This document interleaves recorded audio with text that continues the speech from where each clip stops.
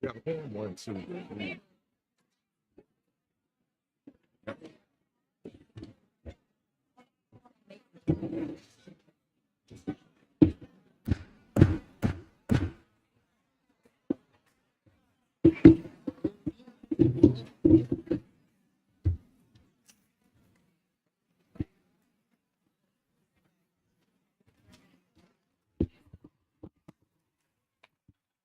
All right, ladies and gentlemen, I now call this meeting to order this day, Thursday, August 24th, 2023, for a special meeting to be conducted by the East Baton Rouge Parish School Board.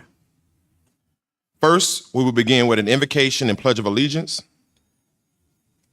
Invocation will be led by School Board Member Michael Goday, and the Pledge of Allegiance will be led by the School Board President, myself. Mr. Goday. Please stand. Is this on?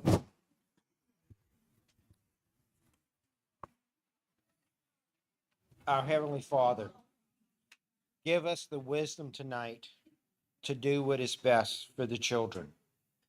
May we always keep them first and foremost in our thoughts. Give us the wisdom and the courage and the confidence to treat each other with respect as we debate an issue. Let us agree to be agreeable even if we disagree. Let us make sure that we provide a valid example of how debate and discussion takes place for our students who are also watching all of us. In your name we pray. Amen. Amen.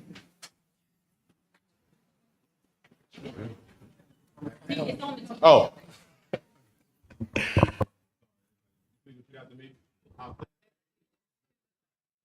United States of America and to the republic which stands one nation under God, indivisible with liberty and justice.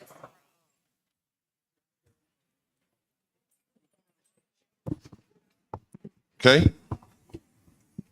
Moving right along, I'm going to ask that Madam Secretary please do the call to order and the roll call. District 2, President Lannis.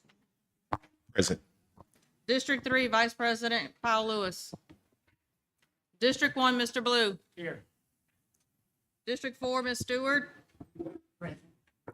District 5, Mr. Lewis. Present. Present. District 6, Mr. Russ. District 7, Mr. Goday. Here. District 8, Ms. Kennison. Here. District 9, Mr. Martin. Present. We have a quorum. Thank you. Moving right along, before I go into the first presentation, let me first just say that we have a lot to get through tonight. I would only ask that everybody inside of our public please be respectful and mindful. Tonight is very serious, but what I will say is this has to be the largest display of camaraderie and concern that I have ever seen since being a part of this East Baton Rouge Parish school system.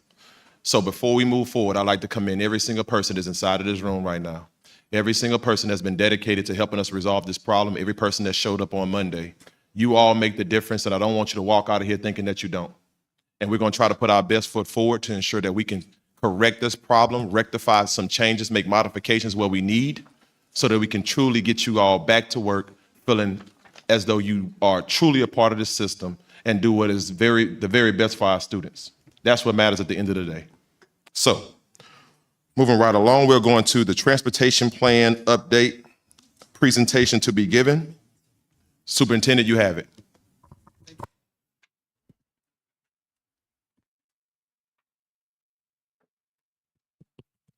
Thank you, President Lannis. Good evening, everyone. Yeah, this is the largest I've ever seen. This is actually good. I appreciate so many people being here tonight, and I'm glad we held this meeting in a larger venue to accommodate more stakeholders to hear more of your voices.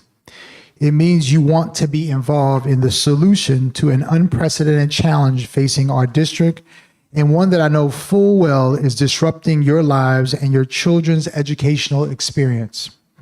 So let me start by saying that our commitment to the education and well-being of our students is unwavering, but we also have a commitment to every one of you in this committee as a whole.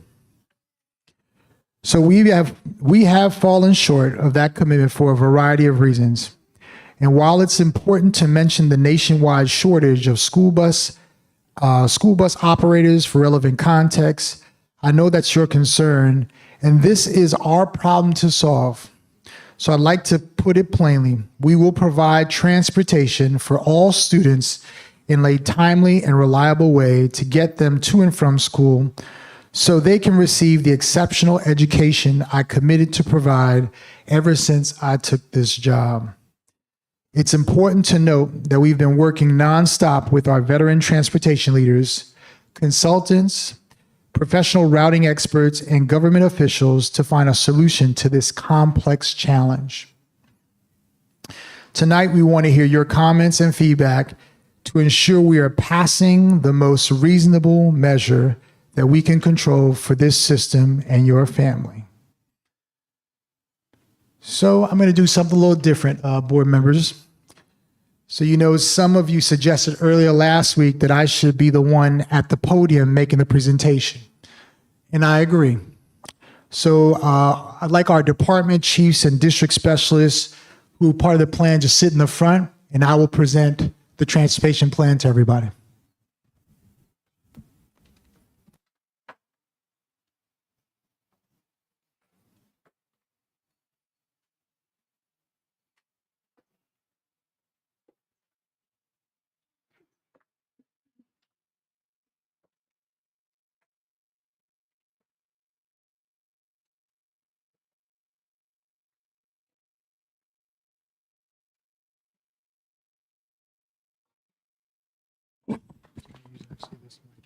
Let me know if I go too fast.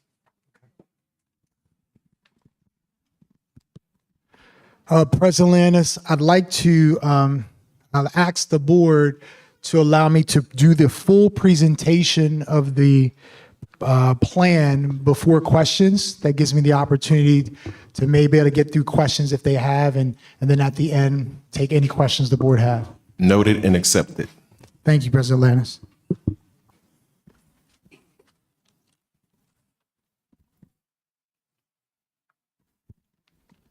So first, let me just say a few things.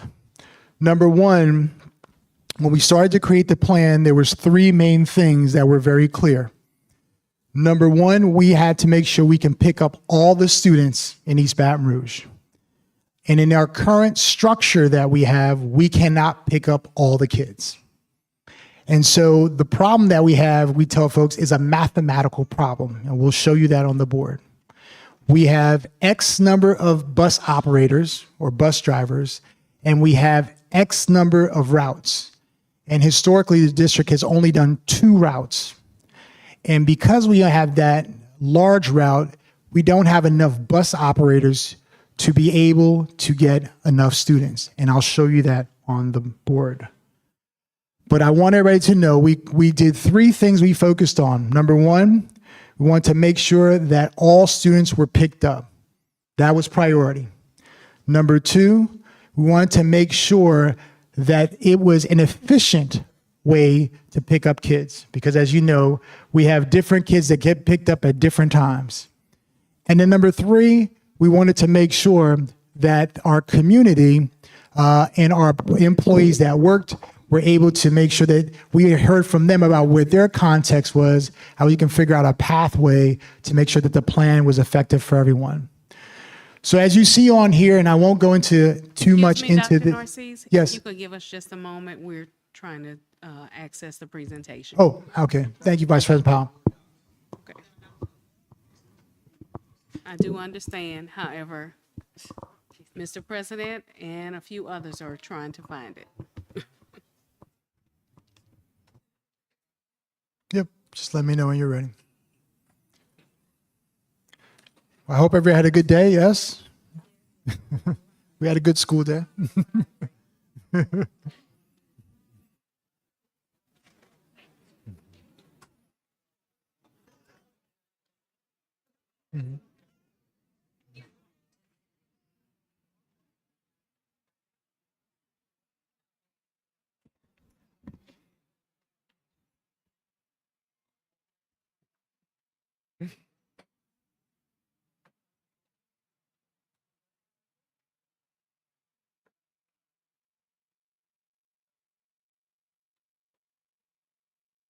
You good? All right, so let's begin. So I do have to say this. I know people sometimes don't want to hear this, but the reality is the reality about where we are. There are many reports that are written around the country right now about the same problem, just in a different city. And that is our reality. We are not the only school district in the United States struggling with bus shortage of operators and buses. But I do know that problems are usually more localized. But I did wanted to give you that context. As a matter of fact, the New York Post yesterday talked about how we had all these issues with buses and shortage of bus operators. And East Baton Rouge was actually mentioned in that article. And so I just want to give you context as this is not unique to us and many school districts are struggling with it. So we thought it'd be important to show you just a little bit on some sites, and you should have access to this PowerPoint. It should be up on board docs, just to give you a little bit of the context that we're in. Next slide. So let's talk through a little bit about the transportation challenges we have. And what I'd like to do is give you what the challenges are, and then we'll go into why we believe this solution will help solve that problem. So right now we have what they call a supply and demand issue. And the reality is when you talk about supply and demand, there's a couple of things that are challenging that we have. So we do not have a sufficient number of bus operators and operational buses to meet the demand of the school district. Because of the limitation of the district's resources, we have a lot of sets of challenges for students, families, and the community. So what you have seen in the first couple of days is we have inconsistent bus pickup and drop-offs. We have failures to provide bus services to some students. We also have an increased workload that's happening to bus operators or bus drivers. This is our reality because we have X number of bus drivers and X number of routes. It's a mathematical problem. The other sets of challenges that we have is that we had the current bus fleet is old. The school district did not replenish that since 2006 when they talked about that we had to have a plan to be able to refurbish our school buses. And the district did not have that plan. As a matter of fact, the last plan, correct me if I'm wrong, but the last time we even got a new bus was off of Garant in 2016. And the other part was the removal of elementary transfers. When we removed elementary transfers, it resulted in an increased interest in families wanting to utilize the district's transportation services. So more families wanted the direct routes for elementary students to go directly into schools instead of going to a transfer. And a transfer is where a child will be picked up from wherever they are in the city, go to a transfer point, wait to get on another bus. And that was happening for mostly elementary kids. Can you go to the next slide? So here's our current challenge. Before COVID, we had 575 active bus operators. After COVID, we had 325 active bus operators. And you can imagine if you are functioning with more routes, but less bus drivers, it becomes problematic. And so in our process, there are some things that we tried to do. Go back, please. We tried to work on getting more training to get more bus drivers that have CDL license. That training sometimes takes up to 2 months, which becomes very challenging. We have also extreme temperatures and buses that have no AC or broken AC. And we also, as everybody know, we pay low wages, which has been a challenge in the school system as well. Next slide. So here is our current challenges continue. Our current bus fleet is 300. Approximately 220 buses have AC. However, there are several that do not have AC. And in terms of repair, we have 200 plus buses that need repairs. And those repairs go from small issues to big problems. And if a bus is not repaired, then you cannot drive them. And that is a problem that we have. And so as I share with you, the average EBR bus age is 9 years. And the recommendation that was given to the district a while back was to replenish its bus fleet by 10%. And that was a recommendation that last year, the EBR replaced 10% of this fleet was in 2006. So let's talk a little bit more about the ongoing transportation responses. I'm going to keep up here a little bit because I can't see there fully. So a couple of things that we did to try to figure out the problem, because it was important that we didn't work in isolation on solving the problem. Number one, we started to look at the possibility of reinstating elementary transfers. And a lot of people say, well, if you bring the elementary transfers, it's going to solve the problem. Well, that is not true. It was determined that we created more issues because of the operator shortage, and routes would remain vacant. And the other challenge was you had smaller children at a larger space earlier in the morning getting to a transfer site. And when they would get to that transfer site, there'd be all type of delays that would happen. And also it's unsafe for kids to be up that early to get to a transfer site. Another issue we looked at and we searched into was to talk to government and business officials to try to help us figure out what are some of the things that we can do to help solve the problem. So we were successful in connecting with other business folks to help have us talk about who's selling buses, who has what available, what mechanics we can have to fix the buses. But there were challenges with that because everybody does not have a bus. And also we didn't have enough mechanics to hire to fix buses. And so there was a challenge with that. We also collaborated and thanked the governor as well, who brought National Guard generals to come and talk to us about logistics.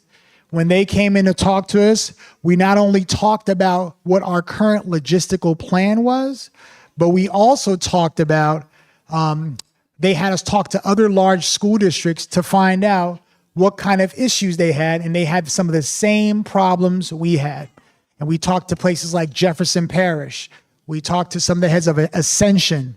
And so they talked through about the same issues, and they also notified us that other parts of the state had some similar issues. And as you know, we are the second largest school district in the state.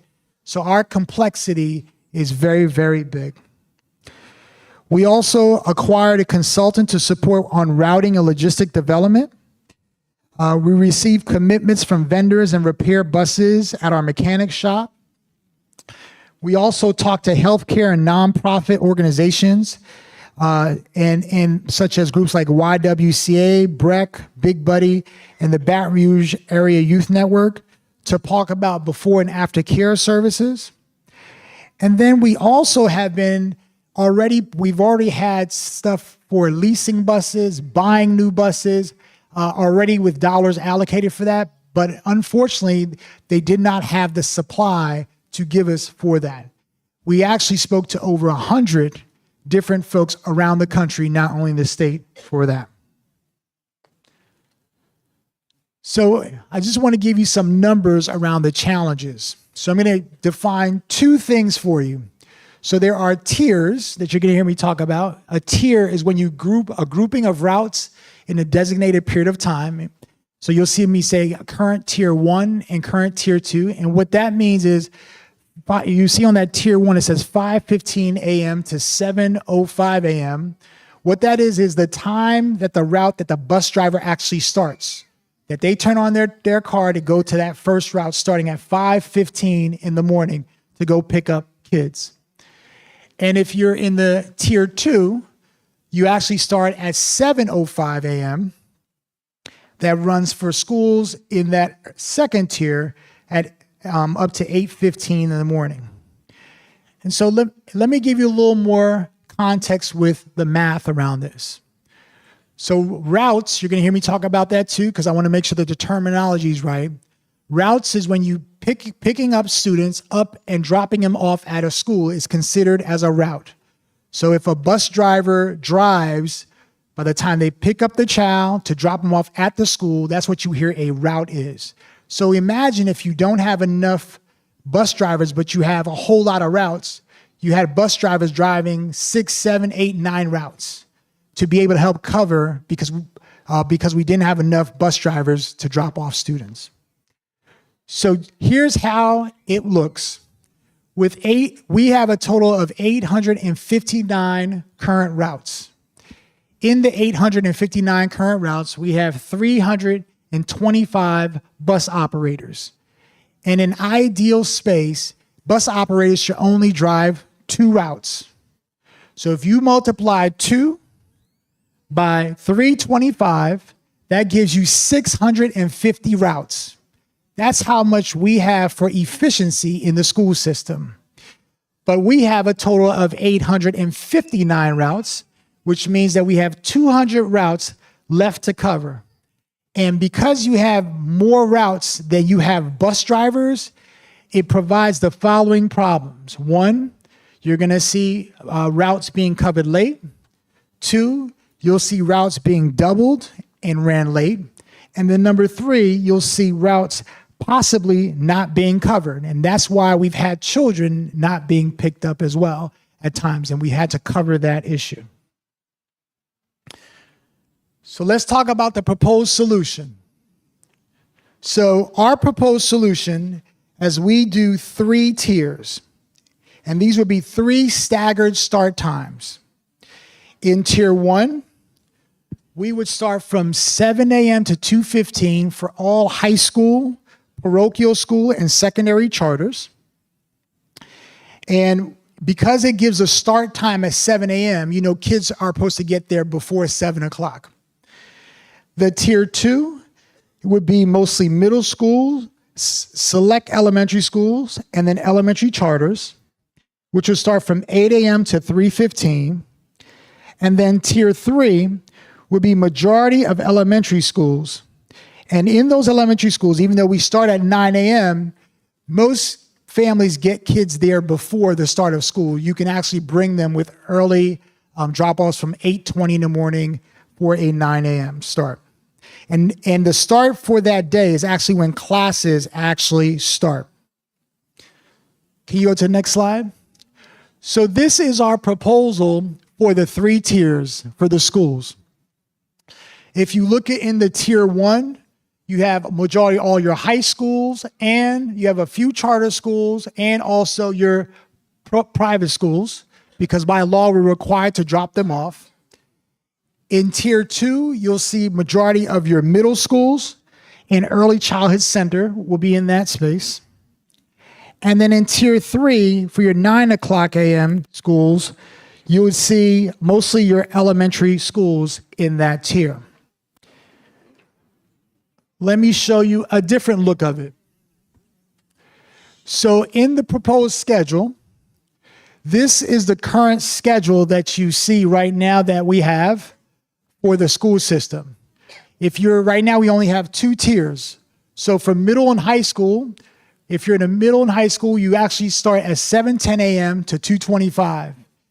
If you take our proposal on the change, you actually will start high schools from 7 a.m. to 2:15, which is a 10-minute difference. If you start from middle school, in the current model, middle schools start at 7:10 in the morning to 2:25. And in the second tier, it would actually start at 8 o'clock in the morning to 3:15. And so this is the context that we'd have for that.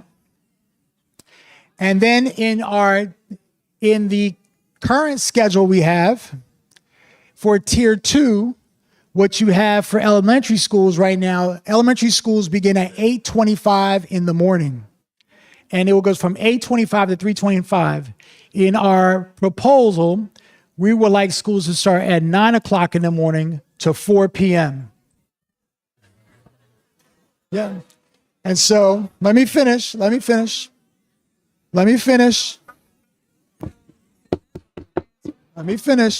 Point Of order. Let me finish. Everyone, I know you may have some sentiments. I know you all may have some questions and concerns, I would just ask that we please hold off until we get to the Let me comments. finish. Please allow him time to properly present the plan so that we can ask all necessary questions. Okay, let me finish. All right, so on the side over here, we're giving you another view for proposed schedule for bus riders to start their actual routes. And if you notice, the route difference from when they start, it doesn't change mostly in the morning time, because if you look at tier 1 for middle and high school, you'd still start at 5:15 a.m. to 7 a.m. Here would be 5:15 a.m. to 6:45. And then for the second area, you see where it's 2:25 to 3:25. You still, for the afternoon run, you'd have 2:15 to 3:25.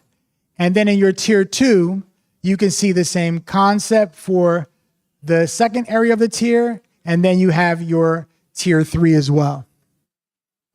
Next slide. So let me give you another way to look at this, because we have a math problem, because we don't want any child to be left not being picked up. So this is the current model we have right now in the school system. We have 2 tiers. If we do not vote to change the times, we have 422 routes with 325 operators.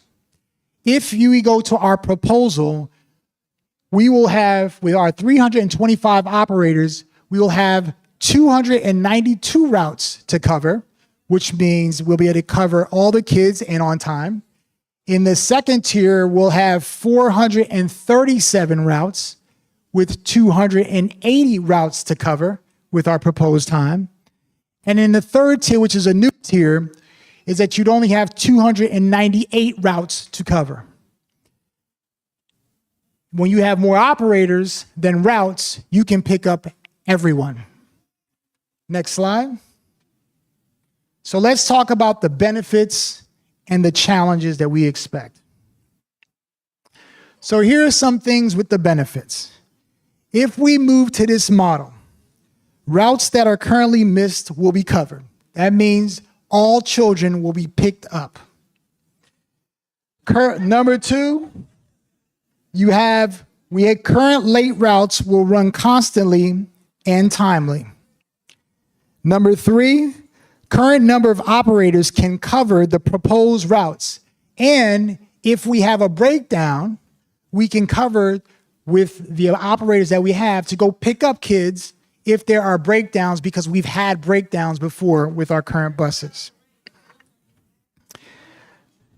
The other piece that you'll see is that the workload is spread differently. Instead of right now with the amount of stress we've put on bus operators where they're covering multiple routes because we do not have enough operators, this will be able to help them cover less routes so they can be more efficient in their time. And then the other option I wanted to make sure we highlighted is the creation of the third tier allows an operator to make extra money. Operators can earn up to $400 in extra pay per month by taking up some of those extra routes. So let's talk about, allow me to finish. Let's talk about the potential challenges for bus operators, okay? Because every sacrifice that you make, there are some set of challenges.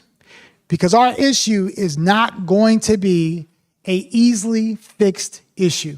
But the question that we have to answer, or the question the board will have to decide, is if we are able to make the changes, then we can make sure that we're covering the majority of the children in the city.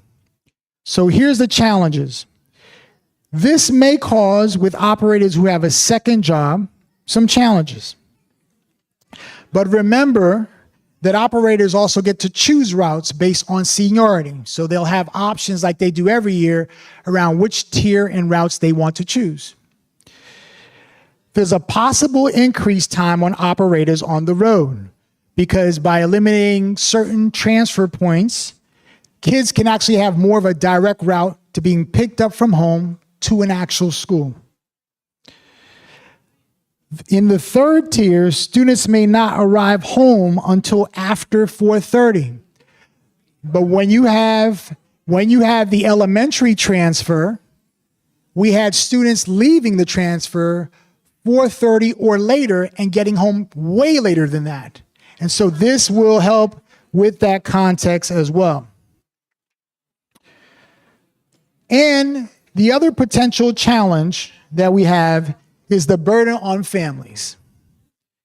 This can impact your work schedule depending on where you are. The other potential challenge can be childcare may be needed. This may result in additional expenses. And the other piece that we are trying to make sure is we have to work through with everyone to see what are some of the best options we can help support if we have to either start childcare early or later on in the day to make sure that people can make different sites of adjustments. Next slide. If the board votes to okay for us to change the school start time, because the board action being voted on, the communication rollout would be as follows. A letter will be sent to all principals to send to their students and families.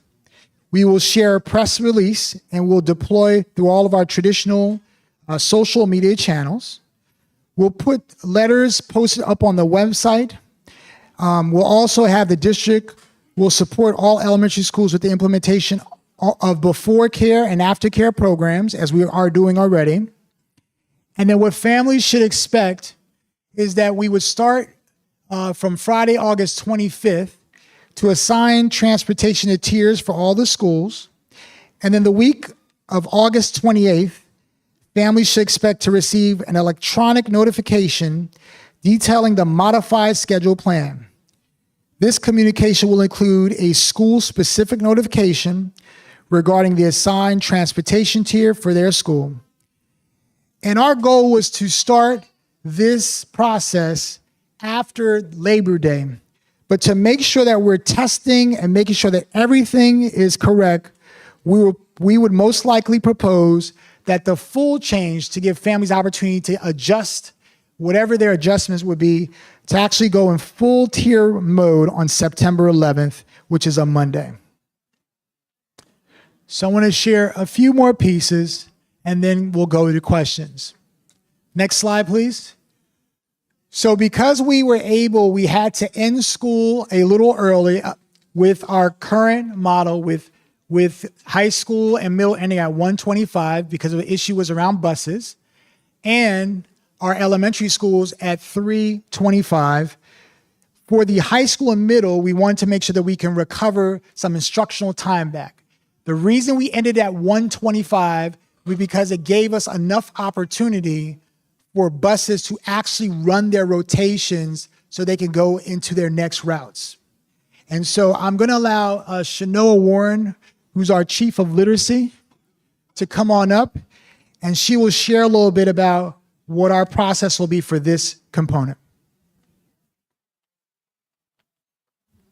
Thank you, Dr. Narcisse.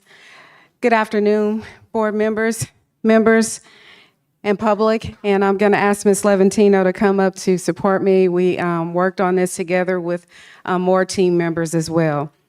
So we are trying to look at our loss of minutes of instructional time. The good news is for the time that we have had early dismissal days, the elementary school instructional time was not impacted because we always plan for additional minutes when we're planning. So for middle and high school, what we had to look at are the Carnegie units, and we need to make sure that we're meeting those. So when you're seeing this plan right now, it's in regards to making sure that we're meeting those Carnegie units. I do want to add the slide that you're currently looking at has been updated, and we will send that updated slide deck.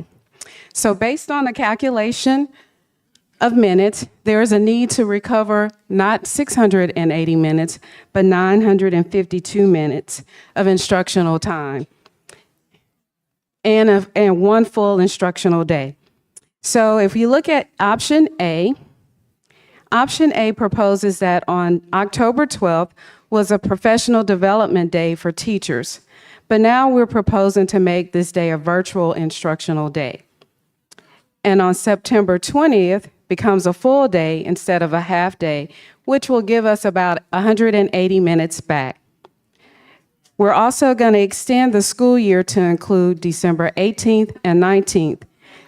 This will recoup 776 minutes of instructional time. Sorry, 1 second, Ms. Warren. It's a shift. It's 1 a second, Ms. shift. Warren, I'm sorry. Again, ladies and gentlemen, we're going to have a long night. We're asking everybody to please be respectful as we can get through this presentation. There will be a time for everybody to speak, I promise you.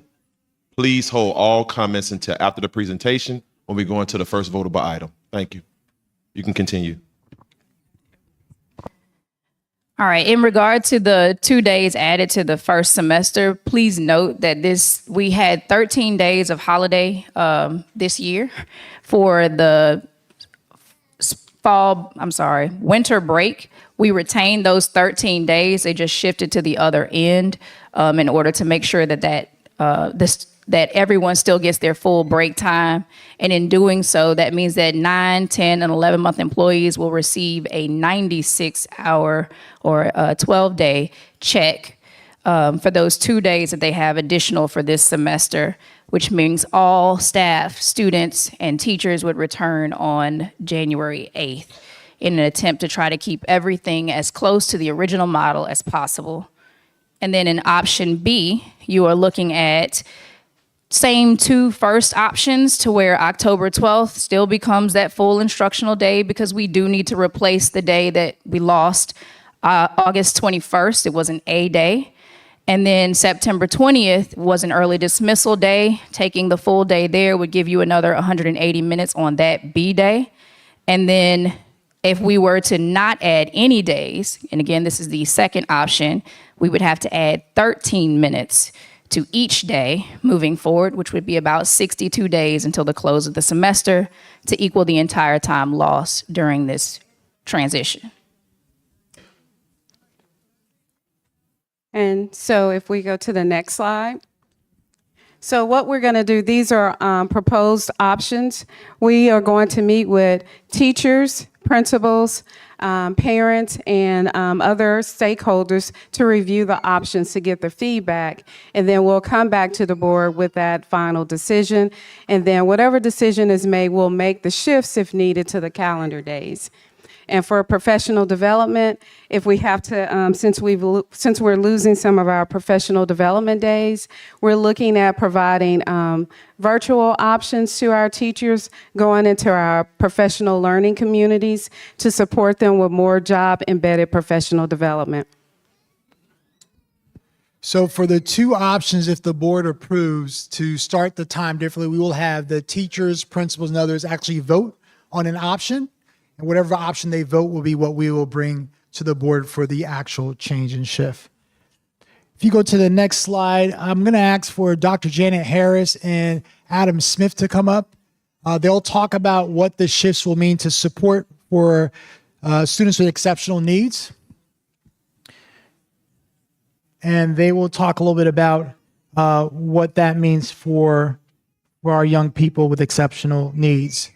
Now, let me just talk about, while they walk up, what is not changing. We are going to keep the elementary transfer for students with exceptional student needs because that system works well already for families, and so we don't need to interrupt it. It also is very different than the rest of the system. And so they will talk through a little bit about that. Dr. Harris? Okay, the support for exceptional students, we want to let everyone know that students with disabilities will continue to access the core curriculum in those general education classes. Second, for our students with significant cognitive disabilities, unique learning and encore curricula that address the Louisiana connectors for students with those significant cognitive disabilities, students who take LEAP Connect, those standards align with the Louisiana student standards in ELA, math, and science.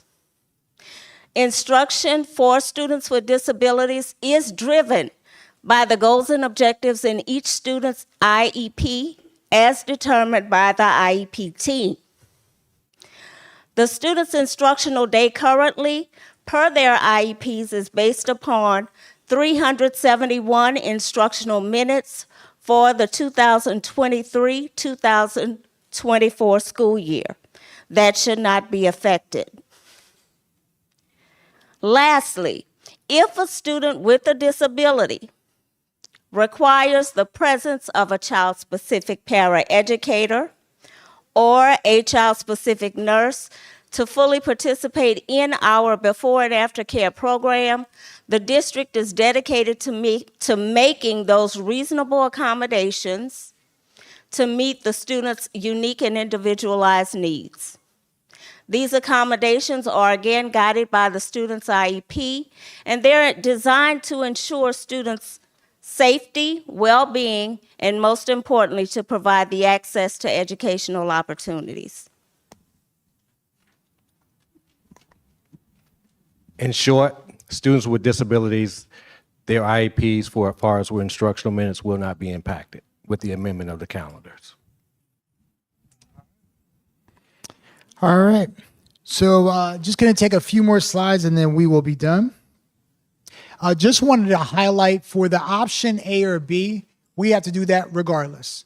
And so because we've had to make modification to schedule changes, so that's going to happen regardless of the decision tonight. Just a last couple of slides. These are some of the proposed budgetary investments you'll see.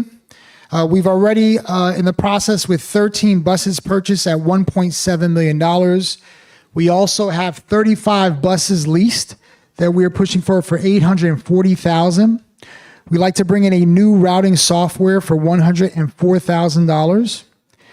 We also have talked about additional equipment that we've received feedback from different departments that were needed, like a portable radios, you'll see there, Freon machines, a DEF filter cleaning, and forklift, which total costs will be for $2.8 million. And then if you go to the next slide, in our communications for district level communications, what we plan to do is to make sure that we're communicating through our website, also with engagement emails, so designated family can be able to see what the changes are in bus schedules and also within the system. We'll also be pushing out text messages so families can be able to see what the shifts are right away, so we can make sure that they have urgent updates, emergency alerts, and alterations if they are in the system. You'll also see us do mobile app updates for integrated transportation information. And we have also, where's the bus app, which I know that some families use and some have had challenges with. One of the reasons we've had challenge with it is because in order for that system to work, each of the bus has to have a GPS in it. And so we're working through with the company to ensure that we can get those GPS fixed in order to ensure that the GPS is aligned to the bus app. And we also have the school information app as well. We'll be pushing notifications on real-time changes, delays, and emergencies. Our goal is to have a board that can show all the shifts and changes. And also, we're looking at ways that we can be able to have on buses name of schools instead of actually numbers, because those names will help families to identify that this is the bus that I need to get on to go to which school. We're also going to update things on our usual social media channels, Facebook, Twitter, and every other social media context. We also will provide infographics and also produce videos for families to make it easier. And at the school level, we'll be working with the principals to disseminate school level information directly to families and consistent with district-wide communications. And so the last thing I just wanted to say before we get to questions and I'll have the team come up with me so we can be able to answer any question board members have. I just want you to realize that I understand the disturbance for many of you, and also the likely of imposition that it does on families. You've carefully crafted your family schedules and schools and work schedules. But the fact still remains that we have a challenge. And as a superintendent, I have to provide the best recommendation to ensure that all kids are not only picked up, but it's a safe space for them to do that. What I know has been challenging, because it has been very tough to be in this space trying to make a difficult decision, is that it takes time for us to have to be able to figure out ways to make sure that our children are picked up every day in school. And children has to be first before everything else in the system. And my hope is that this collaborative effort can be a temporary gap fill until we can obtain more buses and drivers to stabilize the safe transportation of every student in this district. This strategy will address our current challenges, but it will allow for a more resilient transportation in the near future. And as we're taking a microscope to every aspect of our system to correct mistakes and implement streamlined improvements, I truly believe that this plan will work for us at this present time to ensure that we're able to pick up all children in this city. I truly believe that we have to get to a place where we have to make this accommodation and change in order for this to happen. And as we navigate these challenges, I hope we can keep our focus on the brighter future that we're shaping for these students. We hope that their experiences at EBR schools will provide them an education that allows them to deal with all of the complex issues that we are dealing with today. The last thing I wanted to be able to share is, it is a priority for us that we have to be able to put the children first. A part of doing that is us coming together to be able to make sure that we pick them up from school.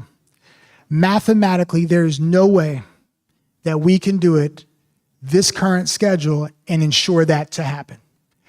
And I know people are upset, they're mad, they blame me for the reason, but the reality is it will not solve the problem by just being in that space. If we do not vote to change the start times, we will have a challenge. I have spoken to every group of folks on trying to solve this problem.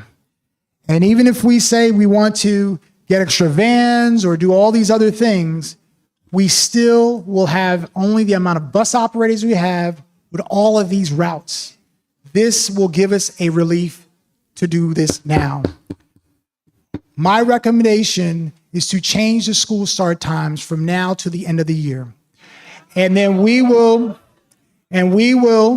from there, we will be putting a committee together to talk about school start times in general, which is all part of our plan. But right now, with our current supply and demand issue, I believe this is the best recommendation. And that is all I have, President Lannis. We are now ready for any questions that you may have. Okay. Team? What I am going to request on behalf of our board, I'm sorry, 1 second. Thank you all. What I'm going to request on behalf of our board is that we hold questions until we get to the first votable item. As we can currently see, we have about 500 people inside of this room. And we want to make sure that we have enough time to get through all of our items tonight. So what I'm going to do is we're going to continue to move along to the first agenda item, which is going to be C1, modification of school start and end times for 2023-2024 year. This is a consideration of a request for authorizing the superintendent to modify the school start and end times for the 2023-2024 school year. Can I get a motion? Moved by School Board Member Cliff Lewis, seconded by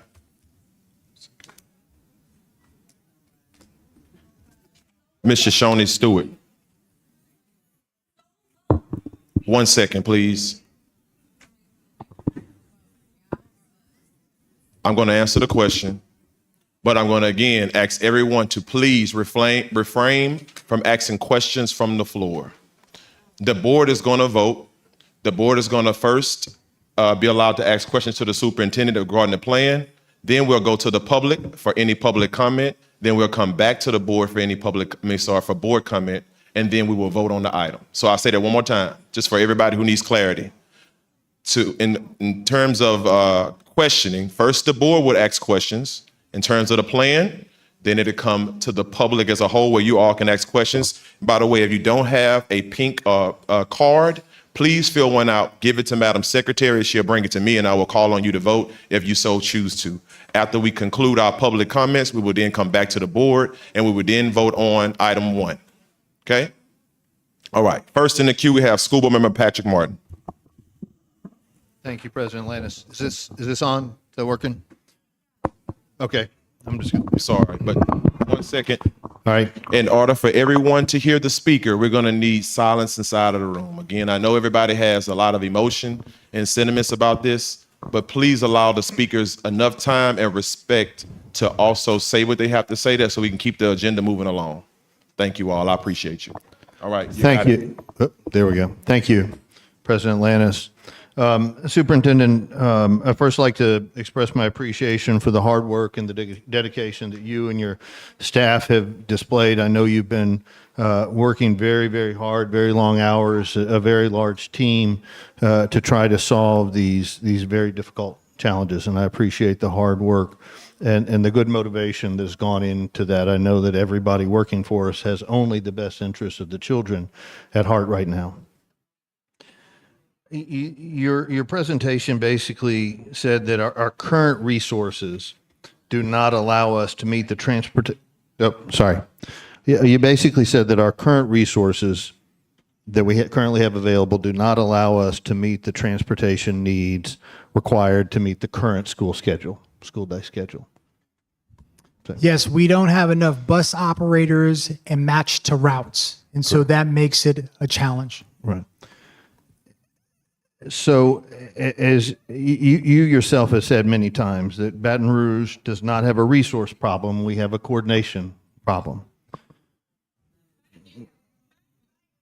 My concern is that that's a true statement here. We are a city of industry. We have a city with an awful lot of mechanics. We're a city with an awful lot of people who have CDLs right now. We have people with vans. We have people who are retired, who have plenty of energy to dedicate, many of whom used to be our employees. My concern with this plan is that it imposes a massive amount of disruption on our children, our parents, and our employees.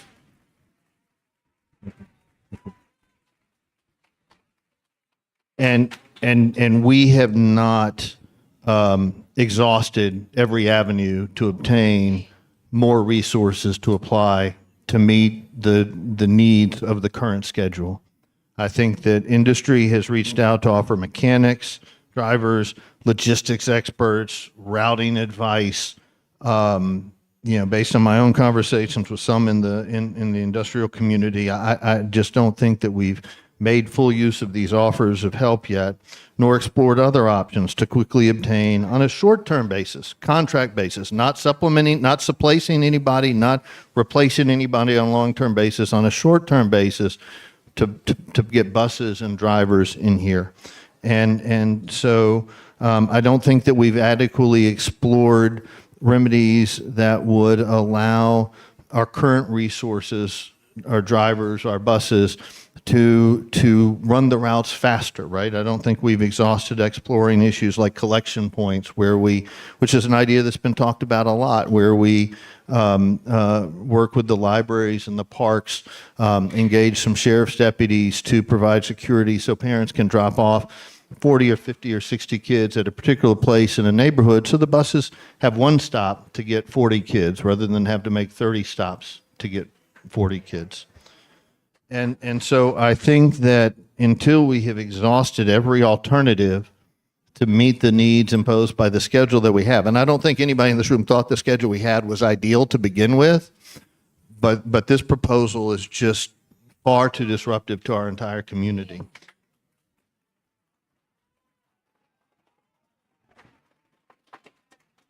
And so School Board Member Martin, that's Yes. time. I'll let you finish your last thought, but that's Okay, time.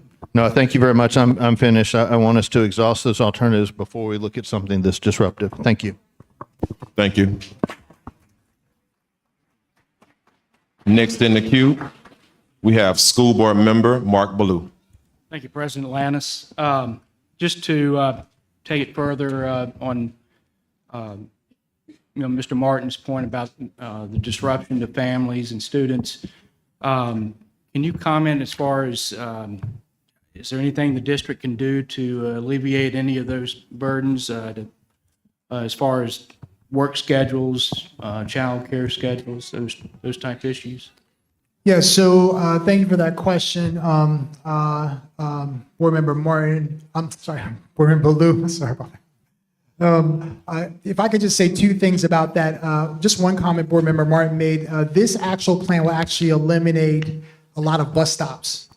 So there is a plan that actually helps with more efficiency in that the only challenge with the collection points is that doesn't work for every single neighborhood and community, and I can let the team explain that. So there'll be a set of challenges around that, even though we've exhausted those ideas as well, and we can share that. And Mr. Ballou, just from your point, Board Member Ballou, you talked about and I thank the board for being able to approve early care and aftercare, where we're paying teachers who decide to volunteer $40 an hour for that, and also $25 an hour for paraprofessionals. But we also work with, I'm We all- sorry. One second. Ladies and gentlemen, I'm trying so hard to refrain from asking anyone to leave out of the room, but we will not be able to get through this if we can't hear. I know there's some people that are talking. If anybody would like to have a conversation, we would ask that you please move outside of the room. Thank you. And then the other part, which I wanted to let you know, yesterday as we were going through this process, we actually had meetings also with Baton Rouge Area Youth Network, which has over 60 nonprofit partners. We met with Big Buddy, also the Wilson Foundation, BREC, United Way, YWCA. We've talked to them about this plan as well, and also started to engage our 90+ childcare providers as well for support to be able to address the early morning care issue and the aftercare. We have some of those in our schools, but this approach will also help to expand that across all schools, because as you know, a lot of schools are in different sets of neighborhoods, and so we would provide more access and opportunity for that.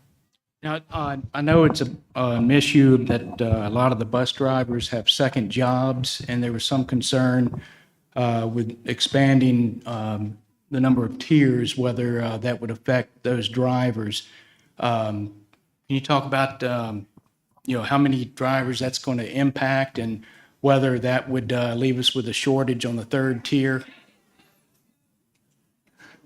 That Rob Howe, transportation supervisor, that is a huge concern with this plan, and there's no way to actually know the number that is going to impact. I know some of my best operators have second jobs. The majority of our bus drivers have second jobs, and I know the supervisors that we currently have at the transportation department, we're going to do everything we can to come up with solutions to keep them on board, to keep them operators, because we need them. More importantly, the kids need them. All right, and I see I'm out of time. I'll go ahead and let the next person. Thank you, School Member Mark Ballou. Next in the queue, we have School Board Member Katie Kennison. Thank you. I see a lot of drivers here today. Thank you guys for coming. I know you had a hard day. First of all, I have a lot to say and I only have 3 minutes. This presentation, a lot of it I'm only seeing for the first time right now, so I have a lot of questions. But in the name of time, I'm just gonna get out as much as I can. First of all, I'd like to get one thing straight. The bus drivers and the support staff, thank you guys. You are, with all the banter going on, I wanna make it clear, you guys are not the problem, have never been the problem, and will never be the problem. You are all overworked and undervalued. When I spoke to many of you over the course of the last couple of weeks, up here we talk about money. Money was not your first issue. It was not being valued, not being respected, and not being heard. This is another example of that. Did we consider our bus drivers' schedules and their daily lives when we came up with this plan? No, we did not. And now we're getting to experience it as a community. The community was not considered because people will be losing their jobs over these schedule changes. I'm one of them. Like, I'm with you guys. Another thing I want to talk about is communication. A lot of the chaos that has ensued in the last 2 weeks could have been avoided with proper communication. Leadership was made aware that this was going to be an issue. I don't know if anyone could have expected it to be this chaotic, but they were warned all summer that it was going to be chaos, that kids weren't going to be picked up. And if parents were communicated with, we could have ensured the safety of many, many more kids than we did and that we are. This fix is another just harebrained idea that they came up with, I think, yesterday. And I don't mean to be incendiary. I'm just trying to tell the truth. I honestly haven't, as a board member, haven't seen a lot of these details that I asked specifically for Tuesday. We need to improve communication, but I'm not sure how that's going to happen if we're currently not being communicated with. And as far as communication goes, like the one thing we did get was on Tuesday, how many bus routes we ran and how many missed. That said 744 were run and 8 did not. And that in this presentation, it says there's 859 routes. Well, what happened to those other 100 routes? And then it also says, Ms. Kennison? I'm That's asking. time. That's the last. I give you one time to. Also, it says 8 routes were missed. I made 4 calls to schools and 13 routes were missed out of 4 schools. So I'm not sure that 8 routes being missed is Ms. accurate Kennison, whatsoever. that's time. I'm sorry. All right, thank you.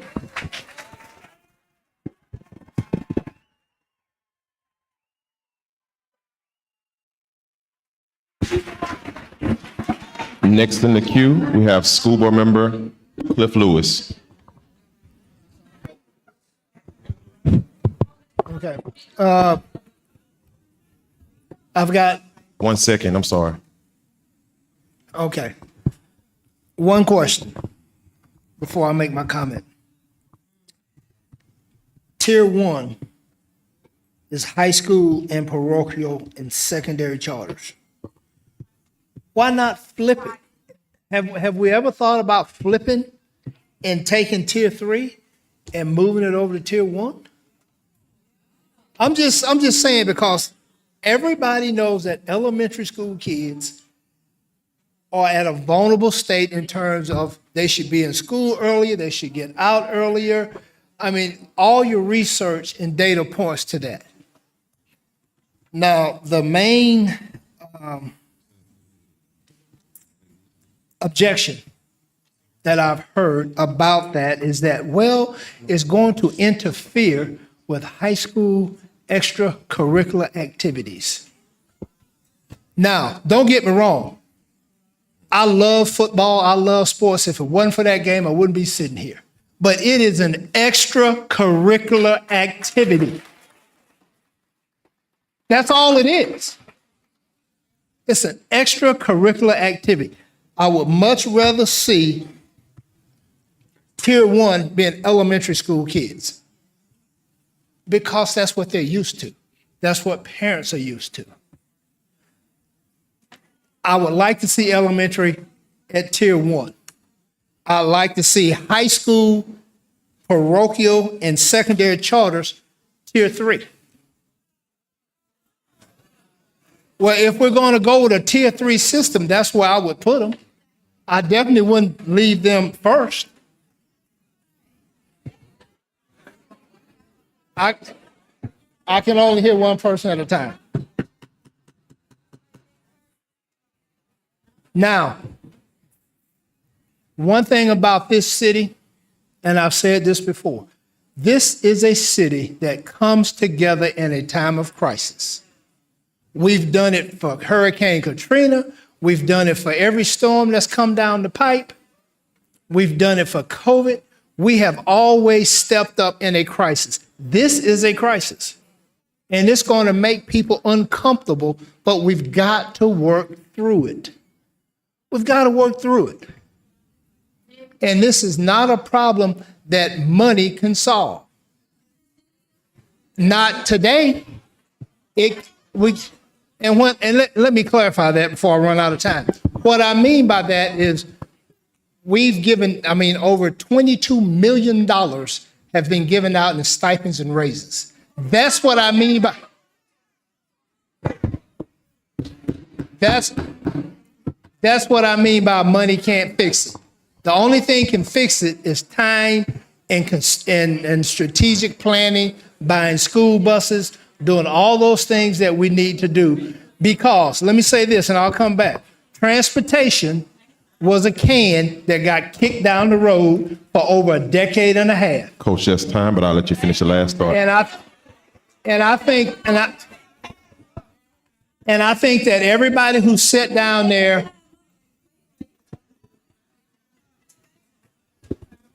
I think that the people who sit down there at South Foster, kept their fingers crossed that the wheels wouldn't come off literally on transportation while they were sitting in that desk.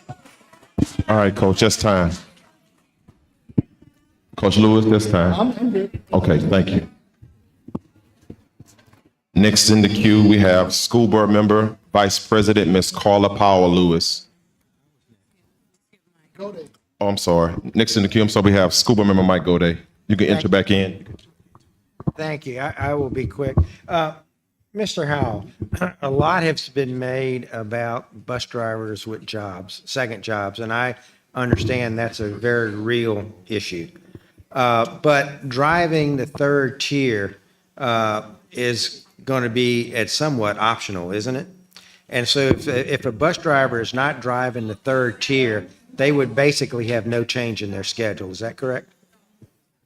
Unfortunately, most of the routes will have to be changed. The way the bus operators choose their route, we do something called seniority changeover. So it is possible that someone might not want a third tier, but when they go to seniority changeover, that's the only thing that we left.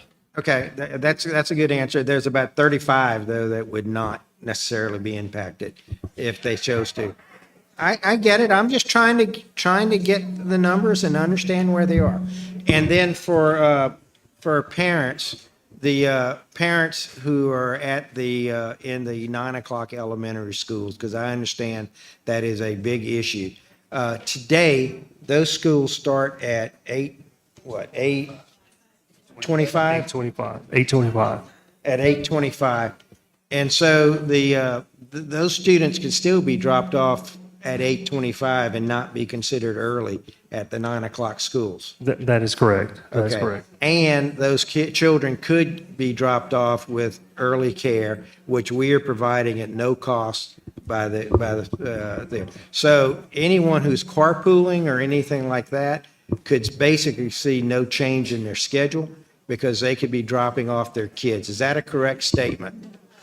I have people saying no, and I'm trying to understand if that's, That is a correct statement. so if Board you're Member Cody. carpooling, you could still be dropping off your kids at 8 o'clock, and there would be extended care there to take care of your child. So if you're carpooling, there's no change. That could be no change. I'm asking a question because everyone seems to be fixated on some things without recognizing the accommodations. So, Ms. Spalding, you would like to add something? So I got for- 58 seconds, so be quick. Okay, so for extended care, it's from 6 a.m. to 6 p.m. That's what the board approved at our last meeting. So we encourage parents that have capacity that can drop their students off early to please do so. So if you're carpooling, there's really no change in your morning routine if you No. so choose. And if you're not carpooling, I understand your bus routes will be a little bit later, but it'll be later by like 15 or 20 minutes. But on the backside, your kids would be getting home a little bit later. So little bit it earlier. would not impact your total work time available to you if that can be adjusted in your schedule. Is that correct? And then I just want to address one other thing to Board Member Lewis. Changing the high school time is something I think that we really do need to look at. I know Ms. Ware Jackson has been pushing that for years. We have committed to having a committee to look at that for starting next year. One of the issues, though, just to bring up, that I've always heard come up, it's not athletics.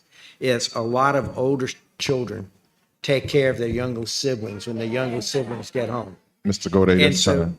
and so that's not necessarily an easy change. Okay? I'm done. Thank you. Thank you. Next in the queue, we have School Board Member, Vice President, Ms. Carla Powell Lewis. Thank you.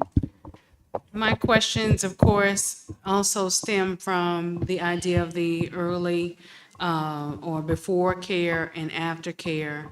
And I know that one of my colleagues just mentioned the idea of there being carpool. So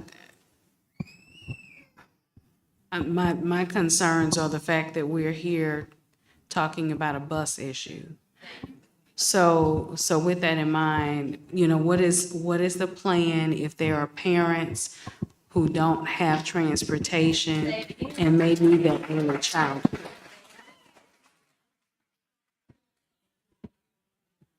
So Board Member Powell Lewis, we are asking the bus operators to choose routes that match their schedules to make sure that our students are transported. We want all students transported. In the north, there was a question at a previous meeting about whether or not those students were being transported. We have very strong bus operators that are committed to be able to transport those students. Our team will make every effort to ensure that students who require our services, that their needs are met. So that's even for the before and after care, because I know, my concern is the fact that if we have early care or before care, and we're asking parents to carpool their kids, for this reason, we have to think about the fact that some don't have transportation.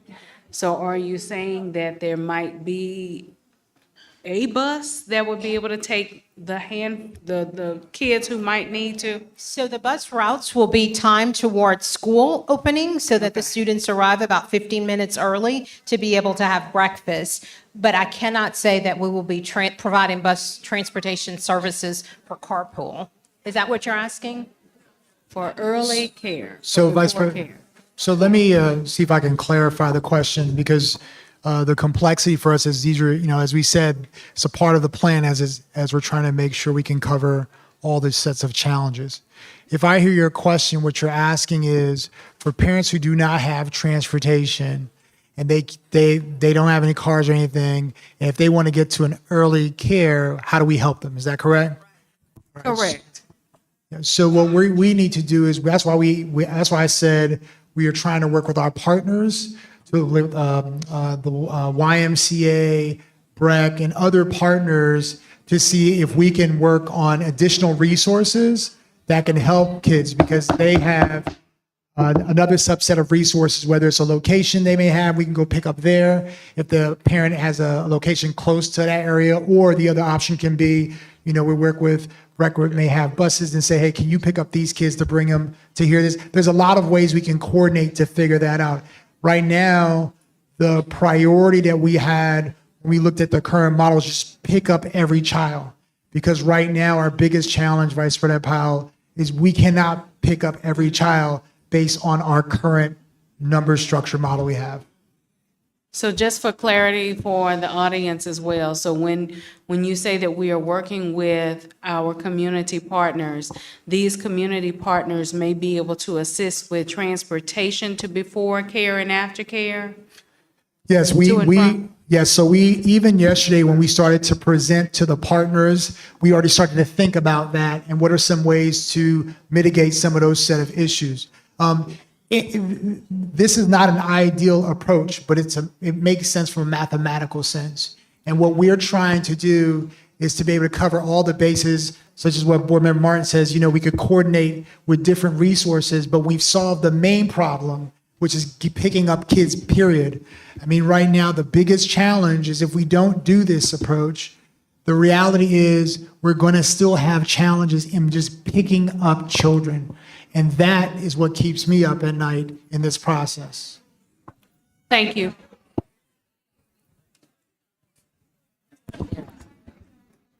Okay. Thank you, School Board Member Ms. Carla Powell Lewis, or Vice President Carla Powell Lewis. Next in the queue, we have School Board Member Nathan Russ. Thank you, President Lannis. I appreciate the fact that we're trying to take a logical approach to solving this very logistical issue. We have finite resources.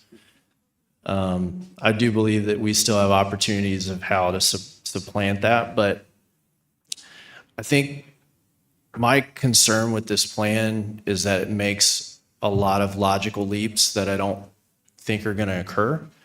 One of which is, as I'm looking at the different tiers and the proposed routes,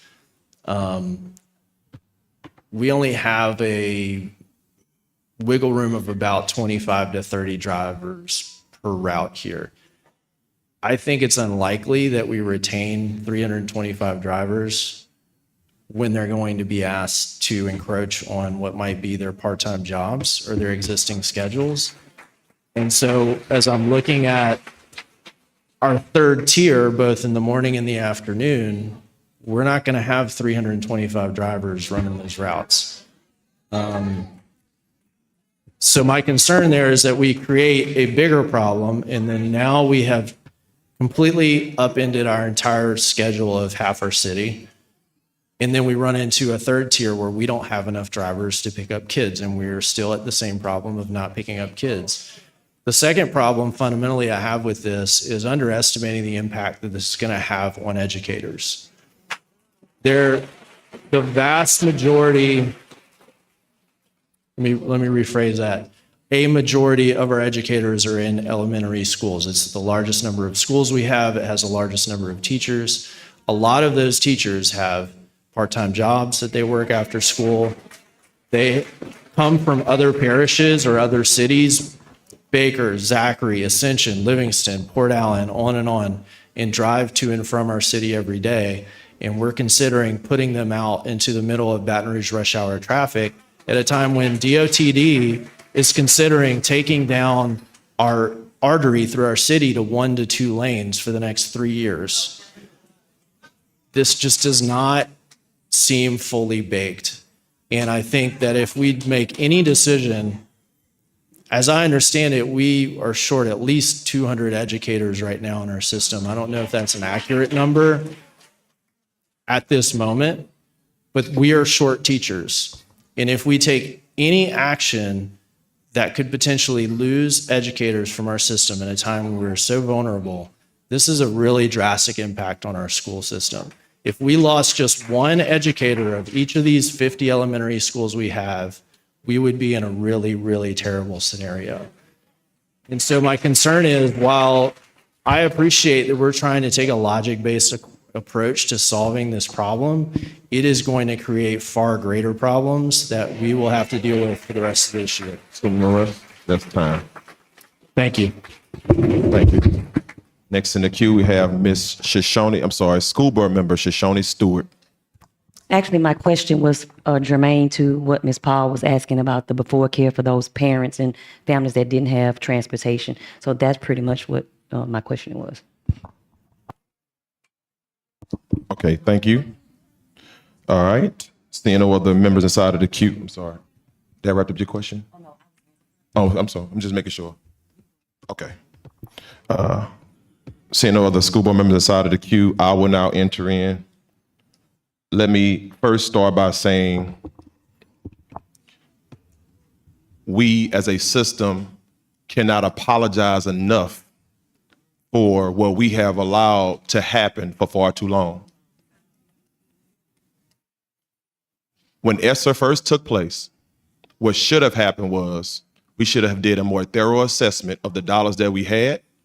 And when buses were not on the road, we should have bought new fleet then, but we didn't. So I want people in this room to know, don't blame the new school board members because they weren't here. Put it on the ones that were here, including myself, because we should have did that, and I own that. What I can tell you is this, though. Over the last 3 days, upon riding on buses with bus drivers, I have received the most information about these concerns than I have over the last 2 weeks. Getting on the bus, it's one thing to say that you have an AC that works, but what happens when it doesn't work in the back of the bus where your kids sit? It was a good idea to remove elementary transfer. The problem was that we had a bigger issue already because we did not have enough fleet and we had limited workers. When we did that, it exacerbated a lot of the issues that we currently see happening around our community. The cameras on the buses don't work.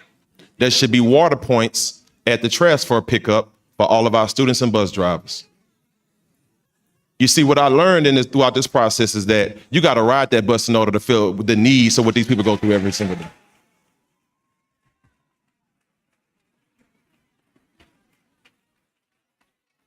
And what I will implore our top tier employees to do is to get on that bus next week. And don't just get on the bus that doesn't have AC. And don't just ride the bus one time in the middle of the day. Ride the bus from the beginning of the day all the way to the end of the day. Because then and only then will you understand how bad the problem truly is. The best part of riding that bus, and now I truly do understand why you guys do what you do and why ladies do what you do. Because when the kids get on the bus, they don't think about the heat. They come on and they smile. Every kid that greeted me didn't even know me. They just greeted me and they were happy to see me because they saw a new face. So again, my hat goes off to you guys and ladies. And I just want to say again, we as a board and a system are sorry to you. We're going to do better. And as I have said from the beginning, my concerns about this plan are still the same concerns. And I want everybody to know I simply just cannot support it. I'm sorry.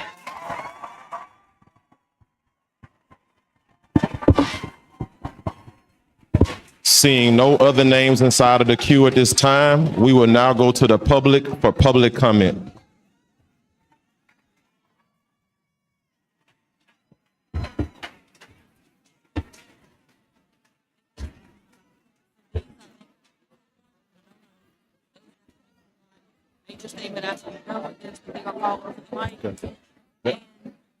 What's your name again?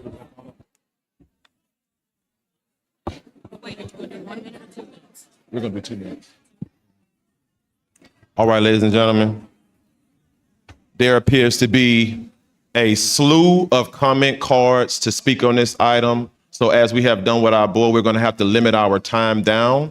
I'm going to give each person commenting 2 minutes to speak. Please, I'm going to call several names to come up. This is going to be the mic that you're going to speak at. Just stand on the line, coming right down the row, and everybody's going to have an opportunity or a chance to speak. If you have not gotten a chance to turn your comment card in and you want to speak, please do so by giving it to Madam Secretary and she'll bring it to me. Okay. First, we have Miss Mary Juno, followed by Miss Kathy Carmichael, followed by Miss Tabby Jackson, followed by Miss Ashley Billard.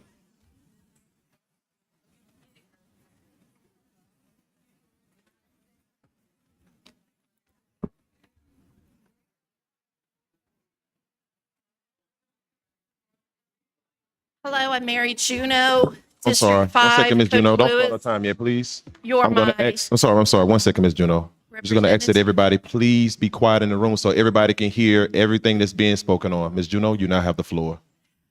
Hello, I'm glad Dr. Narcisse mentioned the mathematics and how he's dealing with these numbers.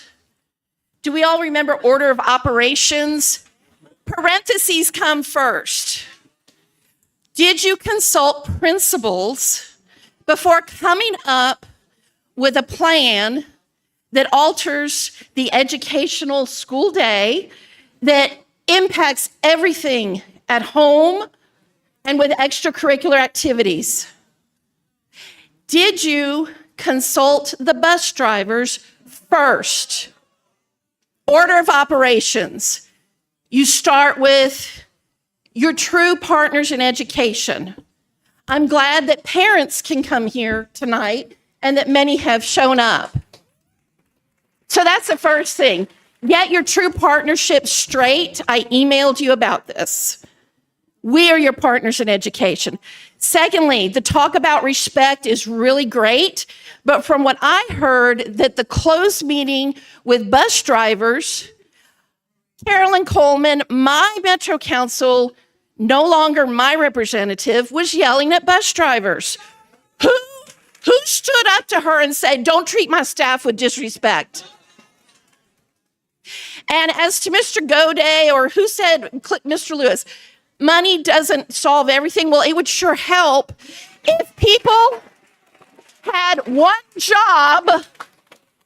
These bus drivers are the first face the children see.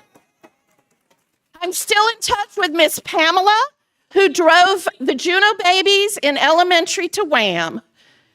We're still in touch. They are taking care of our children. They're trying to navigate the traffic. They deserve to have one job. It's important, and I'm not through, and Kathy's going to address this. I can't find buses. Thank you, Ms. Juneau.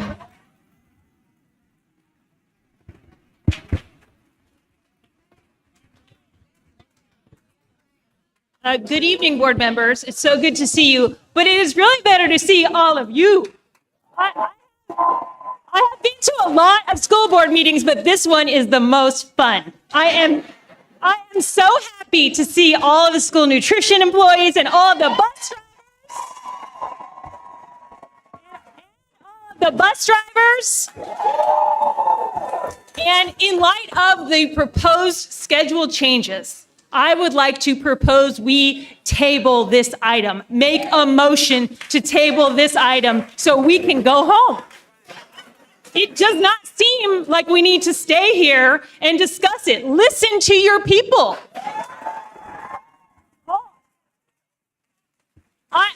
We all elected the brand new bus drivers, which new school board members, and I know you didn't inherit all these problems, but you made promises. So let's live by them. And so I vote, one more minute. So I would just like to say that I am all for finding solutions to problems, but I don't think that changing the school day is the right solution.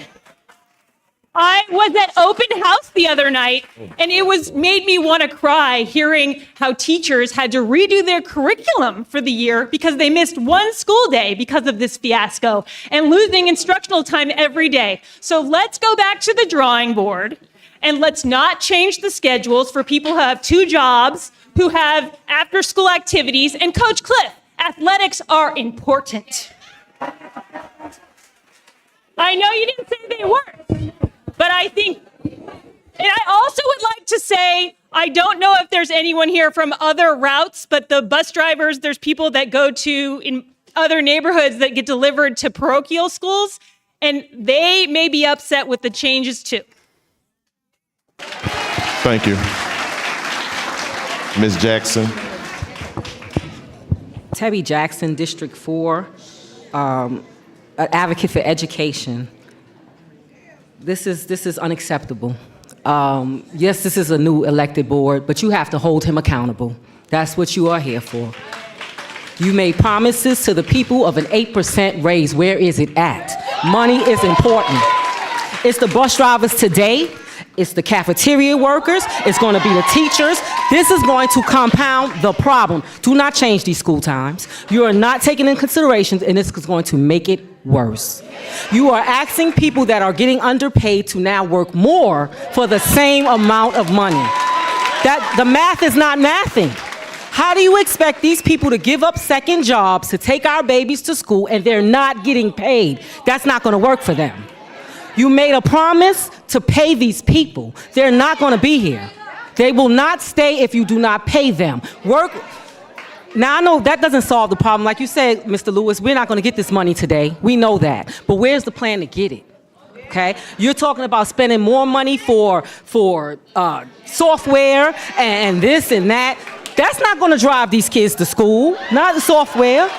So you owe these people, you owe these mothers, you owe these children, you owe these bus drivers. They deserve better, and every one of you need to be outraged about it. Hold them accountable.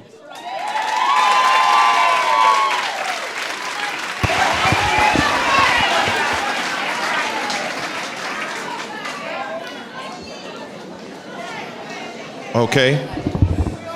Next, Ms. Ashley Ballard. Yes, ma'am. Give me 1 second, Ms. Ashley. I'm gonna call the next group of speakers down, and then you can go ahead and begin. Sure. All right. We have Ms. Ballard at the mic, followed by Ms. Stacy Watts, by Ms. Vanita Miller, and Ms. Storm Matthews. You got it, Ms. Ballard. Okay. So I thought I had 3 minutes, but I'm gonna have to cut it back. Hold on 1 second. I'm sorry. Again, we're going to ask everybody in the room to please be respectful so everybody can hear Ms. Ballard's comments. Ms. Ballard, is on you. Okay. As a parent, I've come prepared for the start of the school year. I've done all the things, meet and greets, signed the forms, showed up to everything, bought the school supplies, everything. Why has EBR not done its job to prepare our kids for coming back to school? To add to the conversation surrounding changing the start and end times for our school, have you considered the following? Many of our students have after-school activities that are already paid for at this point. Our teachers and administration have personal obligations as well. Many of them have children attending other schools and daycares. They may not have the flexibility to stay longer. Many of them have second jobs, attend schools in the evenings as well. Have you considered teacher contracts? Don't they require to be released by 3:40? That's my understanding. Have you considered the impact on Baton Rouge traffic? That was noted. Have you considered reevaluating or renegotiating the terms for the use of buses as it relates to parochial schools? I'm not understanding why this is not equitably impacting them in this shortage. How are they being asked to be a part of this solution? I actually don't hate the proposal for my kids. We fall into 1 and 2. I'm here concerned about those students who fall into tier 3. They will be the most dramatically affected. Mr. Lewis, you're my representative. However, your suggestion to flip tiers does not represent the best interests of our kids. Our kids have jobs, sports, lives, and homework. My kid is already up past 10 doing homework every night. I barely see him. And to hear you say as a coach that they're just extracurriculars is insulting. They have this is a livelihood for them, and it's oftentimes a scholarship for them, and oftentimes a career. Mr. Lannis, I would like to address you and thank you for apologizing in your acknowledgement in your role. However, I would like to invite you into the teachers' classrooms as well. You will find it just as insightful. That's all I got. Thank you, Ms. Ballard. Ms. Watts. Hi there, I'm Stacy Watts. I'm a teacher at Eva Lagarde. I wanted to come today and talk about it, and I've changed what I was going to say 100,000 times while I've been sitting here listening to the proposal. So one of the things that I'm most concerned about is that nobody's getting raises, we're all getting stipends. And I'm sorry, but if bus drivers, they are skilled workers. They have a CDL. Everybody in this room does not have a CDL, cannot drive a bus, and they need to be paid and respected as a skilled driver, skilled worker. They should not have to have 2 jobs in order to pay their bills.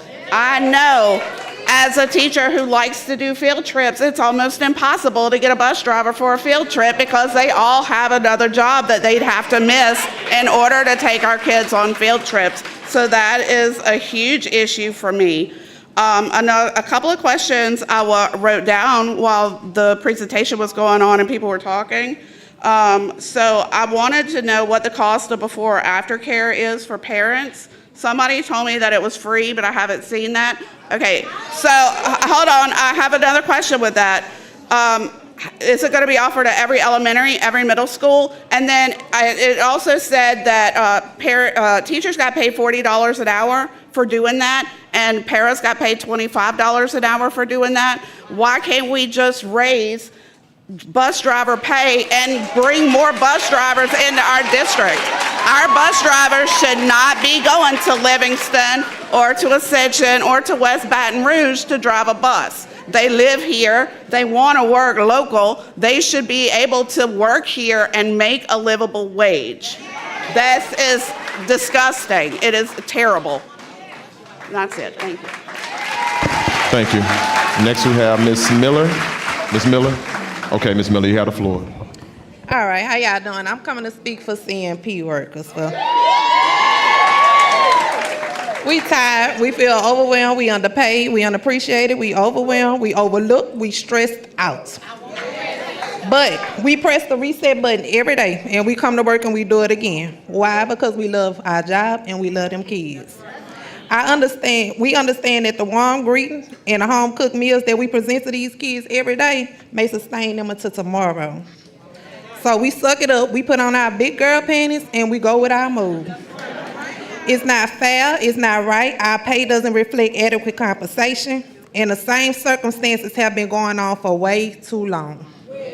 When school was out, we was there during COVID, we was there serving 400, when we came back, we was serving 400 plus kids with 2 to 3 employees in the cafeteria. Even when everybody else decided that they wanted to be on strike, we were still there. All of this we did while everybody else posed in front of the camera to look good on the surface. They said at they desk doing nothing. And we got paid, they got paid 3 times more than what we got paid. We worked through blood, sweat, and tears. It's not right, it's not fair, but let's be real about the situation. If we give up now, who will be the ones that will lose out? It's our kids, it's our immediate community. We'll have parents in the blind trying to find appropriate child care. We're gonna have kids out here running in the streets, getting in trouble, and our pregnancy rate's gonna go up. The ones sitting on their high horses ignoring the problem we realistically face every day in the school system, they don't care. Because the funding that they have, they gonna make sure their kids go to private school and they have nannies to watch them.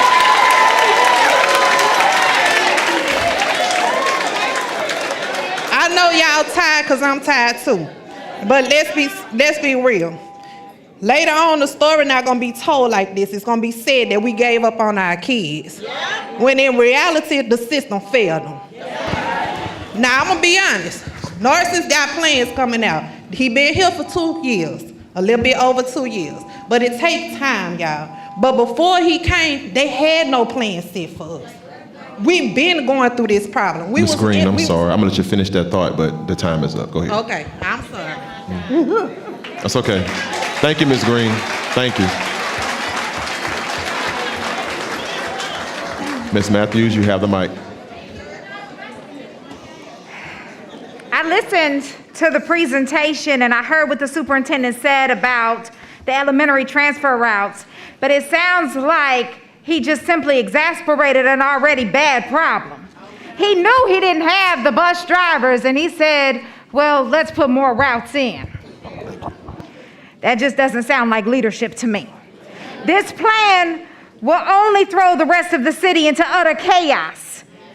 You are only making these drivers work more with the same pay that they already said wasn't enough. We had meetings so that you could say you wanted to hear what they had to say. Were you not listening? And all of the board members, when they've shown up, and we've had multiple overflow rooms week after week, and they've come to this mic and they have told you what they feel and what they need. Were you not listening? Why do you need a meeting when no board members are allowed to attend, when no staff is allowed to attend so that you can just talk to them?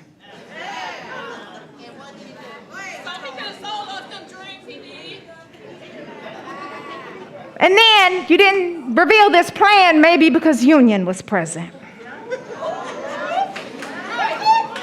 This also affects teachers. We have children. The bus drivers have second jobs that they won't be able to get to if we do this. Teachers have second jobs. Everybody is also in school afterwards.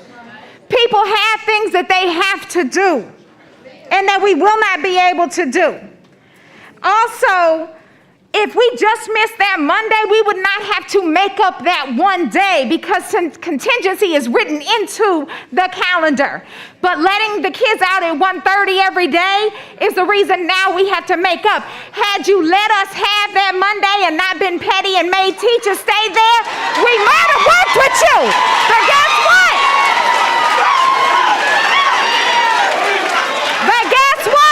You're going to have to pay us to make up those days now because you were petty about it. We're not staying for free. We work the time. You're going to pay us for the time to make up the time. Thank you, Ms. Matthews.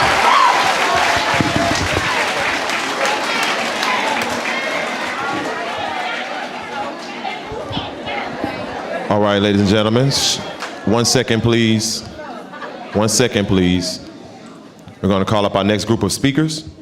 Next, we have Dominique Jean-Pierre, Miss Beth Zagorski, Dr. Dolores Zenon, and Miss Robin Clark. Good evening.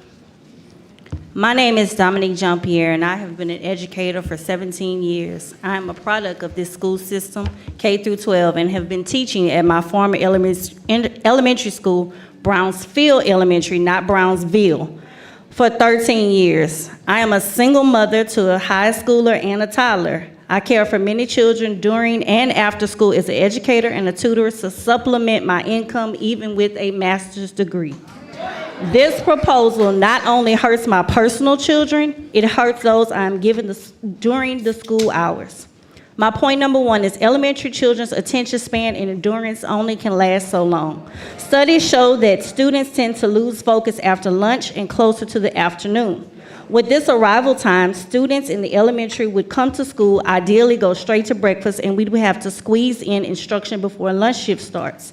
And then after lunch, try to finish up before their focus is gone, not being effective to their learning and retention. Wouldn't this also increase the hours of our already stretched nutrition workers? What would eating times look like in relation to getting in our instructional minutes?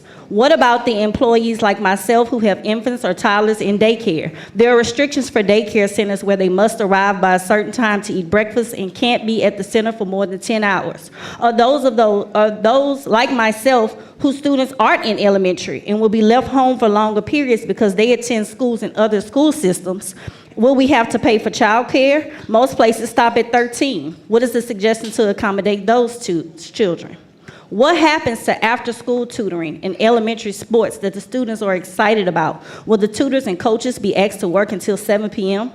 What about preparation for after-school parental involvement activities at the elementary level? Or the time we had to get our kids straight or grab dinner prior to those activities? If the school daytime extends, are we expected to host events starting well after 6 p.m.? Is it the goal to burn out dedicated teachers such as myself with proposing a 6 to 6 before and after program where if this change happens, we will be inundated with students whose parents' work hours begin well before the new drop-off time? I know I have addressed a lot and I have so much more to ask and say, but please, board, think about not only the students but the hardworking employees who would have to execute this horrendous idea and see it through on a daily basis, not just after the stroke of your pen or the tap of a gavel. I leave this with you. Poor preparation and planning leads to poor performance. Thank you. Thank you.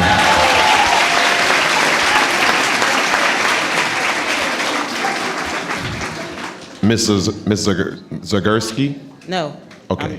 Dr. Dolores. Yes, ma'am. I'm sorry. I just wanted to make sure I had you in the queue. Okay, you're good. Okay, that's okay. My name is Dr. Dolores Cormazina, and I'm actually here representing Louisiana National Board Certified Teachers. I'm a National Board Certified teacher myself. And as I sit and listen to a number of the issues, I'm a teacher myself in a classroom, taught for better than 30 years, and I still teach. So all of your concerns that you're bringing up about teacher preparation, about where's the time for the teachers to prepare, even for parents, considering because here we need to have 2 jobs, some of us, because we're trying to make a living, right? So yes, you are correct that bus drivers should not have to work 2 jobs. Some teachers work in 2 jobs. Everybody's working 2 jobs because we're trying to give our children an opportunity. So in short, I just really wanted to just say that we want to protect the well-being of children and those who support them. Instructional time and loss of learning, we need to protect that as well, because we're going to lose that with the switch. And in addition to that, I am running for Bessie District 8, and I would appreciate your support because I think that the district also needs help from the state. Thank you.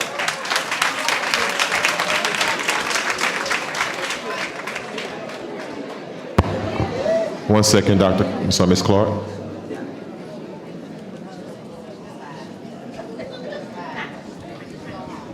Waiting for everyone, please. Okay, Ms. Clark, you have the floor. Good evening. My name is Robin Clark. I'm a teacher here in East Baton Rouge Parish. I teach in the elementary realm. I've lived in Baton Rouge all my life, with the exception maybe about 1 year. And I've never seen the concern, the love, and the passion and display of hope that we have for our children in this room. Everybody's here because they want the best thing for their child, singular or plural, our family and our school system. But make no mistake, we can't just do anything to get it done. I will tell you this, we're not checkers. Not one person in this room wants to be treated like a checker. It's chess. We all have strategic moves that we're doing in our lives. Money does answer all things. You put the money on the line, you could sell about anything, you can buy about anything. That emergency fund is for an emergency. 911, there's an emergency. So I would say, as being a teacher, that one day that we had, the school system was shut down because we couldn't feed our children. The cafeteria workers spoke. The bus drivers are sweating. They're doing their best to maintain and do what they can to take care of our children. But don't let the paras step in and don't upset the boat so much that our dear teachers who are still left trying to do what they're doing with the support of this entire network, all these people here, don't tip the boat so much that we can't even maintain our lives.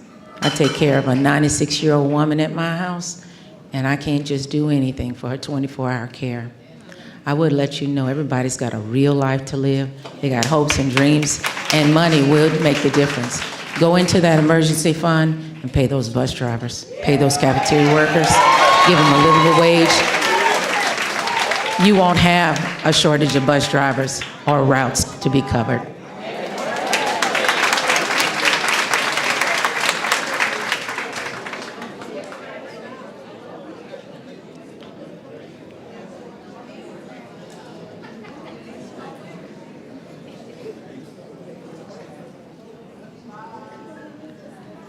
I am the Beth Zagorski.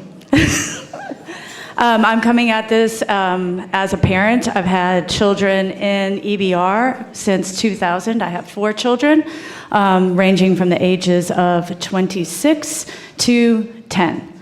If you go forth with a staggered or tiered start time, I will have to edit my morning and evening schedule by 3 hours because I have an elementary student and I have a high school student. If I drop them off because I have the ability to do that, I lose family time and quality time with them, which is already limited by the fact that they go to school, they have homework, we're conscientious students, they're in extracurricular activities because I want them to have an enriched and full life. School school is not just about the instructional time, but it is the entire time. They spend a lot of time there, along with the time that they ride on the bus, all the way to the time they get through their extracurricular activities. All of these things are important. In every way, since my first child was in school, this school system has failed. But yet, I am a product of the public education system. I got my bachelor's when I was 48. I believe in education. And there's nothing that this board, new or old, has done since I've been here that has helped the success of this system. It impacts our community, our crime rates. It impacts our economics. $19,000 is just so you can pay your bills. It doesn't get you benefits. It doesn't get you a better quality of life, which would make a happier, productive system, which in turn would help our entire community. Anybody that has gone through the public education system and has the privilege of paying for private school should understand that our problem is also your problem. Thank you, Ms. Zagorski.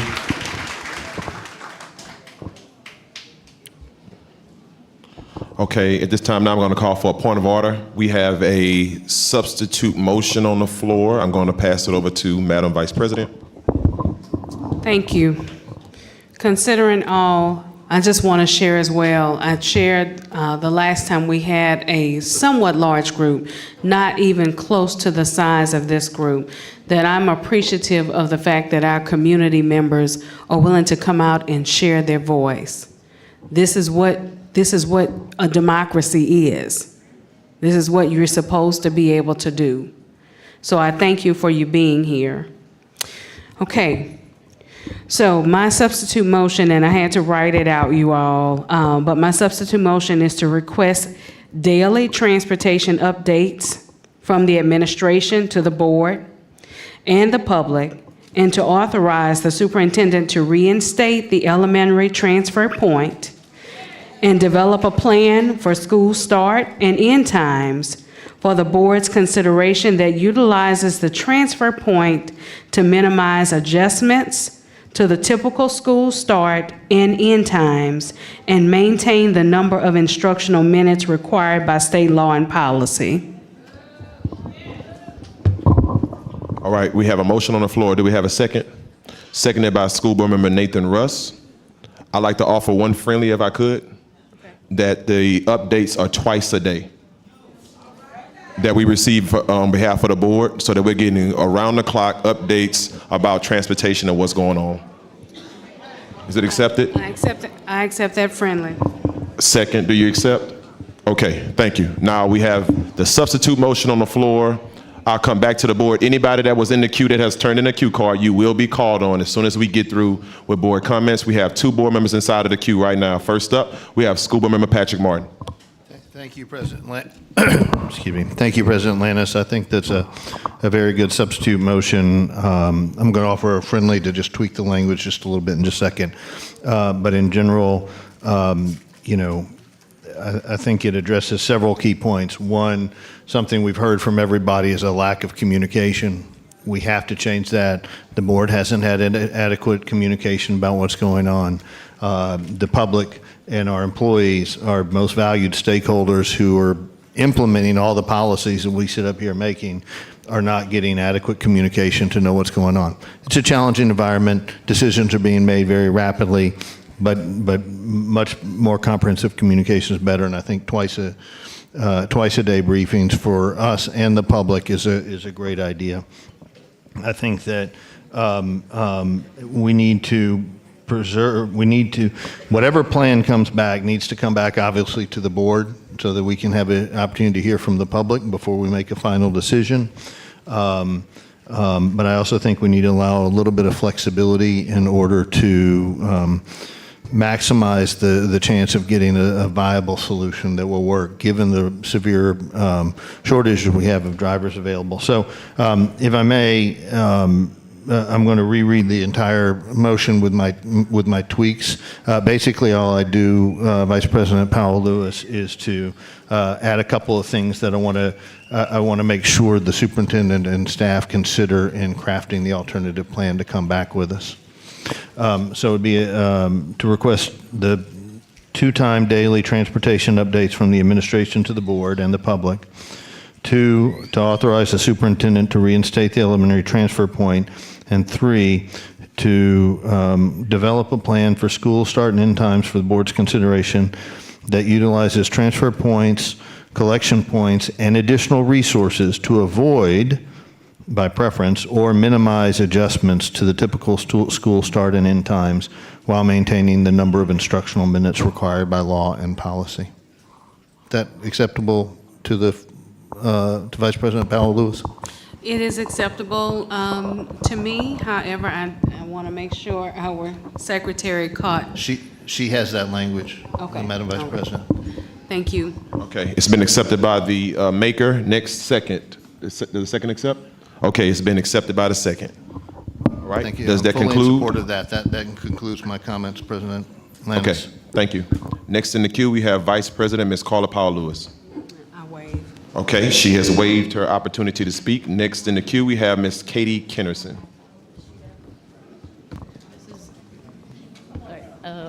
This is just in reference to the substitute motion?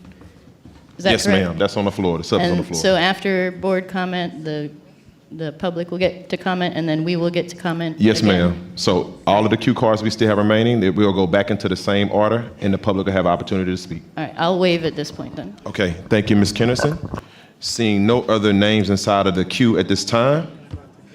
Yes, sir. You can go enter now then, Coach. You said you wanted to go? Oh, I'm sorry. Superintendent CWRCs, you're now inside of the queue. I understand the substitute motion. I just want to make sure that we're clear that this will not solve our problem. But we will oblige to whatever the board would like to do, but we still have to pick up kids that are missing routes. In this elementary transfer, we did explore that, and it will be problematic. But I just want to make sure in public that we're very aware that this solution is complex. I did not want to bring a proposal that would be controversial, nor to get people upset. But I got to put kids first.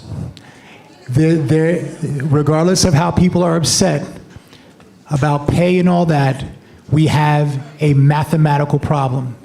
We've explored the elementary transfer. I just want to be on record to let everybody aware, because I don't want to not be able to deliver on a vote. I will do as obliged, but the reality is it will not solve our problem. We have children that are missing routes. We don't have enough bus operators. And we have to figure out, money will not solve that issue right now. We have to be able to, tomorrow morning, we still have kids coming to school. And so I just want to be very clear. I don't have the luxury to talk in hypotheticals. I have to worry about children who cannot get on buses or miss bus routes. And so I just wanted to be clear. that it's going to be a challenge.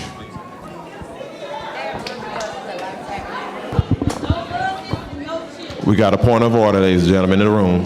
We got a point of order on the floor. Please, I know some people are going to say some things that everybody in the room may not agree with, but I'm just asking us to please be respectful. Just as everybody was respectful when everybody on the board spoke and when all of our community members spoke, please be respectful when people are speaking inside of the room. All right, thank you. We appreciate those comments, Mr. Superintendent. Next in the queue, we have School Board Member Patrick Martin. Okay, he is elected to waive. At this time now, we have no more names inside of the queue. We will go back to our comment cards with the public. Please make your way to the mic, and anyone that is waiting, just follow in line inside of that, inside of the row, right by the mic. Okay. First up, we have. First, we have Ms. Veretta Lee, followed by Ms. Carla Brown, followed by Jared Guidry, followed by Jasmine Scholes. So again, for the record, that is Beretta Lee, Carla Brown, Jared Guidry, Jasmine Scholes. We don't have to go in that order. Whoever makes it to the mic first, that's perfectly fine. You have the floor, Ms. Lee. Thank you, President Lanus. Good evening, board. I just want to say I supervise bus drivers in St. Helena and the Baker School District. That's a rural area and a small area. Bus drivers are hard to find. They're distinct. To get your CDL, I tried to do it. I did everything but drive the bus. I was afraid to drive that big bus.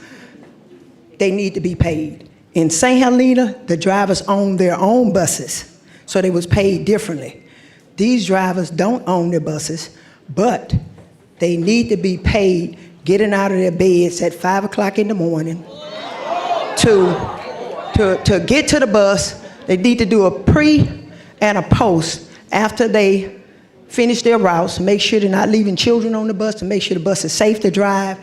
It's not easy to drive that bus. I want to commend Mr. Lanus for riding the bus, but Lord, if he had to drive the bus with those children behind his head in the morning, you got to watch everything. It's a big responsibility to get our children to school safe. Superintendent, I know you say there is no money, but God knows. I'm telling you, we're gonna lose more drivers if we don't pay them. We got to pay them. Board, we got to pay them. We got to pay the cafeteria workers. Those services are needed. The teachers, we got a shortage of teachers. I've been in it 43 years. 43 years, and it's getting harder and harder to get out of your bed and come and provide the services to our children. So please, board members and our superintendent, find a way to pay these drivers. The MLP will grant the money if you hire more drivers. I hate my time ran out, but God knows. I transport 3 high schoolers. And look, board, tell them to stop marking them kids tardy for a couple of minutes. It's hard to get elementary kids to school, middle school, and high school. Tell the principals to stop putting in the tardies. That's time, because Ms. they're Lee. messing the system up. And thank you, by the way.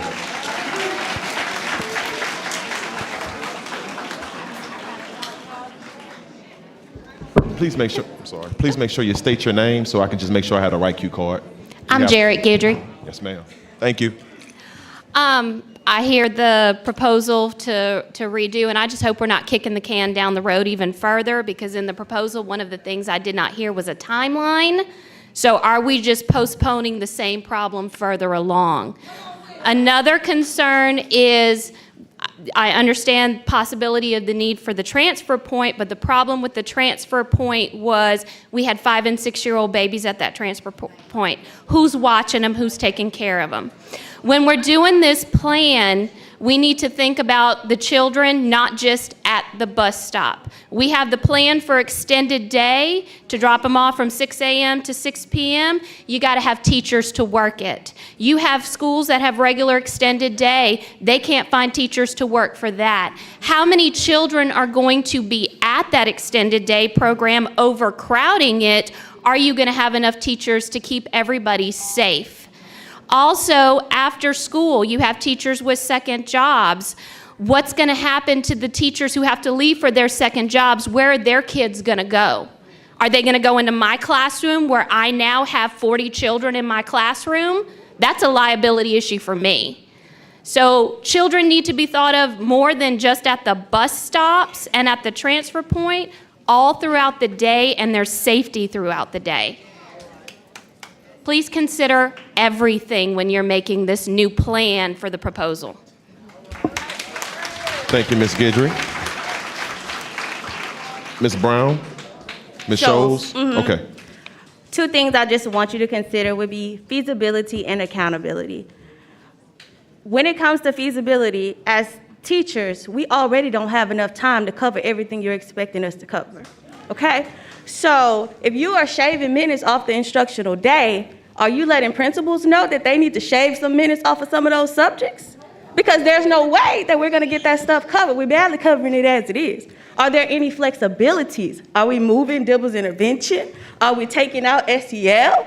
Because if you're gonna run your plan, think about hours. How are we gonna run that schedule for you? Think about that, feasibility. Is it doable? I don't think so. Other thing I want you to consider is accountability. Me personally, I was willing to do your before and after care.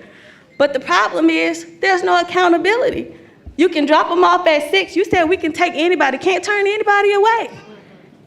But if they have to pick them up by 6 and they don't get there to 7, what's the consequence?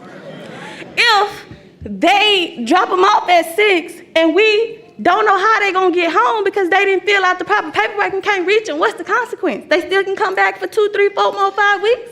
Then we gotta go home and deal with our problems with our family and our children. Accountability.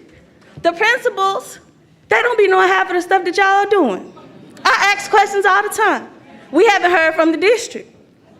So where's the communication there? Like they said already, y'all hadn't told the principals about the plan that y'all have.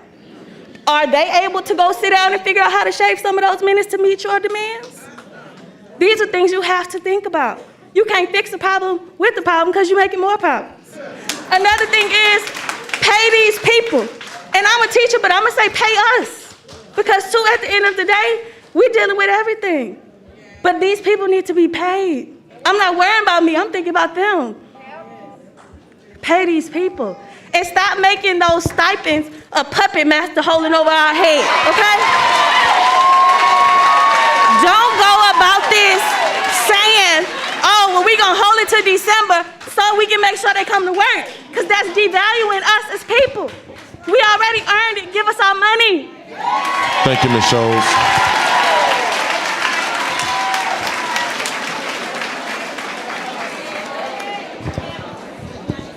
One second, please, as we get ready to call up our next group of speakers. Is Ms. Clara Brown in the room?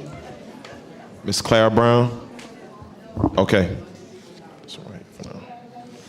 Next, we have Deb McGinnon,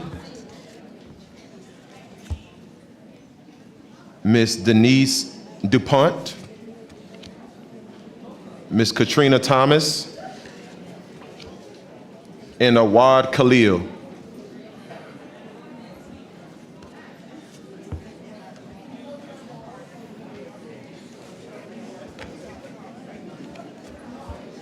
Ms. Deb? Oh, sorry. So this is, you go ahead. I'm sorry. Yeah, Ms. Deb, you can go. All right. I'm sorry. 1 second, Ms. Deb. We're asking everyone in the room to please remain silent for each speaker out of respect. Thank you all. You have the floor. Okay, it really sounds like really nobody's a huge fan of this plan. But I want to talk about the children for a minute because a lot of these children take medications.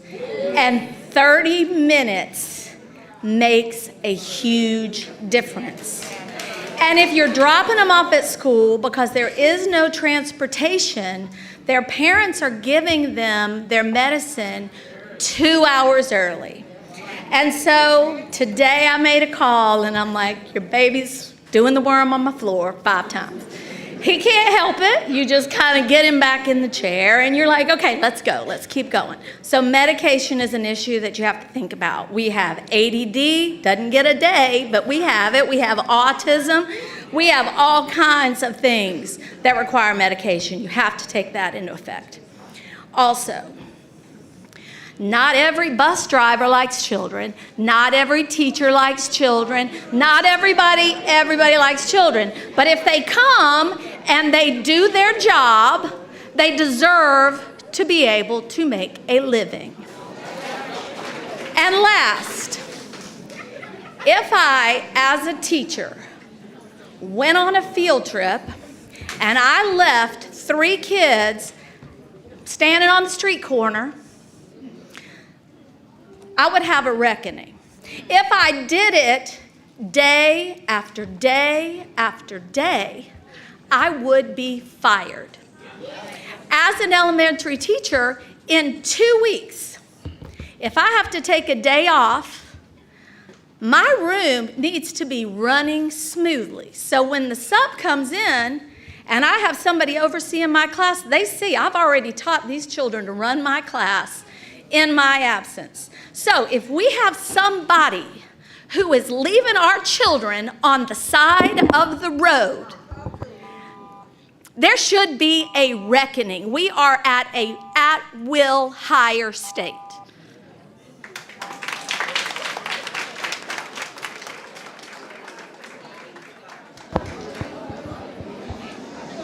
One second, please.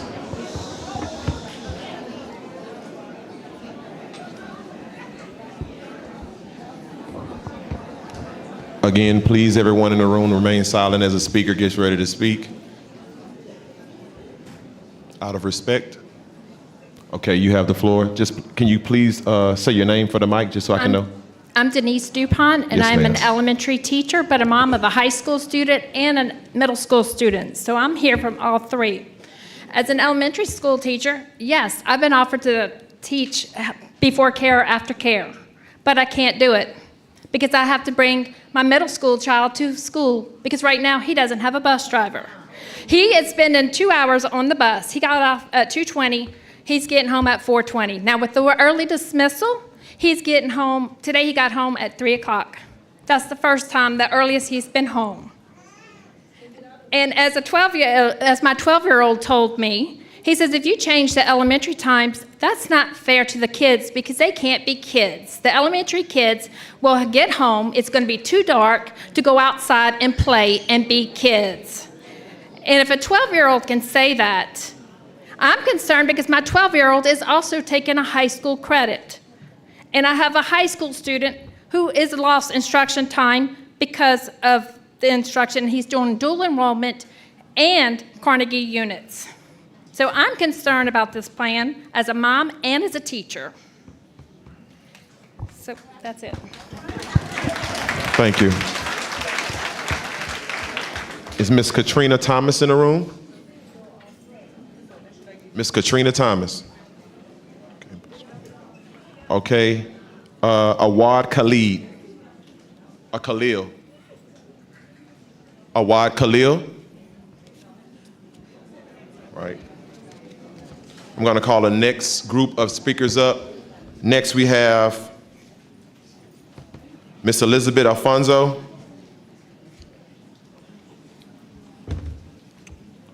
Trinetta Williams and Ashley Young, followed by Francis Brooks.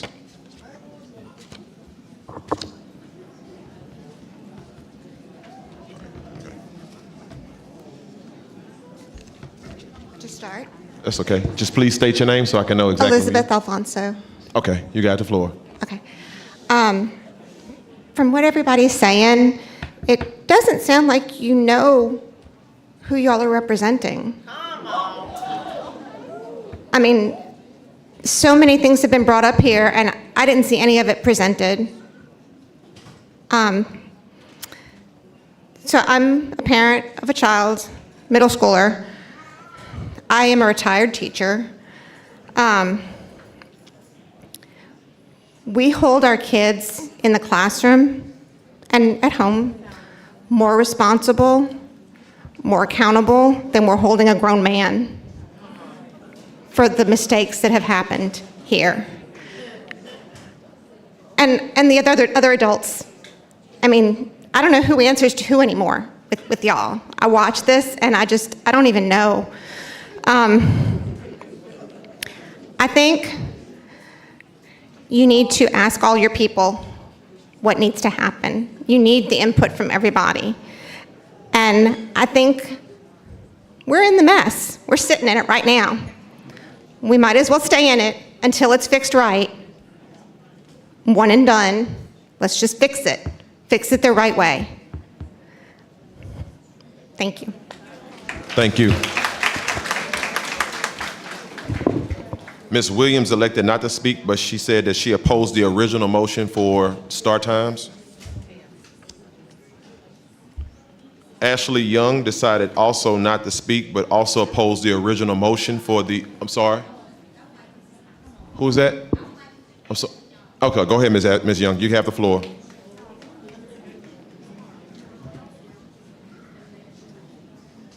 Okay, first I want to start by saying I'm a product of EBR. My parents were bus drivers. My dad was a bus driver for almost 40 years before he retired. My mom, 25. So I have y'all back, because my mom worked 3 jobs sometimes, so I could have. I didn't get to go to the drives and everything, hey, Shoshone, but we had. So, first things first, to solve our current problem, if I were you, superintendent, I would consider stepping down. Hold on. 1 second. Calm down. Calm down.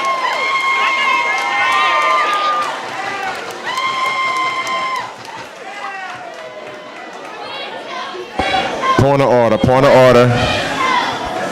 Point of order.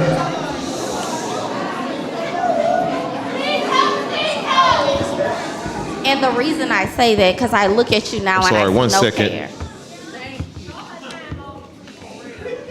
Please be respectful, ladies and gentlemen. We have a long list of people to get through.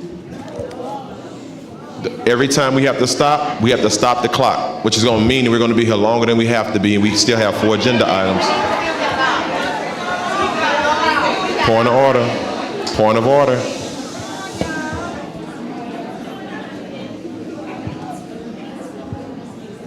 You have the floor. And the reason I say that, I see no care and compassion as I stand in front of you. Second, after we accept your resignation, I ask that all the leaders in this room step up to resolve the issues. We get the principals involved, we get the support staff, and I'm not asking the union to get involved. I'm asking the people that are on the ground to get involved. It's clear that these meetings that you're having, we're meeting to meet. And I don't like to meet. I'm a Baptist. We don't do that. I'm tired of it. So, our goal should be solution-based. We should not only increase the pay of the support staff, but to consider the impact we are making on the youth and how it will affect the family structure. If my first grader gets home at 4 o'clock, I have to take him to whatever extracurricular I have him in to keep him engaged and motivated, because one, he's a black male in Baton Rouge, Louisiana. His dad is my husband in his life, but I still want him to get what he needs, okay? And if you do that to him, you're hurting him. If you do that to the teachers, you're hurting them. It's family first. So when we say family first, I'm supporting them, I'm supporting my family, and I want him to stay in EBR public schools. I don't want to take him out because of the carelessness of your ways, okay? Have a good one.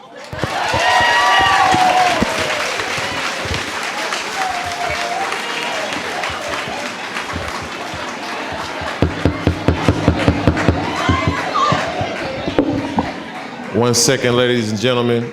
I need to do a quick point of order to make sure everybody is not only germane to the topic, they also know what item we're speaking on. The item that was on the floor for the proposed time change for schools is no longer on the floor. The new item,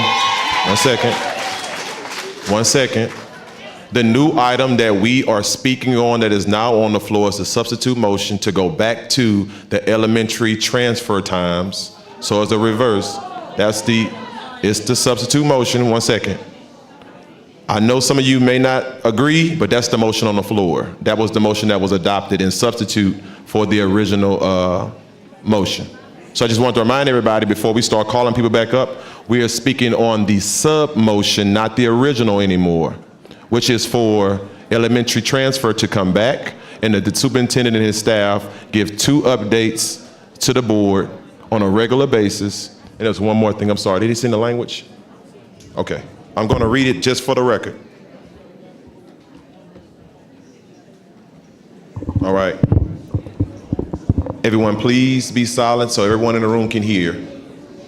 For the record, what we're speaking on right now is a substitute motion to 1, request daily transportation updates from the superintendent, from the administration to the board and the public.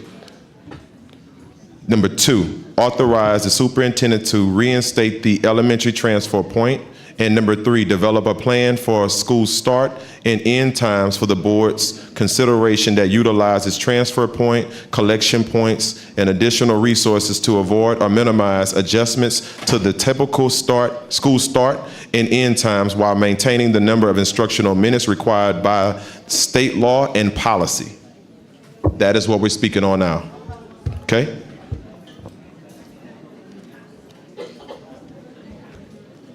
Back to our comment cards. Miss Mary Patricia Ray, Christian Jackson, Jennifer Harding, and Ms. Fairleigh Jackson. Those are our next group of speakers. Again, we're asking everybody to please be respectful when you come to the mic and also remain germane to the topic. You have the floor. My name is Mary Patricia Ray. I have 2 sons in the East Baton Rouge Parish School System.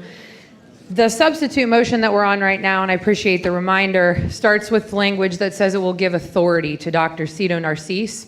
That's what the language of the substitute motion says, and I promise you, I will definitely stay on topic, because this superintendent need not have one more shred of additional authority over anything that affects our teachers, our school employees, or our students. This district has become dangerous for our children and for our educators, including our support staff. By the way, you are heroes. As a mother of 2 children in this district, thank you for everything you have endured under this leadership. Whether our children are left at a bus stop, dangerous. Told that date rape is okay at a so-called college fair, dangerous. Discriminated against on the basis of their disability, dangerous. Retaliated against and left in their own feces, dangerous, as was reported on WBRZ tonight during this meeting. I encourage all of you to watch Chris Nakamoto's piece. But one of the most offensive safety-related issues we have in this district, and the obstacle that stands between us and solutions on this transportation problem and everything else we are facing, goes by the name of Dr. Cito Narcisse. Fire this superintendent at the next opportunity so that our community can move on and our children can be safe. I've told each board member about every single one of these instances, and not one of you has replied to anything I've sent you.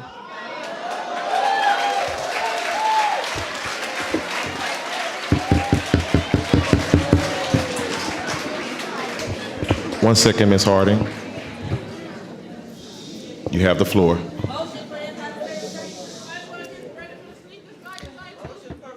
Good evening. Jennifer Harding, Cliff Lewis's district. I don't see him in here anymore. I've been coming to these meetings for a long time. I stopped coming for a while because of my personal sanity, because I get so angry every time I come here at the strategic incompetence of the board and the leadership. For example, this is a substitute motion, and we were supposed to stop, do public comment on the substitute motion. Y'all can do your action on the substitute motion, then we come back to public comment on the original motion. The meeting isn't even being run correctly, okay? We are building the plane while we're flying it, while it's on fire, while people are falling out, and y'all are sitting around acting like it is not a crisis. This is so embarrassing. It's embarrassing. You work for us. When you look at the org chart, it is the people of this parish. You work for us as a board, and he works for you. Do your job.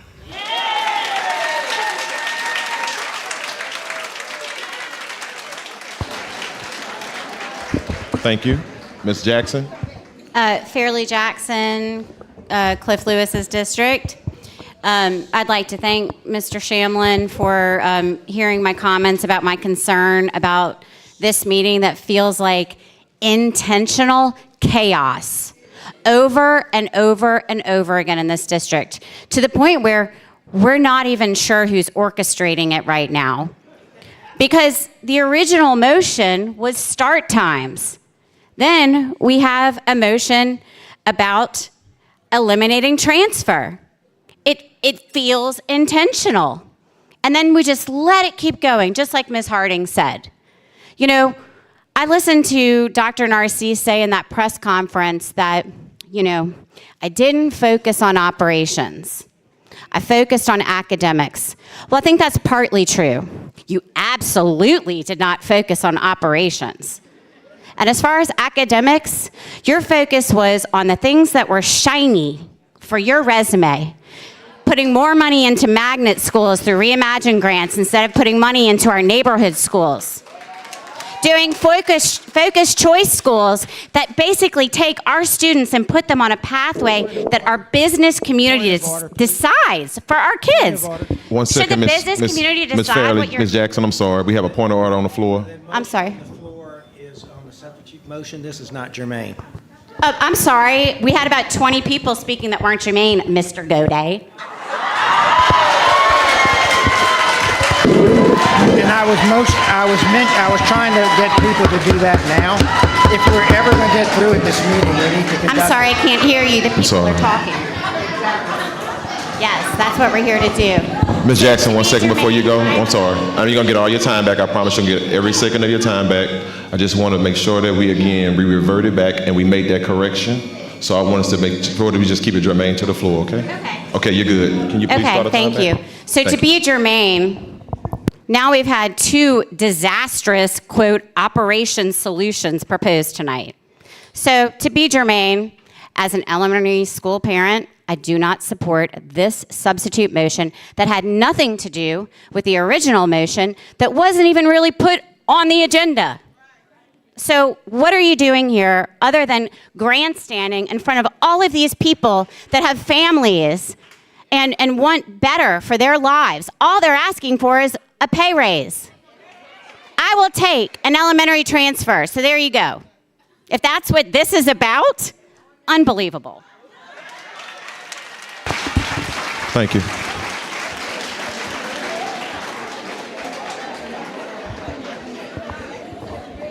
One second, please.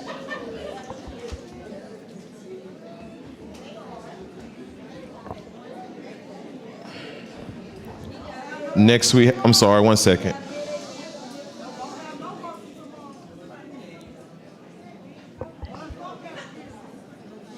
We need silence, please.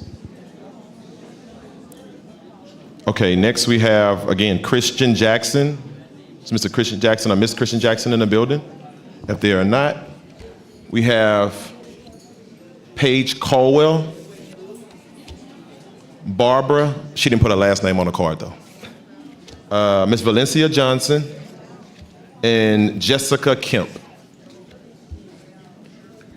I'll repeat those again as they make their way to the front.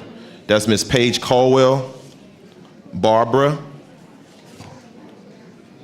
Valencia Johnson, and Jessica Kemp.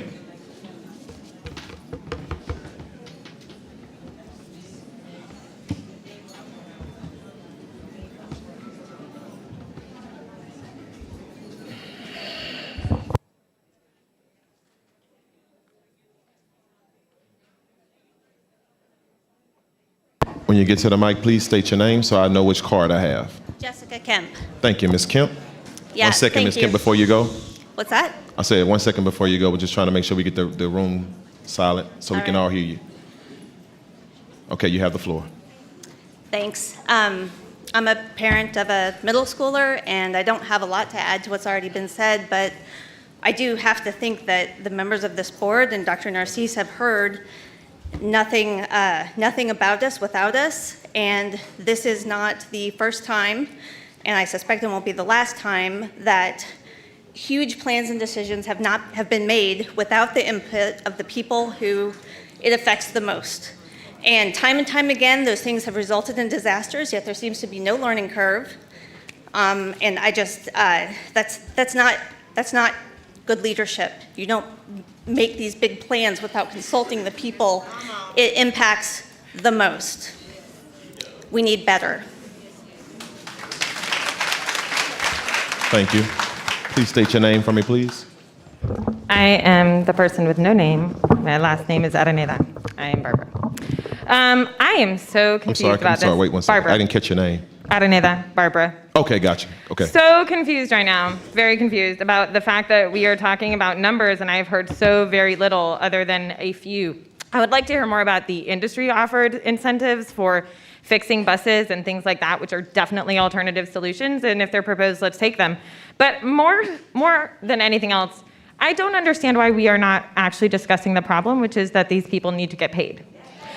And also, the teachers need to get paid. And then if we're gonna be paying for care before and after school, again, why are we not just giving that money and solving the problem to the people who need to get paid? And then we wanted to talk about some numbers. So I found some money in this contract I found on the school board docs website. According to this, the superintendent is making approximately $255,000 plus, and I believe that there's an expense, $255,000, that's correct, per year, with, in fact, an 8% raise since 2021 for tax sheltered annuity, and then there's an expense report also. If you don't get a car, which we would provide for you, we'll then pay you $833 a month, I believe, or something. This is online if anybody wants to look. So maybe we could use some of that money, because that's like 5 teachers or more, I believe. Starting pay with the stipend. And don't forget the taxes that we have to vote on every year just to give teachers a basic living wage that hasn't caught up with inflation. And let's not even talk about $19,000 a year, which is literally the poverty level with no benefits. I don't understand, if we care about the people, the children, why are you not understanding that the support people, the people who are teaching, that are driving, I wouldn't put my child on a bus in 130-degree heat index with people stressed out, people yelling behind the back. I wouldn't do it. Those people are gonna pop off in the heat or pass out. I'm just gonna keep it real. It is hot. It is literally a human rights issue at this point. Human rights, child right violations. Thank you, Ms. I understand Barber. that is my time. Pay the people, solve the problem. Pay the people, solve the problem. Oh, and I would like to see the budgets. I want to see all the This money, time, Ms. all the Barber, I'm sorry. contracts, all of it. Thank you. Ms. Valencia Johnson. I'm sorry, Ms. Johnson, before you go, you have the floor. Valencia Johnson, the president of the East Baton Rouge Parish Association of Educators. The substitute motion to get a report about the issues and the problems we already know exist makes no sense. I heard nothing in the presentation about how we're going to recruit drivers. We can't recruit them at 19.5. So where is the solution for recruiting drivers? And we said that we're going to get these buses. When are they coming? 18 months is what I was told that it takes to get a bus. And if we order them tonight, we still won't have them this time next year. So what is what we have to solve now, but we're going to be in the same crisis next year. We're still not going to have buses then. If we don't have buses, how can we get drivers? I'm under the impression that we have all of these buses because they are junk buses that need to be fixed to the tune of 200, right? We were told that they were going to be retrofitted. I didn't see anything about the buses being retrofitted for air conditioning. So where's the funding for that? So that's going to increase our costs. None of that stuff has been talked about. The real things to get to the solution steps. So the substitute motion doesn't make any sense, because if we're not talking about those things and how we're going to get those things in place, then we're wasting our time here. Thank you, Ms. Johnson.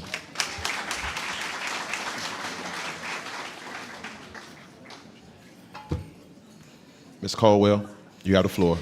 Thank you, Mr. Lannis. To my new board members, my name is Paige Colwell. Y'all don't know me because I left before you became your board. I'm a former EBR employee. I was one of your top 3 art teachers in your district. I left. I left because I couldn't stand to work for this administration anymore.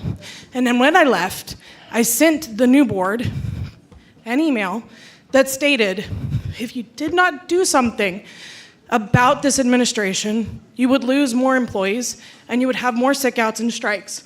Mr. Martin and Ms. Kennison responded. The rest of you did not. I would like to talk about the issue with communication. We have a point of order on the floor. Ms. Caldwell. I would like to talk about the issue of communication. I'm sorry. Stop by time. Will you please stop? Okay. Ms. Caldwell. Yes, sir. I'm sorry. Point of order. Everybody in the room, including the board. Everyone in the room, including the board. Ms. Caldwell has the floor. I know. 1 second, ma'am. I'm sorry. Point of order. Ms. Caldwell has the floor. Ms. Caldwell, I'll ask that you please remain germane to the topic. We're talking about the substitute motion. Yes, sir. Okay. 1 second. I'm sorry. The issue of communication has been an issue for the last 3 years, 4 years. How long have you been here, Dr. Narcisse? Can't ask answers to the floor. I'm sorry. I understand. So, you guys, I appreciate that this motion calls for him to communicate, but he never has, and we have no reason to trust that he will. And if this continues, you will lose these bus drivers, just like you've lost your teachers. Your good teachers. You will lose your cafeteria workers because Ascension started posting ads the second they announced the sick out. I don't have anything else to say. I give my 32 seconds to somebody else. Thank you, Ms. Caldwell.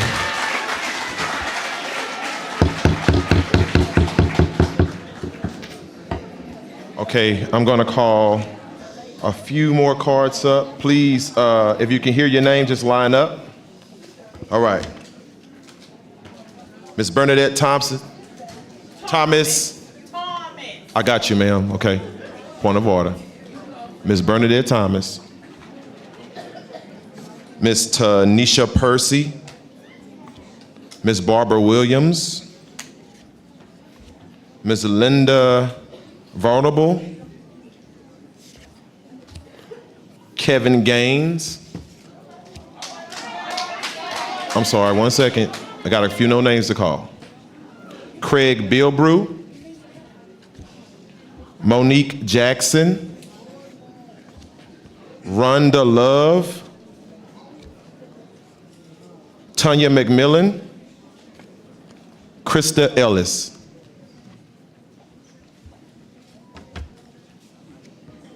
Ms. Thomas, you have the floor. My concern is when I woke up and I asked my daughter, did we get a card in the mail saying what bus my grandson would be on, because he's an ESS student, he's autistic. So she said, Mama, I didn't get no card. And at that point, I said, there's a problem. So normally when stuff like that occur, I get in touch, used to be Liz Chapman, Adam Smith, people that know about ESS. They know the laws. We used to have Myra, but she retired. But those are the two people, when it comes to ESS, they know the law well. So I immediately try to contact them because I know this board was making a grave mistake. They was gonna have lawsuits all over. When it comes to children with disabilities, the federal and state laws stand behind them, and I know they're supposed to have transportation. My grandson didn't have it at all. No bus showed up, and I was disappointed with this board because I looked, when we was running for office, I thought about change. Change supposed to be a good thing. But also when you change, you're supposed to know the law, what you're dealing with, especially when it comes to ESS students. And my first mind state was, let me call the superintendent, which he never called you back. Right. Nobody never get in touch with you back on the board, even though when they're running for election, they make promises they don't keep. These people need to be paid. These bus drivers, all of them play an important part in our children's education. And they need their money. When you make promises to them, you should keep. It's just like you tell a child, mama gonna give you ice cream when you get home. And then when the child get home, there's no ice cream because mama don't have the funds to buy the ice cream. We have to change this and start keeping our word. When we say we're gonna do something, do it. Don't lie to the people. Thank you, Tell Ms. the Thomas. truth. That's time. Ms. Percy? Linda Venable. I'm sorry, one second. What's the name? Linda Venable. Okay, you go. I have 10 grandchildren in East Baton Rouge Parish schools. And it's not fair to them. It's not fair to the parents nor the grandparents. You all are sitting here as dictators. You should have contacted these parents and asked them what do they want. How do you think we can plan to make a change for the best of the students? That's what it's all about. The bus drivers, they come in contact first with the bus drivers. They have to take all the mess from the children, and they continue to be dedicated bus drivers. But yet, they shouldn't have had to beg, protest for a raise. That should have been given to them just as you had given the teachers a raise. The cafeteria workers are working without.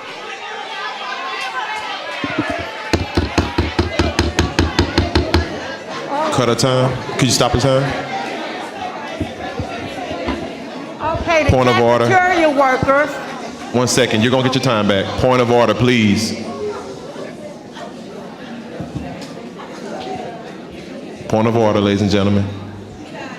Okay, you have the floor. Okay, I'm sorry. The Yep, that's cafeteria okay. workers are working with no air conditions. They did not receive a raise.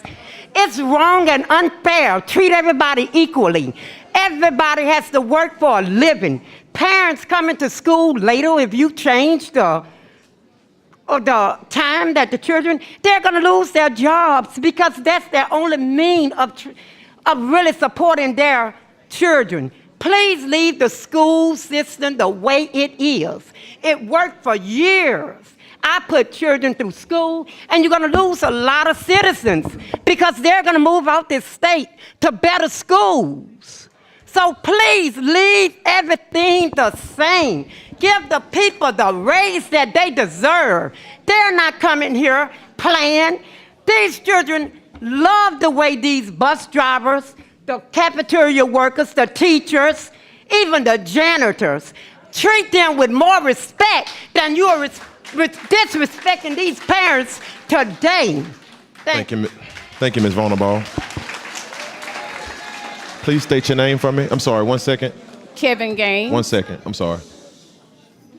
Okay, can you state your name? Kevin Gaines. Yes, ma'am, you have the floor. I've been working for the system for 30 plus years. My mother worked in food service for 30 years. And I just wanted to say that the children, a hungry child cannot learn. And we are smiling faces, we're wiping noses, we're TTs, mamas, and all of that. But I brought this letter that I wanted to share with you guys from one of the children from an elementary school. And it says, "Dear lunch ladies, thank you for making us food. It can be a hard job, but you are great because you make everyone happy. Mostly me. Well, also, I'm always hungry. Ha ha. Love, Lillian." So I'm just saying that these children, they are our children. They're your children.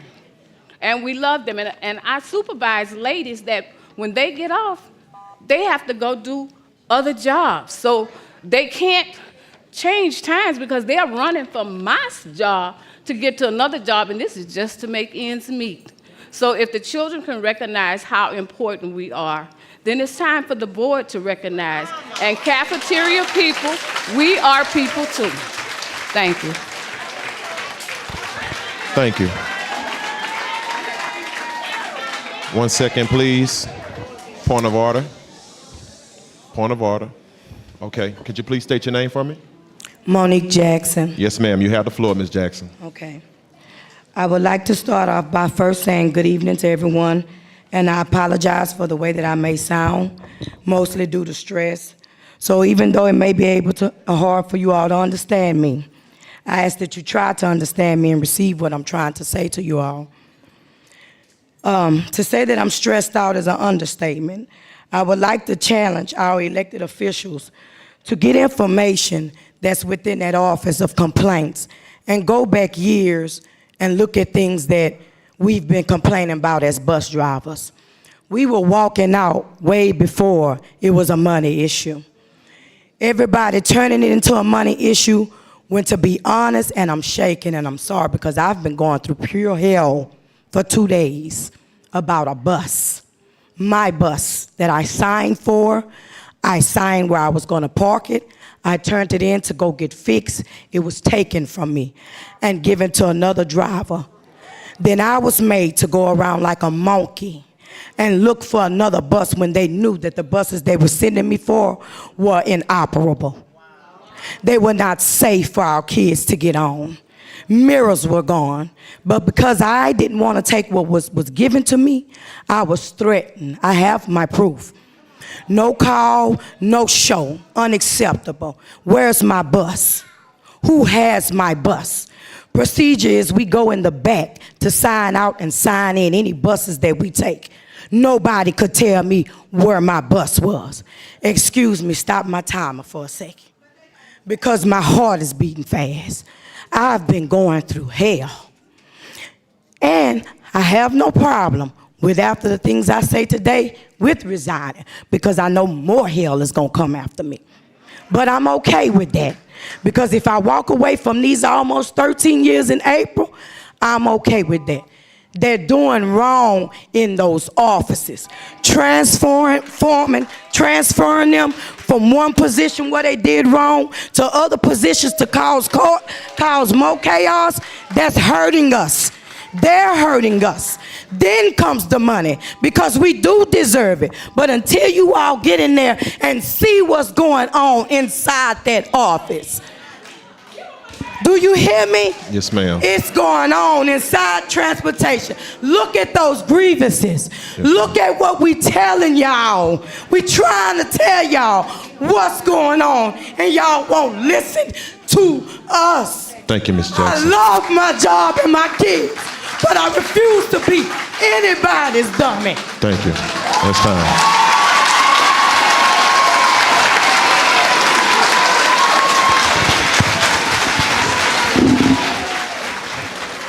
Okay, we have a point of order. 1 second, Ms. Crystal.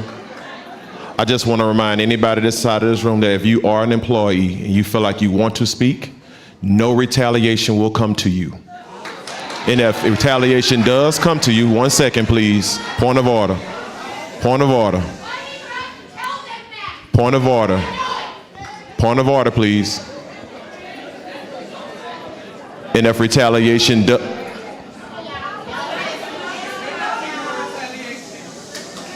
I'm calling for point of order, please.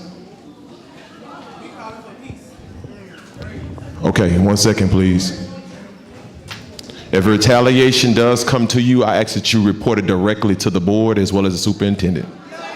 Okay.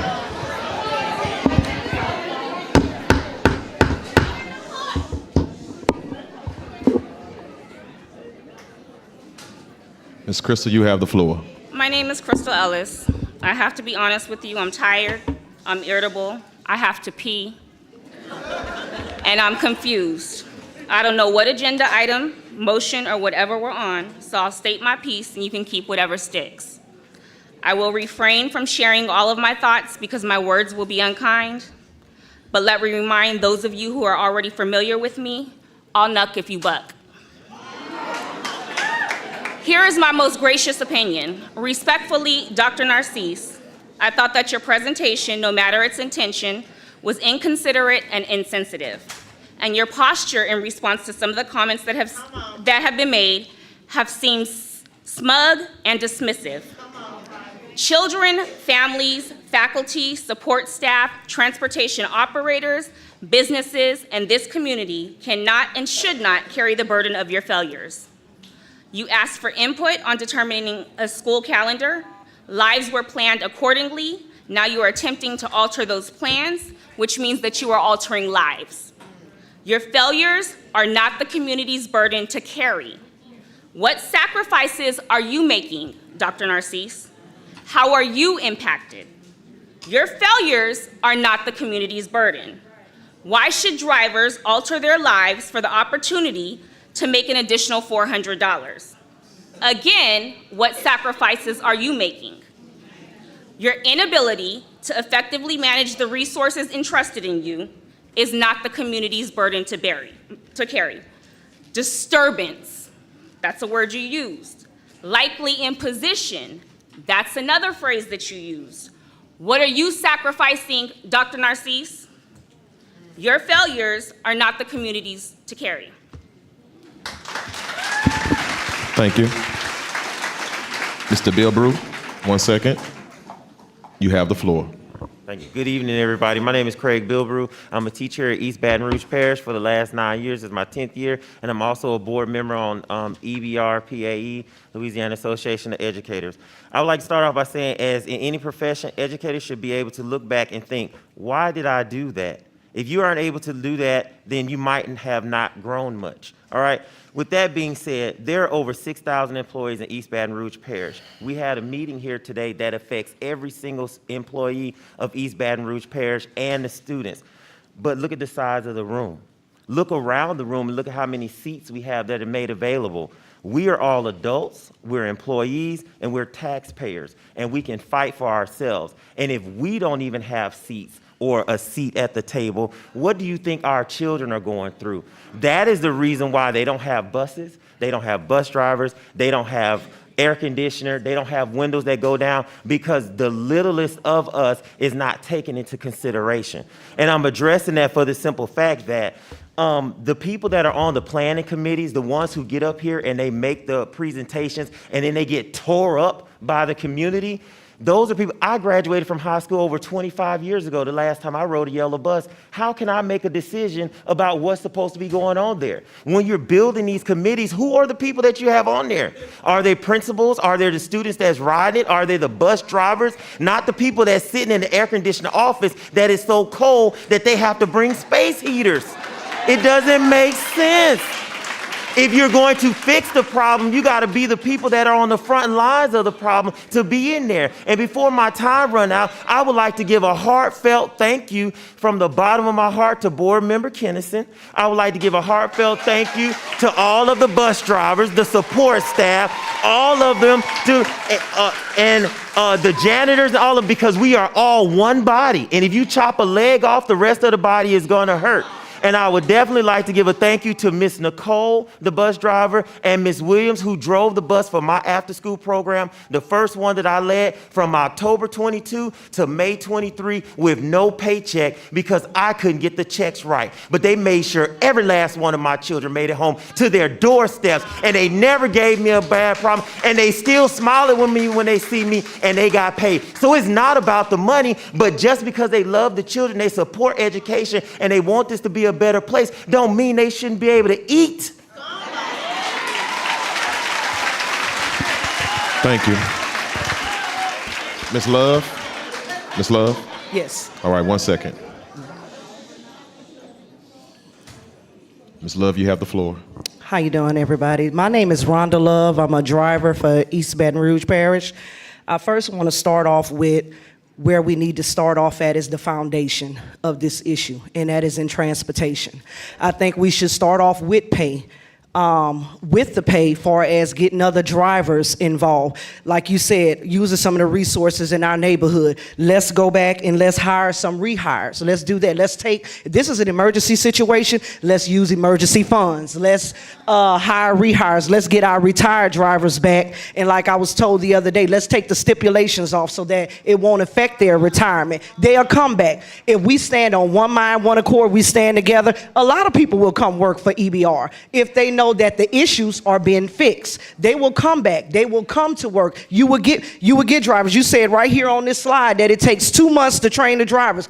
If we be proactive and try to hire drivers, by the end of this year, you would have what you need. But I feel like if we take this situation and it's already a stress situation, so you make it 3-tier, you're only going to stress the situation even more. It's not going to stand. The foundation is just going to be messed up. I also feel that in this situation, we need to have communication, to have a meeting with us on Monday and tell us what you want us to do. And we agree to you to have this plan come on Tuesday with half of us drivers don't even know about it. That's not good communication. That's not how you should do that. I also feel that putting somebody in transportation over transportation that's going to hear the driver's concern, that want to stay, that just don't want to come for the pay and leave, that's where we ought to start as well. Those are the things that's going to help this situation. We understand the drivers are willing to work with you. We understand that if we don't fix this situation, we all may not have a job. You may have to sub out the whole thing to somebody. We understand that, so we do want to help.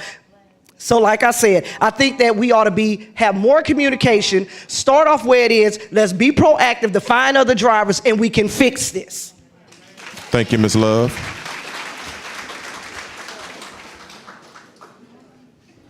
Ms. McMillan, you have the floor. Thank you. I'm Tanya McMillan, parent of a child here in East Baton Rouge school system, and I know my time is short, so I'm going to make it real quick and get right to the point. This entire transportation debacle is rooted in racism.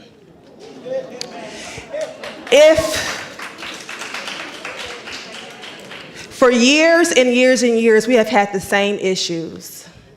Every year, I have clients that sit in my chair and talk about their transfer bus didn't show up, this bus didn't show up, that bus didn't show up.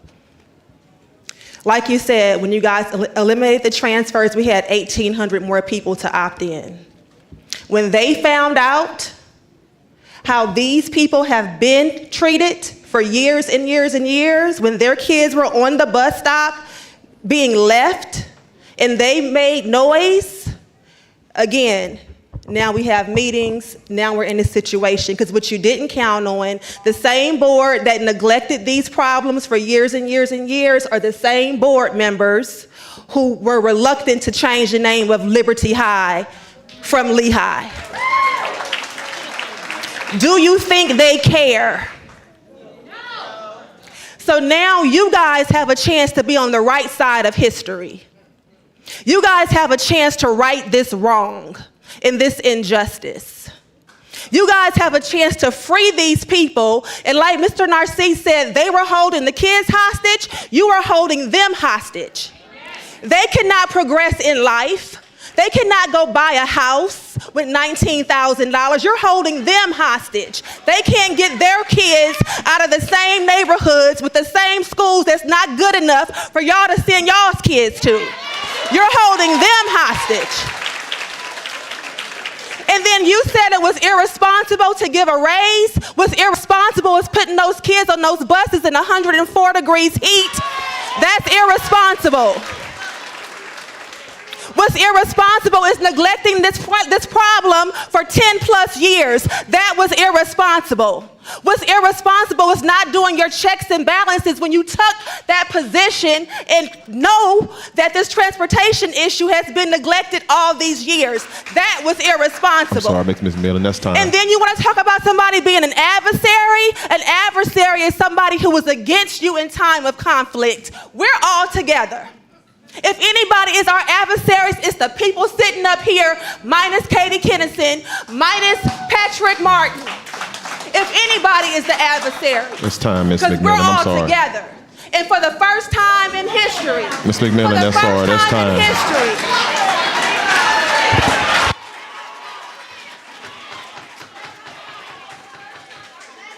Give me one more minute. Because for the first time in history.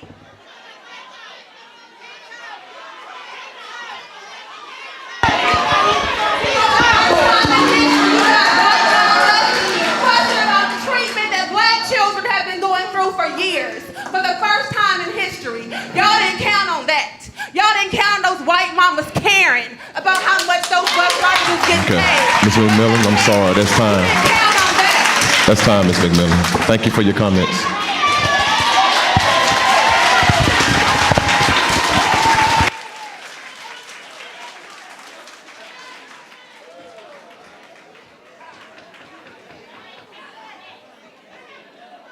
Okay, ladies and gentlemen, we're gonna call up our next group of speakers.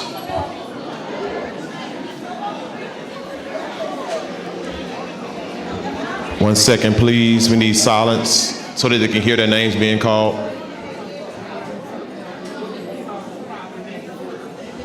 We need silence so they can hear their names being called.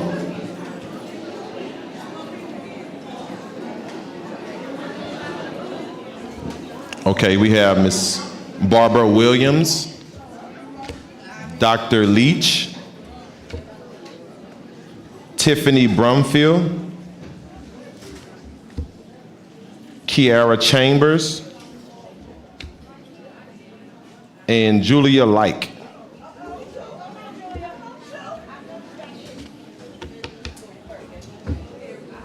You all don't have to go in any particular order.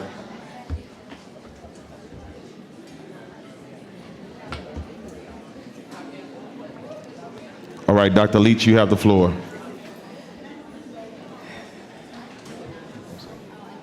We need silence, everybody, please. Silence, please. Good evening. Good evening. I heard a lot in the presentation that a lot of people didn't hear or didn't want to hear, but that's for you to go back maybe and read the slides again. But one thing I want to say on this friendly amendment is that I don't support eliminating the transportation, especially for the elementary school students and the ESS students. What I would like to share is that nationwide, district leaders and superintendents have faced a shortage in bus drivers. It's not just East Baton Rouge Parish. It's not just about the pay. District leaders have had to make decisions that have widely impacted family daily lives. This is not my opinion. This was conducted by the Ed Research Institute. Some districts, students who once rode the bus now have to walk to school. Others, buses start earlier. One district, they alternate weeks, which leaves family in a shamble because they have to make plans for those times. But those are some of the decisions some school districts have made. And I just kind of wanted to share it with you to see what other districts around the country are doing. When responding to the survey, 86% of the district leaders and superintendents responded that bus drivers was one of the hardest positions for them to fill. That's all. Good night, y'all. Thank you, Dr. Leach. Could you please say your name for me? Kiara Chambers. Okay, Ms. Chambers, you have the floor. Okay, so I'm speaking as a parent, a working parent as it, and I know you guys are talking about the elementary transfer, but we need to talk about these children getting home from school. On Tuesday, a teacher had to bring my child home. On Wednesday, I had to leave work early. Some of us don't have the ability to do that. I don't have a village. It's me, okay? And today, I had to leave work early as well, and then when I got there, the sub bus was there. So we need to find a solution. I know whatever solution you all are gonna come with today, it will not be implemented today, but we definitely need to find a solution to make sure that these children get home for the parents who cannot leave work. Am I supposed to lose my job because you all aren't doing your job?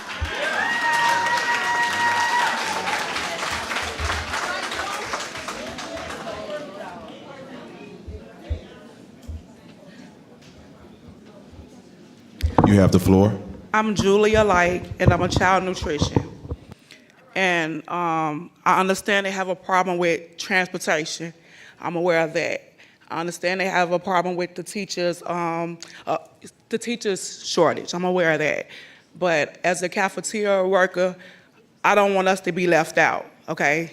We see the kids second, okay? we feed them breakfast and lunch, okay? And, oh, I'm sorry, and supper, okay? I just want, don't leave us out. Don't forget about us, okay? That's all. Thank you. Okay, I'm gonna call a few more cards. Please, everybody, please listen up for your name in case it's heard. Miss Barbara Williams. Is Miss Barbara Williams still here? Okay. Tiffany Brumfield. Julia Lee. Alike. Okay, I'm sorry. Monique Wides. Miss Monique Wides. Sharon Caston. Miss Sharon Caston.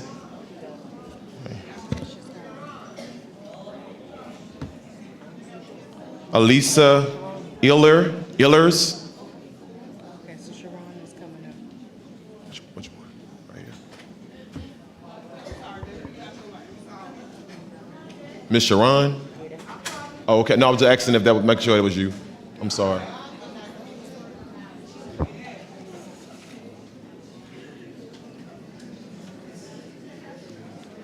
How's everybody doing? Okay. Okay, I'm try to be as brief as possible. As seated here today, everything was discussed and talked about, and the cafeteria workers has not even been brought up. It's like we're looked down on and we're put last. Here today, you can see that nobody's discussed anything about us. Like the young lady just said,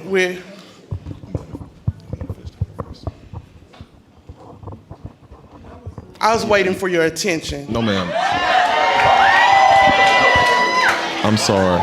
Someone asked me a question. So That's I the had to second take it. time you've done that to me. When we were down over having a meeting before, I was speaking, and you and someone else was having a side conversation. When people do that, that's to let me know you're being brushed off. I don't care what you have to say. Yes, ma'am. And you have my utmost opinion- apologies. I'm sorry. It's very important, okay? I'm sorry. Yes, ma'am. I find myself fighting a system that you're asking me to be loyal to. I've been on my job 20 plus years. I've worked elementary, Head Start, and high school. I now have a disability. I didn't come here like this.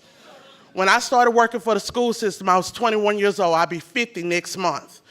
I can barely walk and barely stand in a system that tell me you can't sit. That want to write me up, this is not a sitting job. We don't need you no more, so get out the door. Being underpaid. If you have somebody, you have two people, I'm gonna try to use correct grammar. If you have two people selling ice cream, one standing and one sitting, but both are providing a service, they still should get a job. I shouldn't have to hear, oh, you sitting down, you're not doing nothing, or what you're doing is not important because you're sitting down. I didn't come here this way. Standing on those concrete floors, 7 hours a day, feeding other people's children. When myself, in turn, worked for the system, and I've been disciplined because I had to make sure my child got to school. Like you said, doctor, and I can't pronounce your last name and I won't chop it up. You told us I'm a father first. Well, I'm a mother before I'm a cook.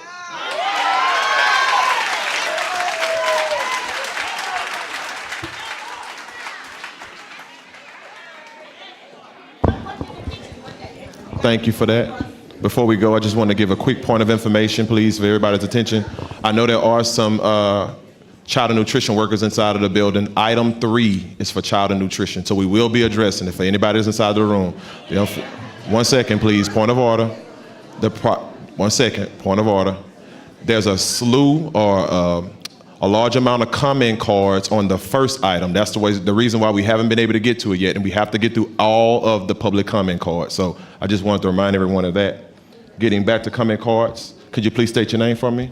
It's Monique Wicks. I think you said wide, but it's Wicks. Okay, I'm sorry. W-I-C-K-S. Yes, ma'am, you have the floor. Thank you. Monique Wicks, District 4. Good evening to my community. Good evening, board. I'll be very brief. I had all my notes in my phone, but I said I'm just going to speak from the heart. When I heard the transportation plan, I was really disgusted. I feel that it was very disconnected. It was cold. It was heartless. It focused on buses, equipment, material things. I heard nothing about the people. I'm waiting to hear about the cafeteria workers, the bus drivers. I'm waiting to hear about the support staff at the school. Where were they considered in that plan? They should have been considered first.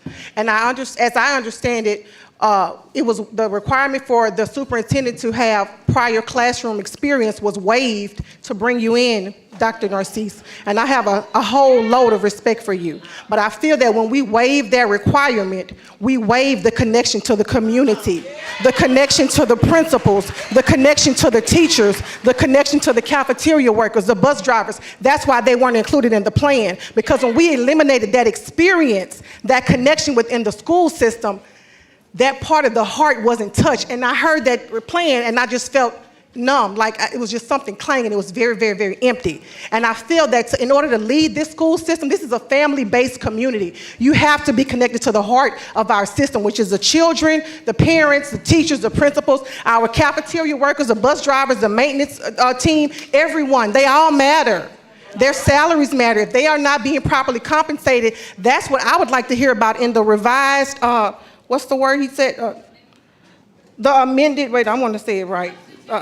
The substitute motion, give me a substitute motion on the estimated cost to repair buses. Instead of purchasing 13 million, how many of them are damaged? Can we repair 10% of that fleet? What is the cost to repair 10% of our damaged fleet? What is the cost for the pay raises for the bus drivers? What are they asking for? How much is in the emergency fund? We need that kind of substitute motion and updates and daily, twice a day updates. Update me twice a day on those costs, on getting them their raises, on getting the buses fixed and getting our children home safely. I have 2 children in the school system. I am a product of the school system. This is our heart. This is our livelihood. I am the community. Okay, I'm not an implant. I'm not an explant. I am from here. I'm going to be here, and I want to see this school system thrive and continue. All the charter schools are putting out the memes saying, we have buses, we have buses. If we do not act and take this very seriously, we are going to watch our school system crumble, and we will have nothing but charters across this parish. Thank you, and good night. Thank you.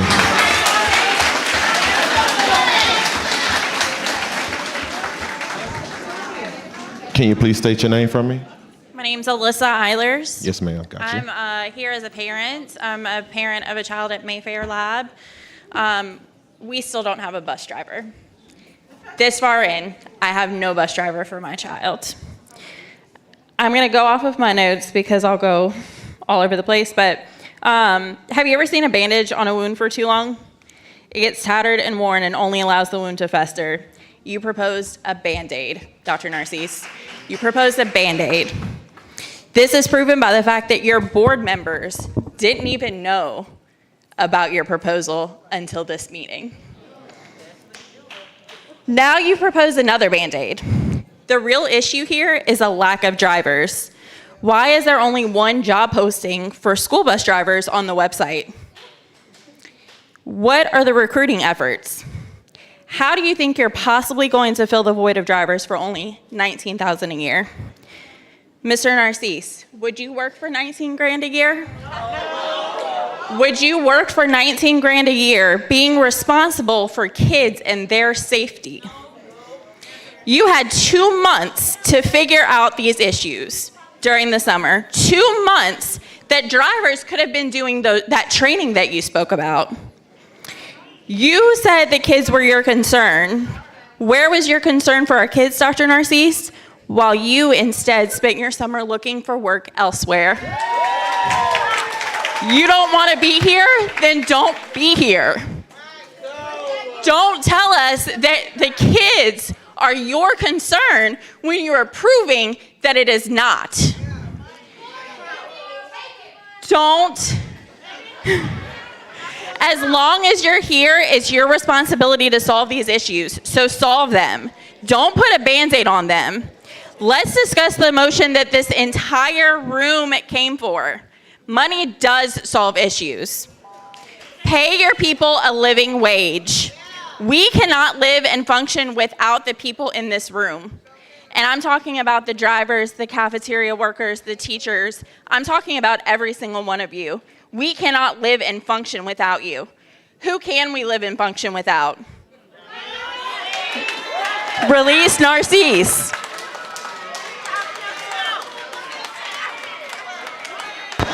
Thank you. 1 second, please. 1 second.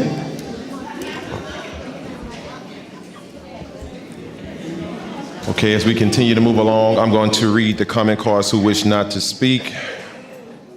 Ms. Shalonda Sims says, don't change the times, it's only going to benefit the schools, pay the drivers. Ms. Chelsea Bro said, if you give the workers the raise, they will have enough for enough drivers.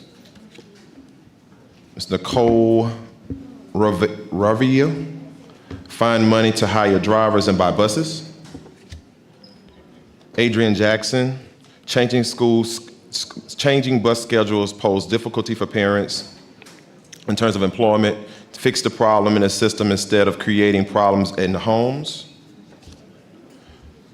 Tanika Percy, we need more money, more workers. Also, if we full-time workers, we need 8 hours a day, 40 hours a week. Why can't we get our money early? Ms. Joyner, as an alternative, EBR public school system should combine parochial routes and public school routes and eliminate at-home pickups for parochial routes. Nicole Baker, my concern is being given a new route starting over with changes, just add our route in our area. Ms. Tara Metro, she didn't wish to speak, but she opposes the original motion. Is Fannie McClay in the room? Ms. Fannie McClay? Okay. Tyrion Jackson, Joseph. Tyron Joseph? Oh, I'm sorry, I didn't see you. Okay. If I mispronounce your name, please forgive me.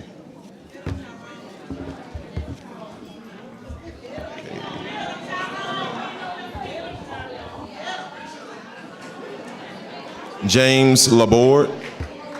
Is Mr. James Laborde in the room? James Laborde? Okay, you can come down if you still wish to speak. Oh, you don't wish to speak, I'm sorry. If you don't have to, if you don't want to, I can read off the card for you. Okay, thank you. You have the floor.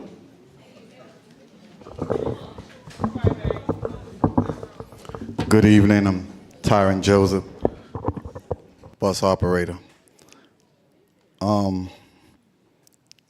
When God told Noah was to build an ark, he gave him instructions at the end.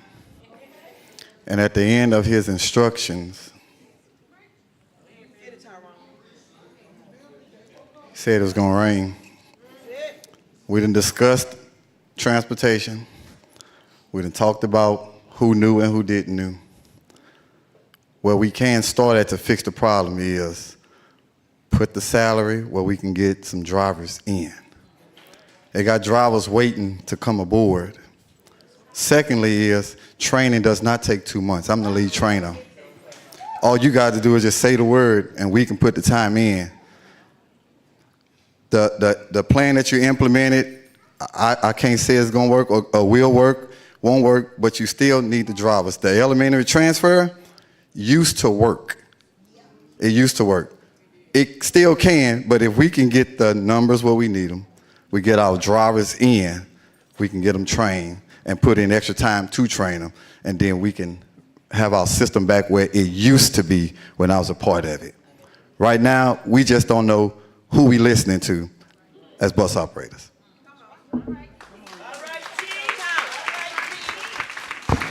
Thank you. Mr. Laborde has submitted a comment card. He said the motion, a friendly should be considered to previews safety issues of stations and address prior to reinstating the stations. All right. Moving along, I'm gonna call a few names. Melanie Broski, Trudy Hufter, Kiara Johnson, Daniel Langford, Patricia Johnson.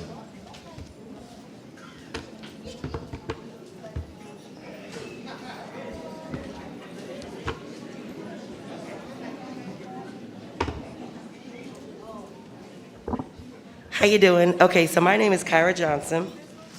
Okay, so I did go to EBR. Well, first, last year, I'm a parent. So last year, the kids weren't being picked up at our bus stop. It was like 4 kids. The buses weren't coming. This is a problem from last year. So I would get the kids to school because they got to go to school. And I know there's a stop further down my house that has a like a group home, men there. And kids are at the bus stop early in the morning, so I would go pick those kids up. I would call their parents, let them know who's picking them up, and let them know I'm gonna get them to school, and it was okay. So that was our problem last year. So because we had a problem, and I needed to make sure my child got to school, I said, maybe I can be a bus driver because I've driven for FedEx and I know how to drive really good. So I got my CDL through EBR. Okay, it took me longer than 2 months to get my training done because I wanted to be an exceptional driver. I didn't want to have any accidents, and I wanted to make sure the kids get to and from school because I care about them. Okay, so after I went through all of that process and I did pass, Mr. Tyrone, he was a trainer for me, a good trainer at that. It took me too long to even get the job. I had to keep calling people, seeing what's next, what am I gonna do? So then I said, oh, and then I didn't even know what the pay was at first. So then when I found out what the pay was, I was like, okay, I could just supplement it because I wanted to make sure my child, it's all about my child. I wanted to make sure my child got to school. No one called me back. Oh well, I don't even need it because I might not get paid on time because I heard people weren't getting paid. So I didn't do anything. I still have a CDL, okay? There's like 4 different bus places that actually my cousin has texted me about that pays $19 an hour, $18 an hour, $20 an hour with benefits. You should go there. Why I didn't want to go there? Because I wanted to be with EBR. That's where my kids are. So I still didn't go there. Now we're at this year. And that was last year I was taking kids to school for free. So you can say I'm a bus driver too, a carpool parent. This year, I have 2 kids, one at McKinley Middle Magnet and one at McKinley High. They both go to school at the same time. One of my kids are late sometimes, and they're getting marked tardy because they're late, because I take not only my 2 kids, but I have 5 other kids in my van that I take to school. So now I'm still an unpaid driver with the CDL because those kids got to get to school, and their parents have other kids that have to go to other schools where they can't meet all at the same time. But because I live in the area where the schools are, I take the kids, still not paid. So I've been wanting to come to EBR, but no one wants to return your calls. No one's being professional in the offices, so I don't have a job. Okay, wait. Oh no, I'm gonna let you finish. I'm just letting you know that's time, but I'm gonna let you finish your thought. Wait. Okay. Go So ahead. all I'm saying is if you can pay, you've lost your drivers because of all those other pays I gave you. That's why you have no drivers, because the other companies, third-party companies that weren't here before, took them. So if you actually pay your drivers more than the $19,000, you'll get all of them back, because the benefits were way more important than what those other companies actually have to offer. The people wanted to work for EBR, but because they don't make any money and they can't live off of that, they left. You pay them pay the drivers, you will get all your drivers back, and all of our kids can get to school on time. I can even get a job with EBR. I have a CDL. Okay. Thank you. I appreciate your comment. I'm sorry, 1 second. Point of order, everybody. We need silence. We have somebody else on the mic. Can you state your name for me, please? My name is Patricia Johnson. I am a parent. Better yet, I'm representing the single parents. First thing I would like to say is I would like to say thank you to every worker, every bus driver, every nutrition worker, every teacher, because without y'all, I would not be able to make it to work on time. I would not be able to have my children fed on time. Number 2, is anybody gonna pay me for the days and the hours that I have missed having to get my child from school an hour and a half after receiving a text message, an hour and a half before I have to come get them? Okay, now let's get it to this, because I got my notes. Mr. Narcisse, you stated that you knew this was an ongoing problem. While you knew this was an ongoing problem, was you worrying about it while you was worrying about Florida? No, you wasn't. Our kids weren't being worried about while you was worried about Florida. So how about we do this? How about we take your $255,000 salary and give it to everybody out here? And better yet, while y'all at it, cut all these single parents who have lost hours upon hours to go get their children from school or to take them to school. Better yet, what about the parents that don't have transportation to get their children to school? And you can look at me crazy all you want to, but you are a part of the problem because you are unbothered and don't give one shit about our kids.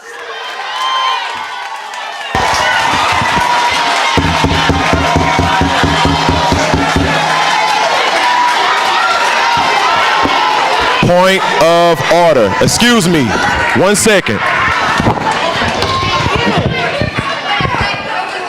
It's point of order. I'm sorry.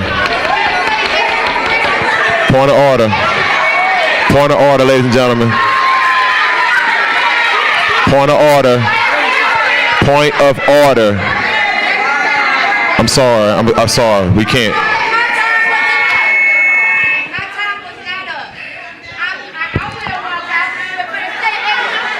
I'm sorry, ma'am. That's a point of order. Please. I'm sorry. I'm sorry. Point of order.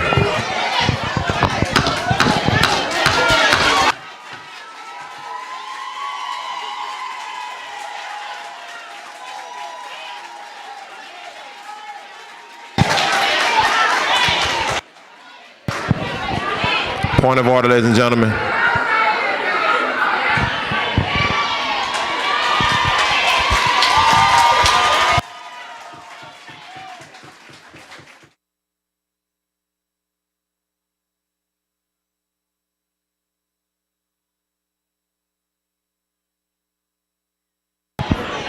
Ladies and gentlemen, we have a point of order on the floor. I need everybody in the room to please remain silent.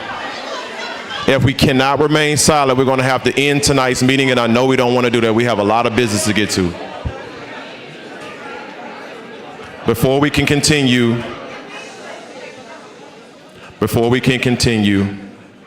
I want to remind us that we have elderly people watching. We also have kids watching. Please refrain from using any profanity. I know tonight is very emotional, but please, you cannot use profanity on the mic. Please. Point of order, please. Please. Can you please state your name? Hi, I'm Trudy Hefty. I've been a Yes, kindergarten ma'am. teacher with EBR for 33 years. In the last 3 years, it has been necessary for me to write a couple of letters, attend more school board meetings than I really want to, and speak to them. I want to thank Mr. Lewis and Ms. Kennison.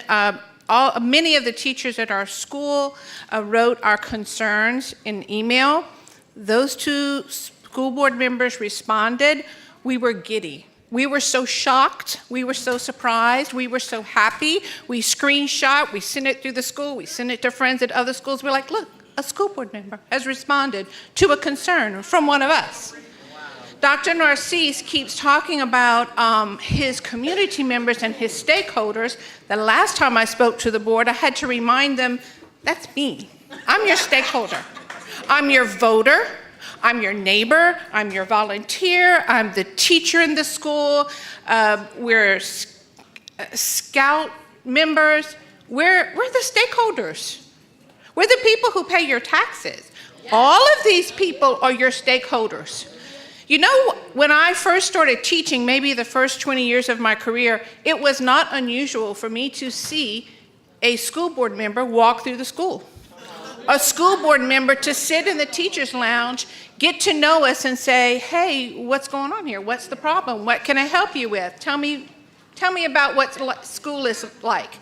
And sometimes they would bring another school member who was a friend to visit as well, because guess what? You don't just make decisions for your district, you're making decisions that affect everybody.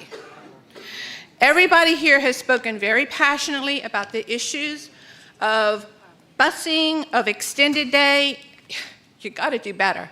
If I didn't know better, I would think this was some kind of conspiracy to see how much can we screw one thing up.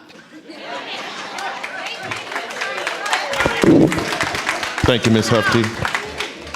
Can you please state your name for us? Yes, sir. My name is Daniel Lampford. I'm from Jefferson Terrace Academy, where I serve as and work as an ESS paraprofessional. And I agree with what most people have said. I'll try to be as respectful as possible. Everyone listen. So I agree that we should support everyone. We should support our parents. We should support our bus drivers, our cafeteria workers, our teachers, everyone, and give them the pay raises that they need to continue operating. And one thing I also want to address, I know that the transfer bus issue was eliminated for elementary school, but I also know that ESS, they're not getting, they're still having a bus issue.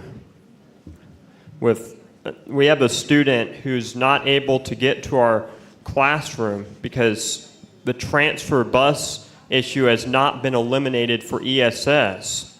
So that's an issue we need to address. I also want to say,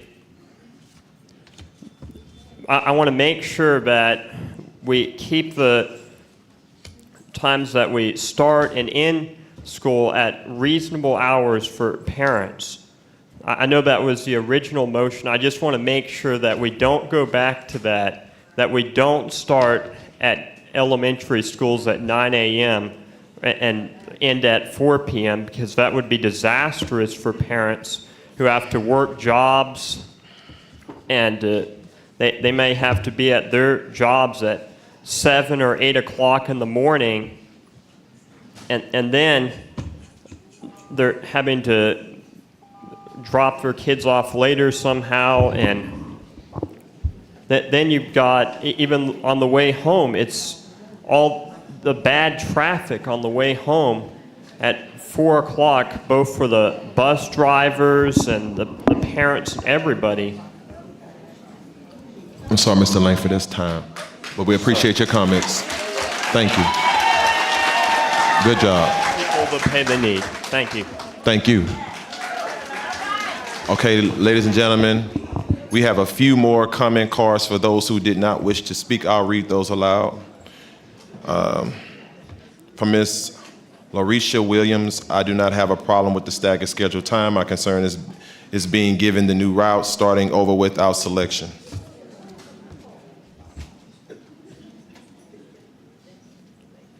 Miracle Taylor, who is also 11 years old, who wished not to speak. She said, why don't y'all have a bus driver job fair? Hire on the spot with CDLs. I'm against changing school hours. 1 second, everybody. We got a few more to go through. Okay. Gina DeBarros. The new motion is a Band-Aid. We're going back to transfer, should only be temp, but what's the plan for the future? Barbara Patel, why does EBR only have one bus driver position listed on their job opening page? Does the shift in schedule solve Mayfair Labs' middle school needs for more instructional time? Okay, back to our speakers. Kiva Dunmars,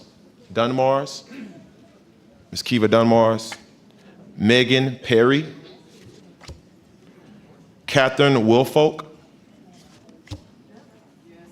Shonda Hives, Famila Shrugs Tanner, Roy McLean,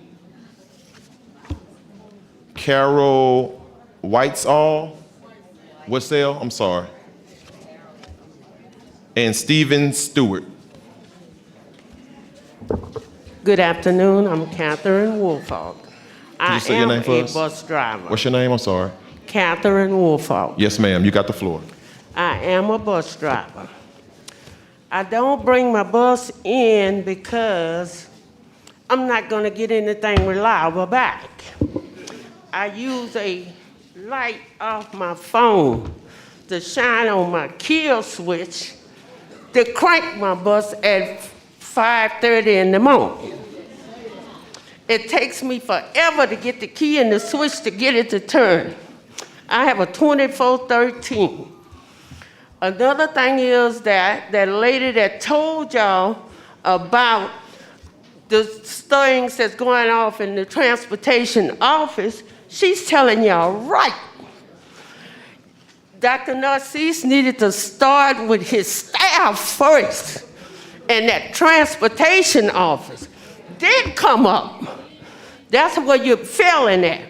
You want to try to fix everything else, but you need to look at your transportation office in general. You get people that get looked over. I'm doing 3-tier schools right now. I ride in a hot bus every day. Okay? And guess what? For 12 years, I only got $1 in advance. Now, you think that's fair to me? But I don't do it all the time just for the money. I like my children. I love them. They send me texts when the school board does me wrong. They say, we got your back. And they will stand beside us. We need a raise. Everybody, all the support workers need a raise. I have to stay in line 30 minutes at one school to drop one set of children off. Then I have to go to another school and drop the other children off. That's another 30 minutes. You don't hear me complaining. I'm doing your job. Well, if I'm doing your job, pay me. Thank you, Ms. Woolfolk. Next speaker to the mic, please make sure you say your name so I can make sure I got your card. I'm Famila. Yes, ma'am. You have the floor, Ms. Famila. Well, good night. Because it's nighttime now. This meeting has been too long. It's things that needs to be addressed. And one big thing I'm seeing with not just child nutrition, not with transportation, it's communication, and it's our superiors, it's upper management, it's the head, it's the board. It starts at the head. Everything has parts. It's like a bike. When you pedal, them wheels gonna start going. But when one part is broken, that bike not gonna move. So we all play a vital role in this. And I keep hearing everybody say $19,000 for bus drivers. But guess how much a Tech 2 start off making? $16,000. $16,000, and that's a 6-hour worker. That's horrible. I have Tech 2s that have been with the school board for 15 years and still not making no more than $27,000. That's horrible. Y'all have to do better as a board. As y'all are, what are y'all telling y'all kids? What are you telling your kids? What are you telling these kids? Lead by example. Lead by example. And everybody look and say, child nutrition, cafeteria ladies. We're more than cafeteria ladies. We're more than cafeteria ladies. We are professionals. A lot of us actually have degrees, but we do this because we love to do it. I come from a prison where I served 3,000 people a day, and I made more money. I came here because I love to see the kids. My first year in EBR, you know what was my goal? My goal was to learn every single student name that came through that line. You know, I take pride in what I do. Y'all need to take pride in what y'all do and lead by example.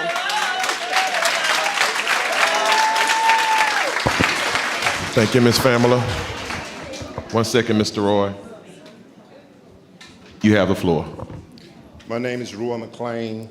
I've been driving for EBR for 16 years. I've seen a lot since I've been here, and a lot that's been coming up to the mic. I feel a lot of you on the board, you already know that. We have been having a problem with transportation for some time. Mr. Ridgely, I want to commend you because you walked into a hornet's nest that you didn't even know you was walking into. I would like to say this because the routes changed, And many people don't realize that when you have to go up for a seniority changeover, it's very stressful to the drivers. I drove for Baton Rouge High and for Cedar Crest for about 13 years. They can tell you I was a very faithful driver. For the time that I've been driving for EBR, the only time that I have ever taken off, that is when my father passed away. And I was only off for 2 weeks at that time, and I was an only child. So I had to make sure that my mother and funeral arrangements were taken care of, and then I made my way back to my job. They can check the record. I never take off. The only time I have taken off is when my own sons being part of Madison Prep Band, and we had to go down to New Orleans, but I worked that morning. I come to this mic for the simple fact to say, many people take it as when you are a bus driver or a bus operator, that's just a little simple-minded job that anybody can take hold. I am an educated black man. True enough, I'm one who owns his own business. So before I came into this industry, I already had my own home. I already had my own cars. But for the love of children and the bare fact that now you want to go and change everything around, I have 2 sons that are both in the 10th grade. Last Friday, I was on my bus, but my kids were left at their stop, not being picked up. I'm being called at 6:30, trying to make arrangements to make sure that my kids get to school because I'm ensuring other people's kids get to school for their education. So what I want you all to think, and I want you to think hard about this, when you come with this proposal, it's not only going to affect other people's children, but it's affected our children. Our children have after-school programs that I have to attend to by being a single parent, and want to make sure that I'm trying to make sure that my sons that are black, that they are well educated, that they are well rounded and attentive, that they are not just other individuals standing outside on the corner. And I want to thank you, Mr. Landis, because you ensured that we would get something. When you said the 12-5, I want to let you know that I was not ungrateful for that. I was very grateful for it. But I want to also say this before I take my seat. We are all stakeholders in this situation. We keep hearing saying stakeholders. We all are the stakeholders. I am a taxpayer in this city. And we need to make it known it takes a whole foundation to hold this whole body together. Let's keep that in consideration. Thank you, Mr. McClain. 1 second, please. 1 second. 1 second. Could you state your name for me? Kiva Dunmars. All right. How y'all doing today? I'm gonna stick to the subject. I feel like we need to bring back elementary transfer because the kids are still getting home at 5, 6 o'clock. I drive a BRC VPA in Mayfair. And once again, I'm on College Drive, Perkins, Storin, Essen, all the traffic. Kids are still getting home 6 o'clock. I understand we have a shortage of bus drivers, but elementary transfer did work. Y'all cut out all the schools. We should have took baby steps with that one. Instead of cutting off every school, we should have took 4 out and see how that worked. Because it's hard in all that traffic in the heat with almost 40 kids on the bus. It's hard.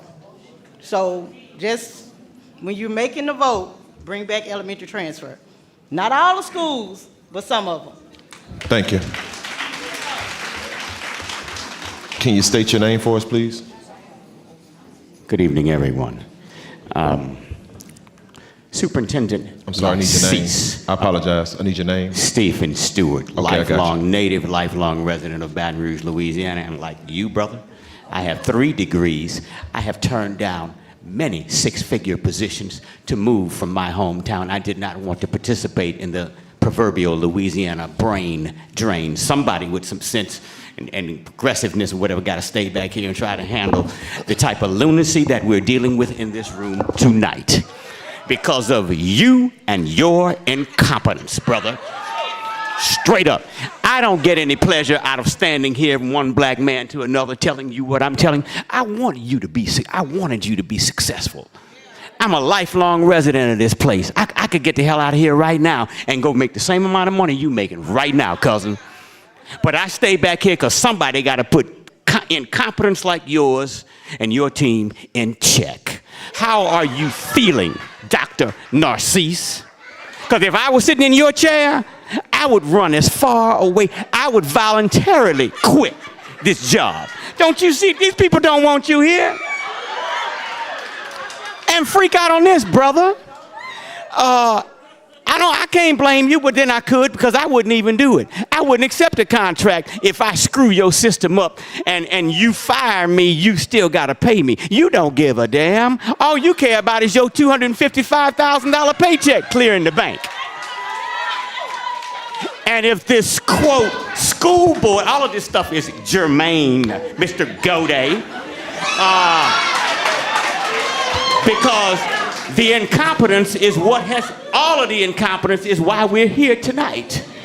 Brother, man, just leave. Just look, please, just straight up. And I'm not saying that to be malicious. I mean, Jesus, oh, I got a certificate for y'all. I'm sorry, Mrs. Stewart, that's time. That's time.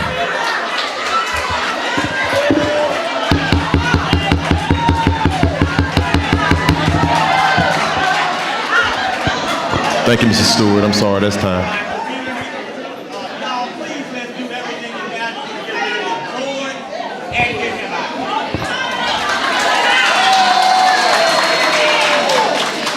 Okay, point of order. Point of order. I'm going to call the next speakers up, please. I need everyone silent, please.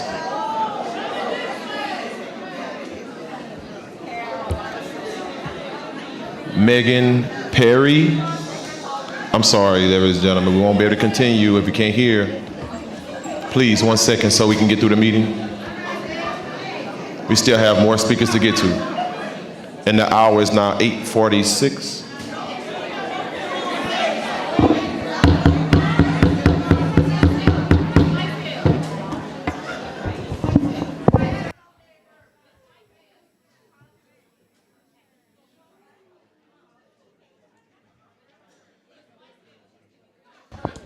Next, we have Miss Carol Whitesell.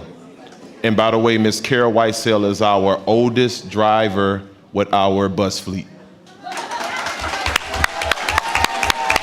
We appreciate you, Miss Whitesell, as well as all other drivers. Good evening, and no, I won't tell you how old I am.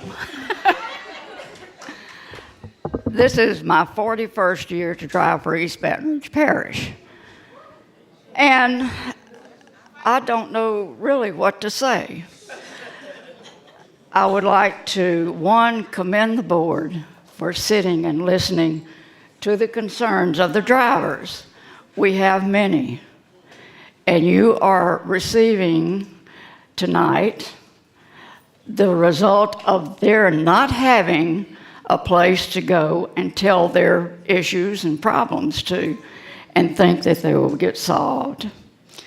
So I commend you for listening, and I thank you. However, I hope that you were listening to what you heard and not just hearing what you heard, because I've driven all over, and you have some of the best drivers in East Baton Rouge Parish that's in the country. You should value their experience and their thoughts. And when they can't pass those on to someone, maybe you should have an advisory council that meets with the boards, or the boards can have a meeting so that these people can come and vent and tell you some of the problems they're encountering. I spent 3 hours, one major problem that we have is the mechanic shop. We must have mechanics. I spent 3 hours, I put my little sheet in, and I went back up and I said, is my bus ready? It was some simple thing. And Carolyn at the shop looked down and said, "You haven't even been, your sheet hadn't been picked up." I said, "I've spent 3-4 hours here waiting for the bus." So we desperately need to correct that situation. As far as the 3-tier, I don't know how you're going to do it. With the traffic in Baton Rouge, you're going to pick up the last group of children, I think, at 4 o'clock. Is that right, Dr. Nassif? 4 o'clock, and you're putting buses on the road with that amount of traffic, plus all the construction that's about to start in Baton Rouge. So we're having a real hard dealing with the traffic, the kids on our bus. Some of us have not so many. Some of us have overflowing. But we don't need to be on the road at that time of day, unless you want to incur a lot of accidents that aren't necessarily your drivers. You're just there, you're big and yellow, and they can't see you, you know? They pass my stop arms on Jefferson Highway like they were big popsicles or something. So they can't see the big bus. So I'm asking for your help, your tolerance with drivers, because I think it was 102 in my bus at one point. I have air conditioning, don't I, mister? Mm-hmm. It doesn't work.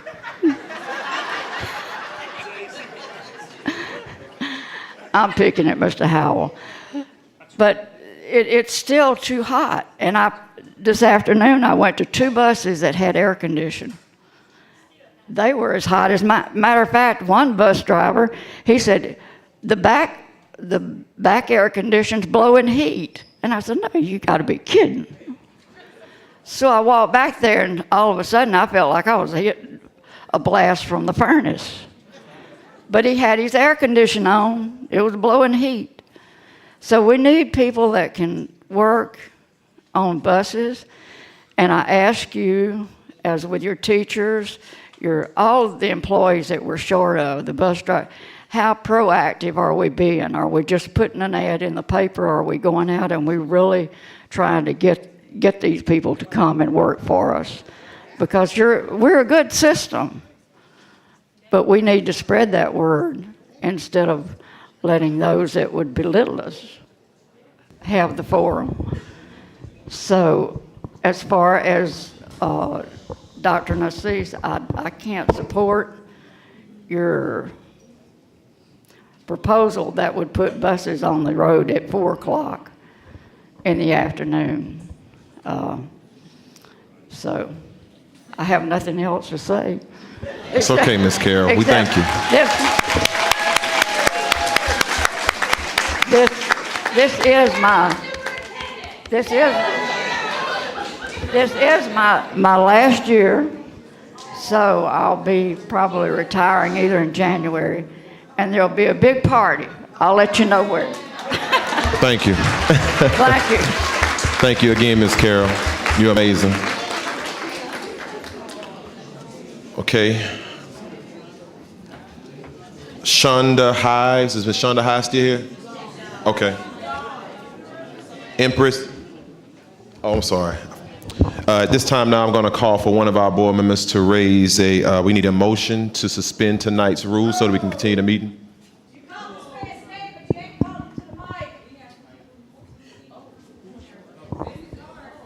The meeting's not over yet. We have to, by policy, being board policy, the time is now 8:53, and we have to make changes, and so we can continue the meeting going on. So that's just a procedure thing, everyone. We're still gonna call on people to come and speak.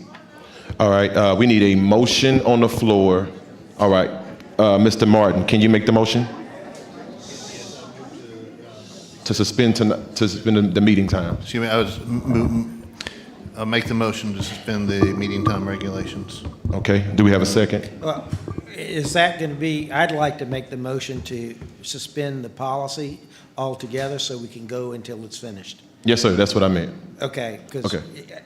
okay, just Okay. make sure that that's clear of what you're doing. Yes, sir. I second that. Okay, so we have a motion on the floor. Motion is moved by School Board Member Patrick Martin, seconded by School Board Member Michael Goday, and that is to suspend the time so we can continue with our agenda. It needs to be unanimous. Yes, sir. All right, at this time now, we have a motion on the floor. We're going to go to the board. Is there any comments that want to be made by the board on this motion?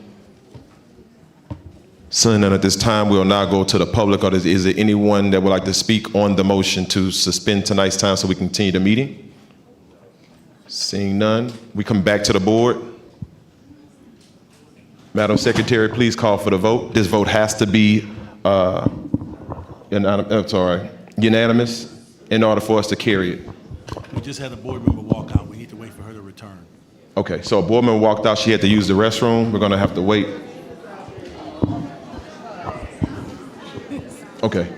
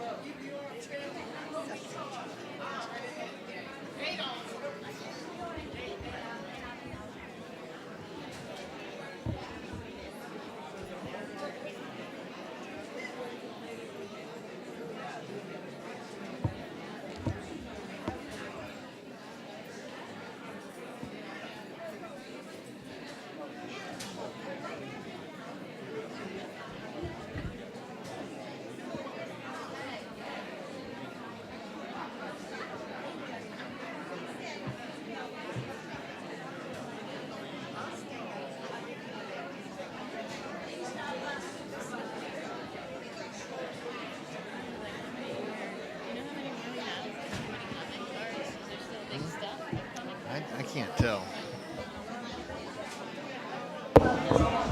Take a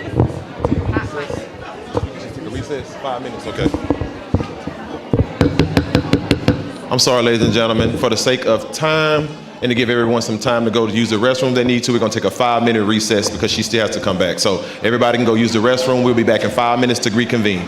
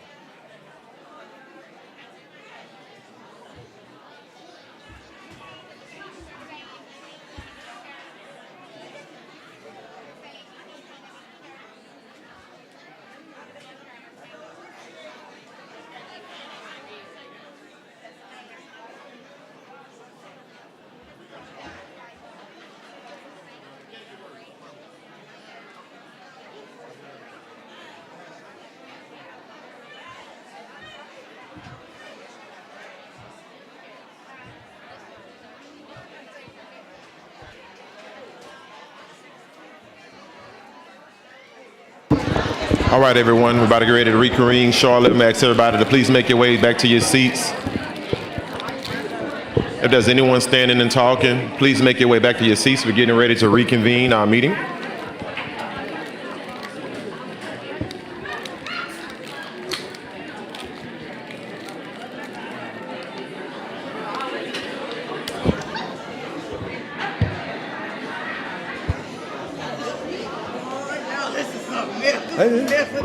Look, I'm gonna turn this on.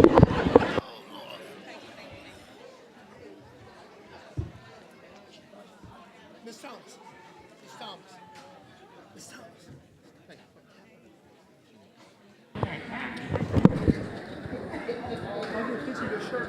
Okay, everybody.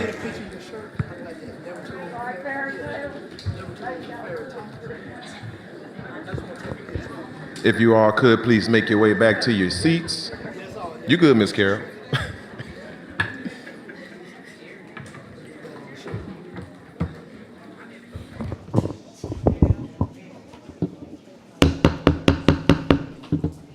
Okay, I now call this meeting back to order.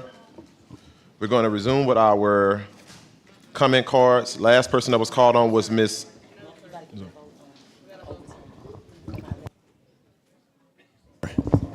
That's right, that is correct. I forgot. One of our board members stepped out of the room. We have a vote on the floor. It was moved by School Board Member Patrick Martin, seconded by School Board Member Michael Godet, to suspend tonight's meeting time so we can continue along with our agenda.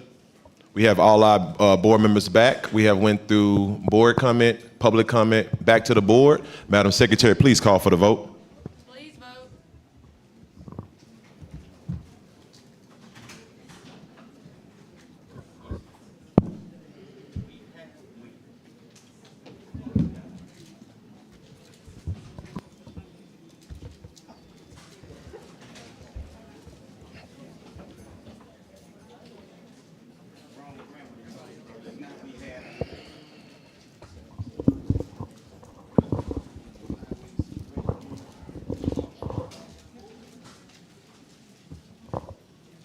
You can call for roll call for the sake of time.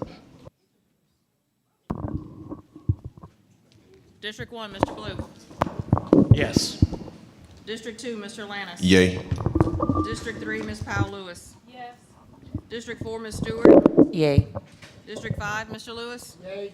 District 6, Mr. Russ. Yay. District 7, Mr. Goday. Yay. District 7, Ms. Kennison. Yay. Yay. Oh, Yay I'm sorry. for District District 8, Ms. 8. Kennison. District 9, Mr. Martin. Yes. Motion carries. Thank you. All right, we now convene our meeting, and we left off at our public comments. Next, we have Miss Empress, I'm sorry, I don't want to say Miss or Mr., I'll say Empress Hallman, Megan Perry, Hannah Bertman, Jamie Robinson, and Miss Abigail Whitler. I'm sorry, that's it. Whiter, I'm sorry. Nice to have you back, Miss Abigail.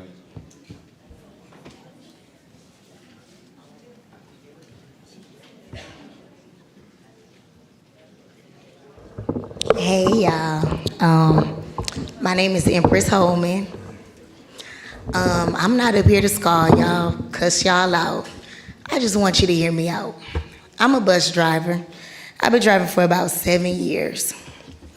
And I guess I'm gonna speak on us, but I'm gonna speak on me as well. I'm gonna just say, a lot of us bus drivers, we don't drive buses because this is the only job we could get. We drive buses because we love what we do.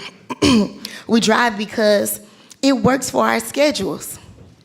I can say like me, I do hair on the side.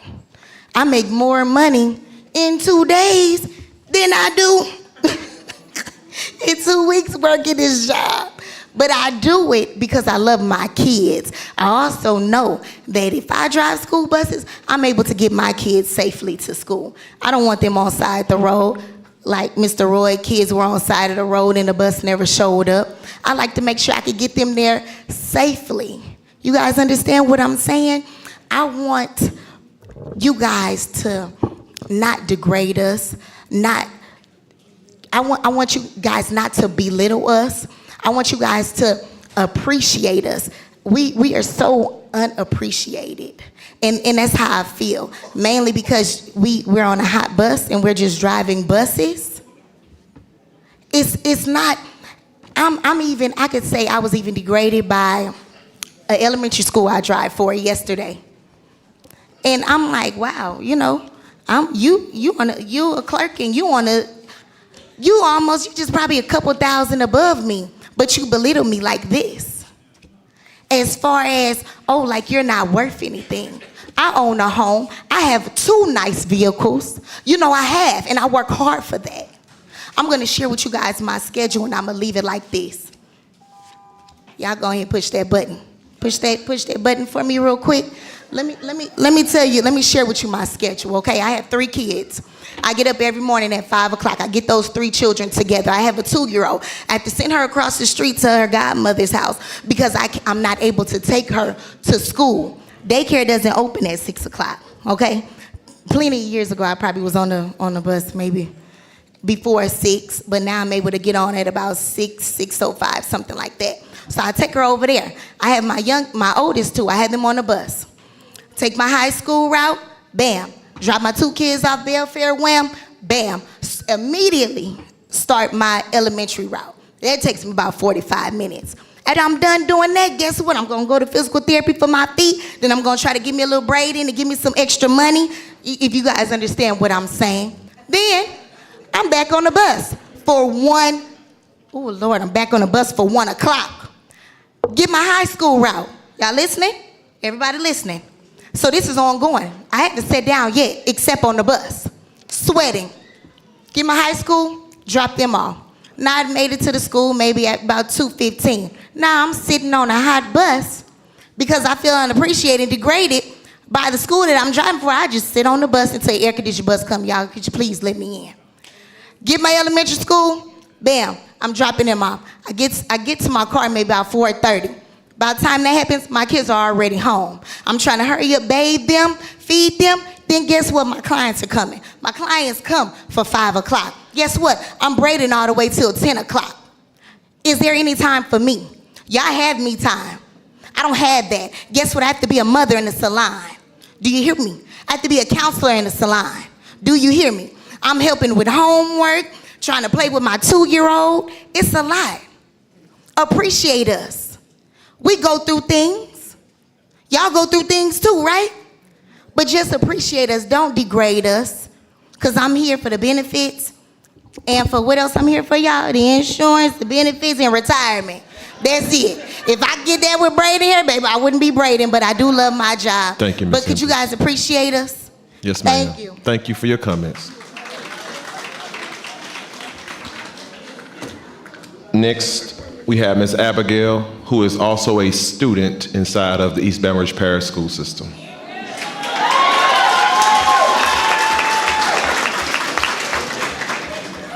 Ms. Abigail, you have the floor. Hello, I'm Abigail Wider, an 8th grader in East Baton Rouge Parish Schools. Every afternoon, we hear the familiar sound of our principal's voice. My classmates and I listen to the announcements, as always, and there are at least 3 bus changes. Maybe it's because the bus broke down, or maybe it's just because bus drivers don't want to drive roughly 35 kids to their houses in the heat and get insufficient pay. On the morning of Friday, August 18th, many students missed school because roughly 52% of bus drivers called in sick. Parents had no support and had to figure out how to get their children to school 5 minutes before they had to be at work across town. Anytime EBR has issues with respecting the people they need most, the students are always the ones being affected. Middle school goes by fast, and most of it shouldn't be spent worrying about how you're going to get to school or home. Not to mention, my mom is a teacher, and this affects how we spend time together. When I'm stuck in aftercare and she's doing whenever I'm stuck in aftercare and she's doing late bus duty at 5 o'clock at night. Also, extracurricular is important to me. I enjoy my swim, and it's a lifelong skill. You tell teachers in this district that relationships are the most important thing, that learning will not occur if there are no relationships. What about the relationships of family and home life when you have parents leaving at 6 o'clock in the morning to drop their children off at school or to get them to the bus stop safely in the dark? Or my mom, who won't be getting home until after 5 when she's doing late carpool duty at her elementary school. How is that going to be an effective relationship? The most important relationships start at home. School bus drivers get paid less than truck drivers who get paid $35 an hour. Both jobs require the same license, but one has a smaller pay for more work, and the other pays fairly for the amount of work required. Target employees make more money on their first week than East Baton Rouge bus drivers who have been working in EBR for many years. The question isn't when bus drivers should come back, it's why they should come back. Thank you. Thank you. Thank you, Ms. Abigail. Amazing speech.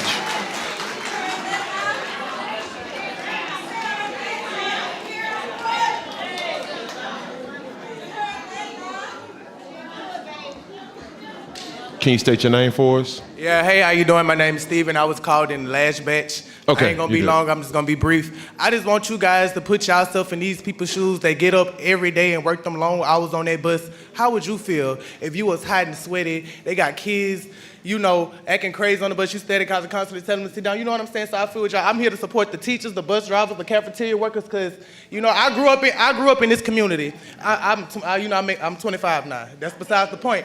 But you know what I'm saying? I thank them because they was there when I was growing up. So I want y'all to do y'all part, because if y'all got kids in the EBR school system, y'all want them to be well taken care of, well fed, make sure the teachers doing this, doing that, so y'all need to pay them. You know what I'm saying? And I feel like, to be honest with you, that they need to do an investigation. Because if y'all don't have the money, where the money at? Somebody pocketing it.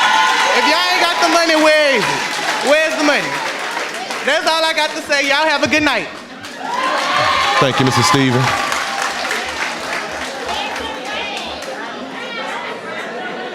Ms. Birchman? Okay, 1 second. My name is Hannah Birchman. 1 second, Ms. Hannah. We're Yep. trying to get the room calm.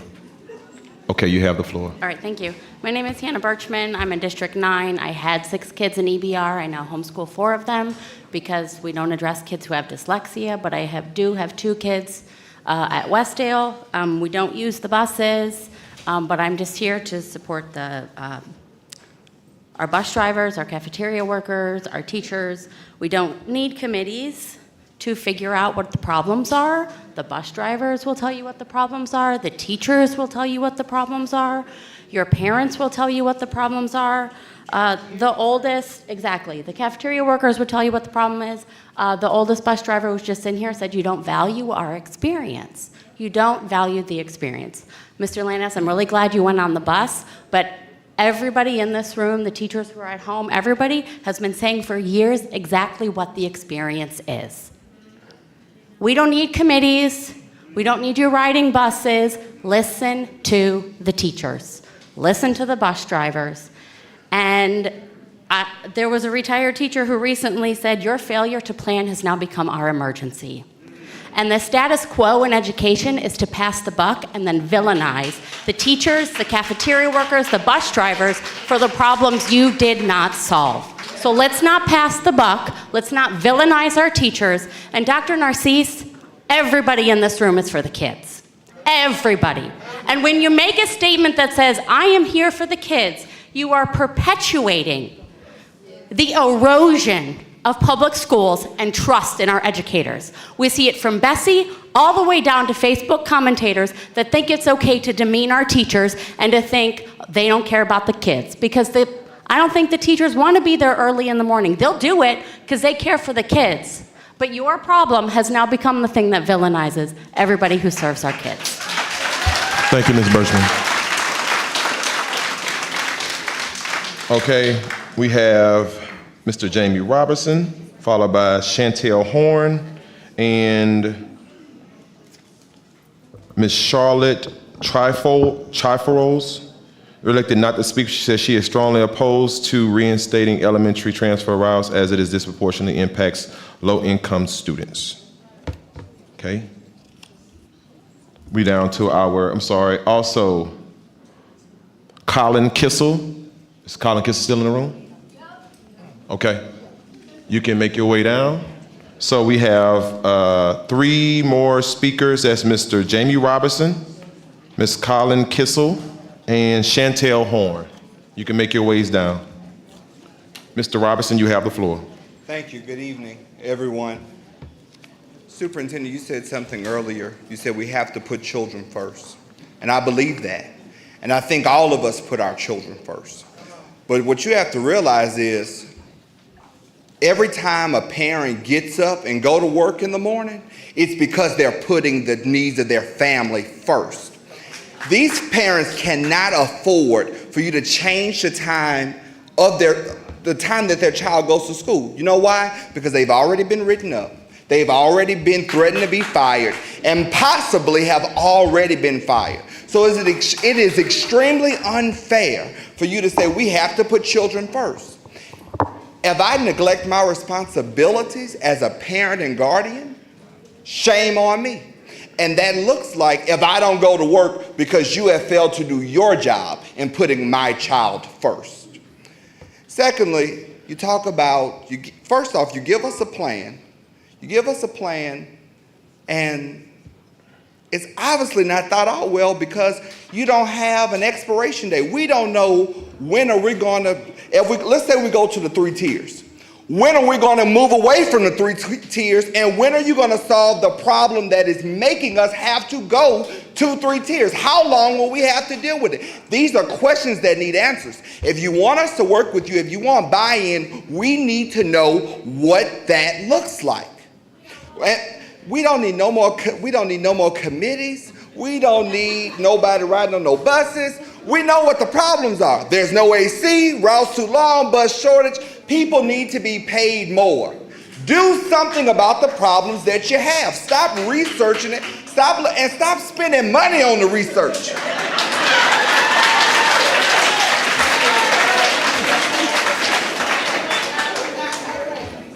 Finally, I wonder if those outside groups that paid for your board retreat will give us a little bit of money for our bus. Thank you. Wonderful. Thank you, Mr. Robertson.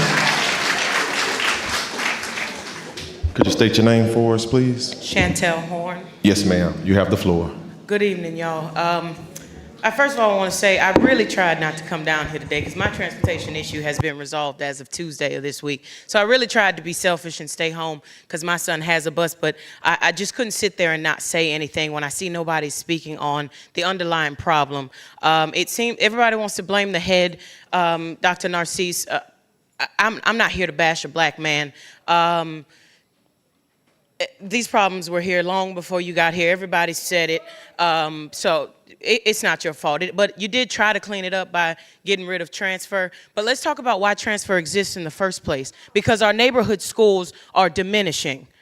They don't offer a quality education. I live on the same street as an elementary school, but I have to bus my child to a magnet school for him to get a decent education. Because I tried to send him to that elementary school for pre-K 4 just to test it out. I'm like, it's pre-K. I can test it out, see how it goes. He went into pre-K and came out with the same information he went there with that I had already taught him. So the problem is that the neighborhood schools have been forgotten.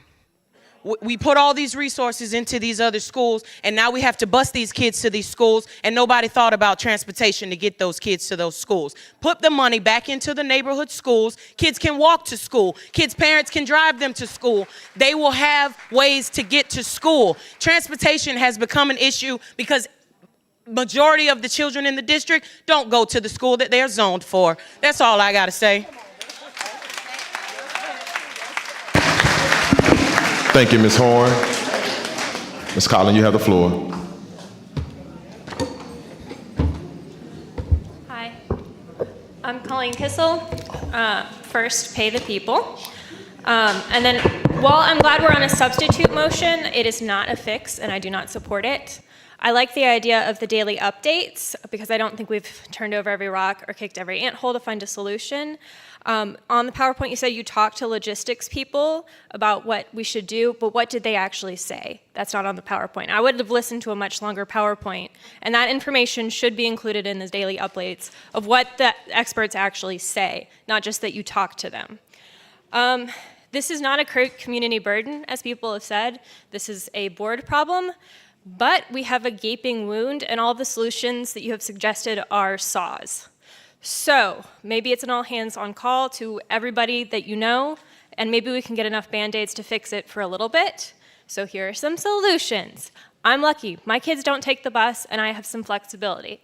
So have you tried calling all the parents to say, hey, do you have flexibility? Can you get your kids? Can you meet up at open houses next week and make friends with people that go to your school that live near you that you can drive if you have that availability? That cuts down some of your numbers for at least a month or so you can get the buses. We have a billboards budget, I know. Can we stop either get rid of the billboards or change out what they say to recruit bus drivers instead of getting people to magnets? And then can we get a more explicit timeline of when we will get, have we ordered them? When will we get buses, right? And when will we get people? What is the actual timeline, and can that be as part of the daily updates? Yeah, thanks. Thank you, Ms. Collins. Next, last card, or last speaker I had on this particular item is going to be Ms. Rochelle Dunn. Is she still in the building? Yeah. Okay. You have the floor, Ms. Rochelle. Good afternoon. First of all, I want to say that Mr. Ridgely, I know him a little bit, and you have encouraged something that you probably didn't expect. I want to say to Mr. Howard, I really appreciate your kindness since you've been at Transportation. You did your best. I want to say to Dr. Narcissus, I might not be saying your name right, but on last week when we had the meeting at Glen Oaks, you asked us to work with you, and we were willing to work with you, and we still are willing to work with you. But then after we are. We're gonna trust God in this process. All right? Nobody's put God in the plan tonight, but we're gonna put God in the plan. We're gonna have to trust God that He's gonna work it out. Now, how He gonna work it out? We don't know how He gonna work it out. But we're gonna trust Him that He gonna work it out. But you came to us, and where the disturbance really has came from that, could you cut me off just a second? Just give me a break. Okay. Where the problem has really occurred from, Dr. Narcisse, once you told us that you was going to do the stipend and give the pay raises and implement it in your next check, or whenever the check be, they sent out a list on how you was going to break it down. But a lot of you all don't understand the little breakdown that they finna break down gonna cost you more taxes. So that little $700 you're gonna get, you really ain't gonna get but $550. So just keep that in mind. But that's okay. Something is better than nothing. So remember that. Anything that's negative, you gotta find the good in it. Whatever God give us, He gonna allow us to be able to manage with what we have. So we have to remember that. But the problem we have is, good example, I did on Tuesday. I drove up with my students. I had 34 students on the bus. Listen to me good, all right?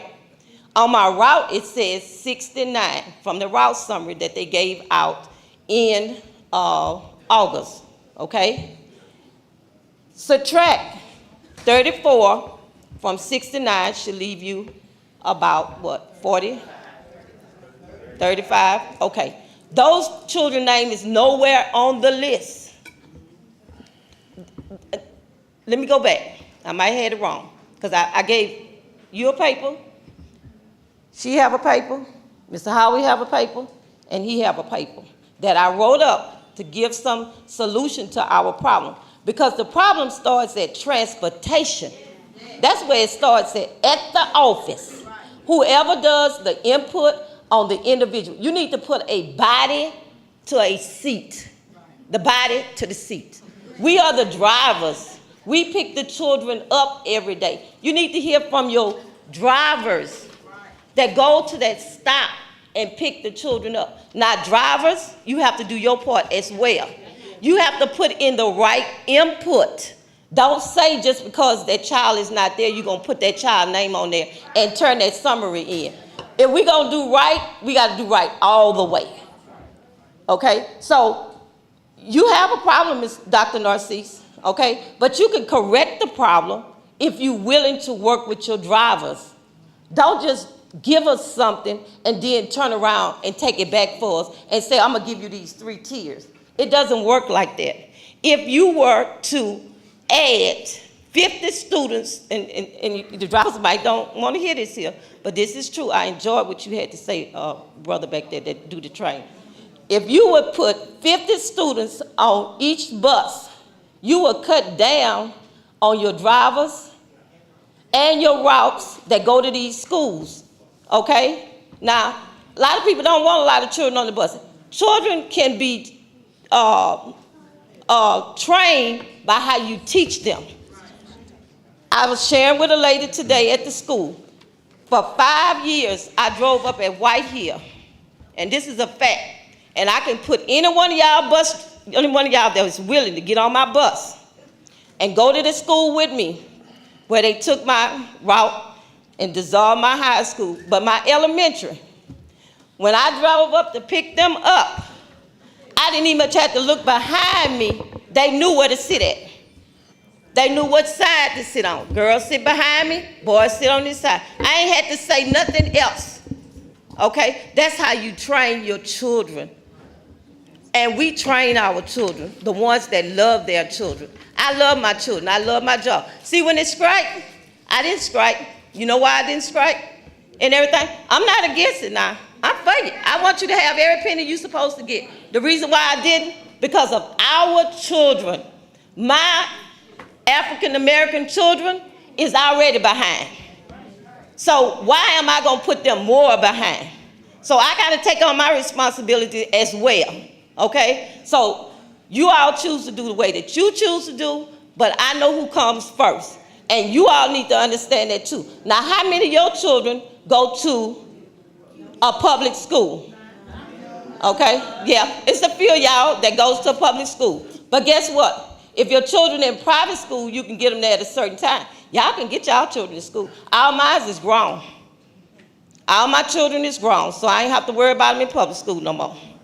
But they did go to public school. I went to public school. So what I'm saying is, I'm proposing to ask Mr. Ridgely, Mr. Howard, Dr. Narcisse, and any board members to come together and get your drivers in a room, in a group, in a setting, and let's work out this here and take these children's names that's not on the list off and build a better route. My last thought is, this man here, he don't much want to talk, his name June. Me and him don't get along good, but let me tell you something. We don't. He keeps that bus clean, he shines that bus, he's dependable, and I know I'm not getting out there and washing no bus. I'm telling you that right now. My husband might get out there and wash it, but Rochelle not getting out there and wash it. Mine's dirty right now, but the reason why I haven't washed it and cleaned it up, I wash it twice a year. The beginning and the end. And I sweep it when I go get gas, and I keep it clean, and the dirt is not on it, okay? Because most of the time when I get it back, it look the same way. But what I want to say about him is, this morning I saw this man standing outside, waiting on a bus to come and give him a ride to go pick up his children to take them to school. Now y'all need to think about that. He is waiting on a bus outside at Skylandville High School in the parking lot on the other side. And I hollered, I said, do you need a ride? What you said? That's right, okay. So what I'm saying is, we are willing to do the work, but you all got to willing to be able to help them as well. So let's work together, okay? I'm not here to bash anybody. Know that the Lord is going to work it out. Thank you, Ms. Dunn. Okay. Seeing no other cue cards at this time, we will now come back to the board for comment. First up inside of the queue, we have Ms. Katie Kennerson. Thank you. All right. One thing I think we can all agree is clear. Everyone's tired of the chaos. Can we feel right in here, the tension right in here from all this conversation? Those of you at home watching, you can even feel the tension. We're all experiencing it. All of EBR employees have to deal with that tension every day because of lack of clarity, sure, all kinds of reasons, lack of communication, there's fear, there's feelings of not being appreciated, valued. There's so many unknowns for an employee every day that they just have to deal with. But you guys keep coming to work, and you're all amazing for that. The issue at hand is a transportation issue, and it's a safety issue. When our kids aren't safe, it's not okay. We don't take weeks to figure it out. My own kids are in EBR schools, and I am at the point, personally, where I don't necessarily trust the district with my own 2 kids. And as a board member, I'm here to represent all of you that reach out and express your concerns. It's my responsibility to do that, but also it's my responsibility to make sure all the kids in EBR, not just mine, are taken care of, and at the very least, just safe. We're not even talking about education here tonight. We're only talking about the fundamentals of keeping a kid alive. It shouldn't have gotten to this point, but here we are, And to that point, often it takes a while for impacts of poor decisions to show themselves and to start directly affecting a community. So decisions that are made here tonight are going to affect us years from now. So decisions that were made years ago are affecting us now. We have to stop the bleeding now, because there's only going to be more decisions. As you can see, the last thing that we approved was the before and after care with no plan, and it didn't address the safety issue. Because we don't have a plan for it, we're continuing to put our kids in unsafe situations because we don't necessarily have coverage to make sure the kids are safe. And again, not even talking about educated, but safe. I spent the last couple weeks working as hard as I could on this issue on the ground, but also with some of my fellow board members. To me, the superintendent talked about this being a math problem. This is a people problem. Sure, there are logistical issues. They need to be solved. They're not even being addressed with these plans. What I talked with my fellow board members about was putting a vote of no confidence on the agenda for tonight. And to be honest, I've been trying to do it for a while. As you can see, it's not on the agenda. And I'm the only one willing to vote for that as of tonight. But here I am on the microphone, and I've got my one moment here. There's a lot of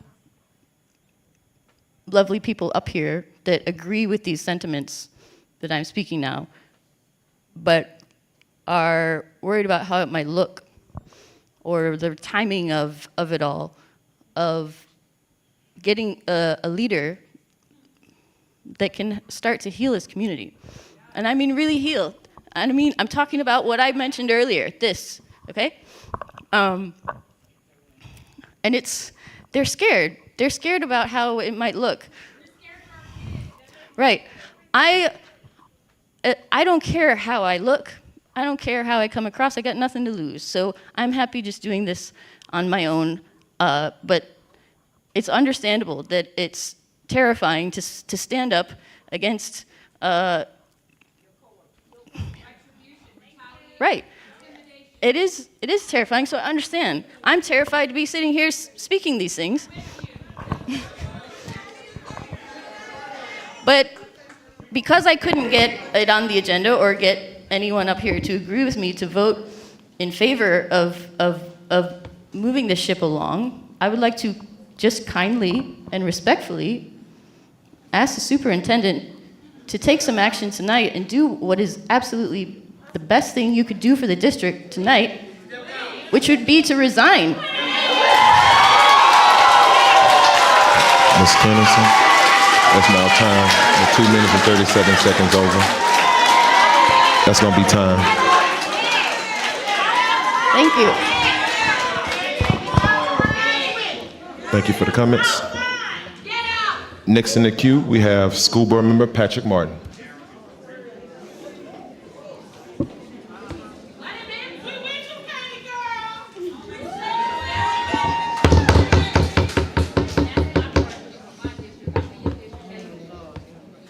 School Board Member Martin, you have the floor. Thank you, President Lannis. Look, I know talk is cheap. But I do want to thank each and every one of you in here, all of the employees of the school system, for the love and the passion you have for our children.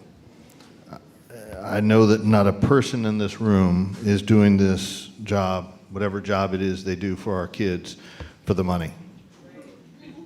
You do this because you love our children, and that's no excuse to not pay you what you deserve. As I've said before, every employee we have deserves a significant pay raise.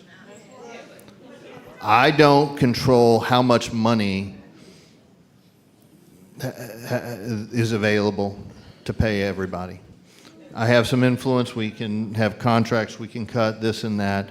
Cut every non-essential thing. We still don't have enough money from the taxpayers to pay you all what I would personally like to pay you. But I say that to acknowledge the truth that every word that has come out of every single person's mouth in the room tonight has been motivated solely by the best interests of the children and the need to support your own family and earn a living. That's what's motivated every comment that I've heard from the audience tonight. You know, sometimes the damage caused by a storm to your house reveals deeper problems, structural problems that maybe you would really rather not know exist. But if you didn't know it, then the whole thing's going to collapse. And instead of losing a living room or the corner of your bedroom, you lose the whole house. And so what I'm hearing tonight is a lot of things that needed to be said, a lot of things that needed to be heard, more importantly, even though they are painful. I'm fairly certain that while the crisis today is in transportation, that's not the only potential crisis that faces us.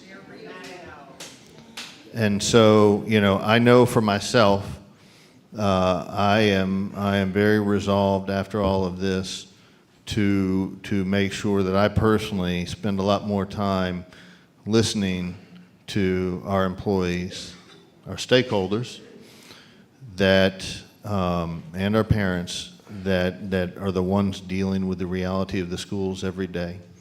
And so I can assure you that that's one thing I'm going to do a lot more from now on. Thank you. Thank you, School Member Martin. Next, we have School Board Member, Vice President, Ms. Carla Powell-Lewis.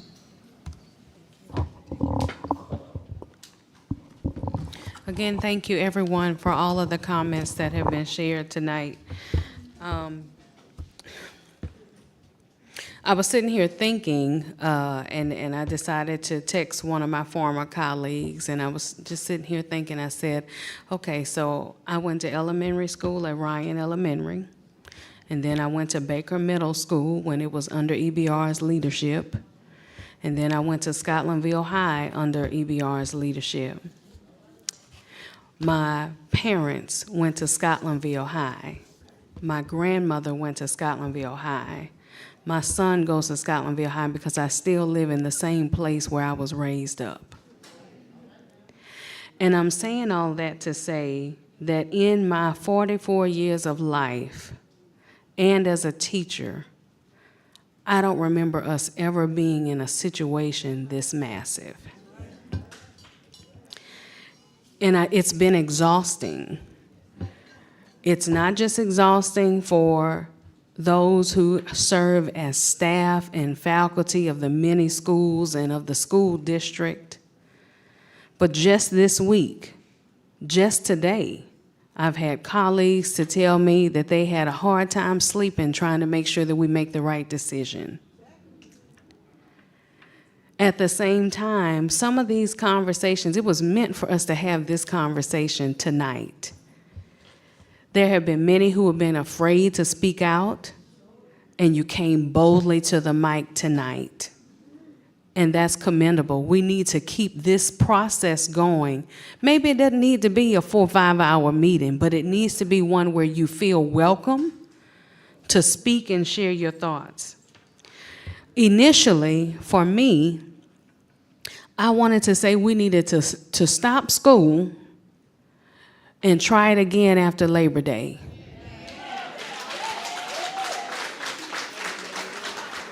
If we did that, though, then that means that we would end up adding extensive time to the instructional day. Then there's also an issue with the fact, what I understand from some who have more knowledge than what I have, then that would affect what our testing schedule is like. So if we can't do that, then that's the reason why I considered the idea of us being able to go back to what we've known as the elementary transfer site or elementary transfer process until we can come up with a solution that really makes sense. So with all of that in mind, I wanted to make sure I made this final statement, that we hear you and we love you and we're not going anywhere. Well, I hope I'm not.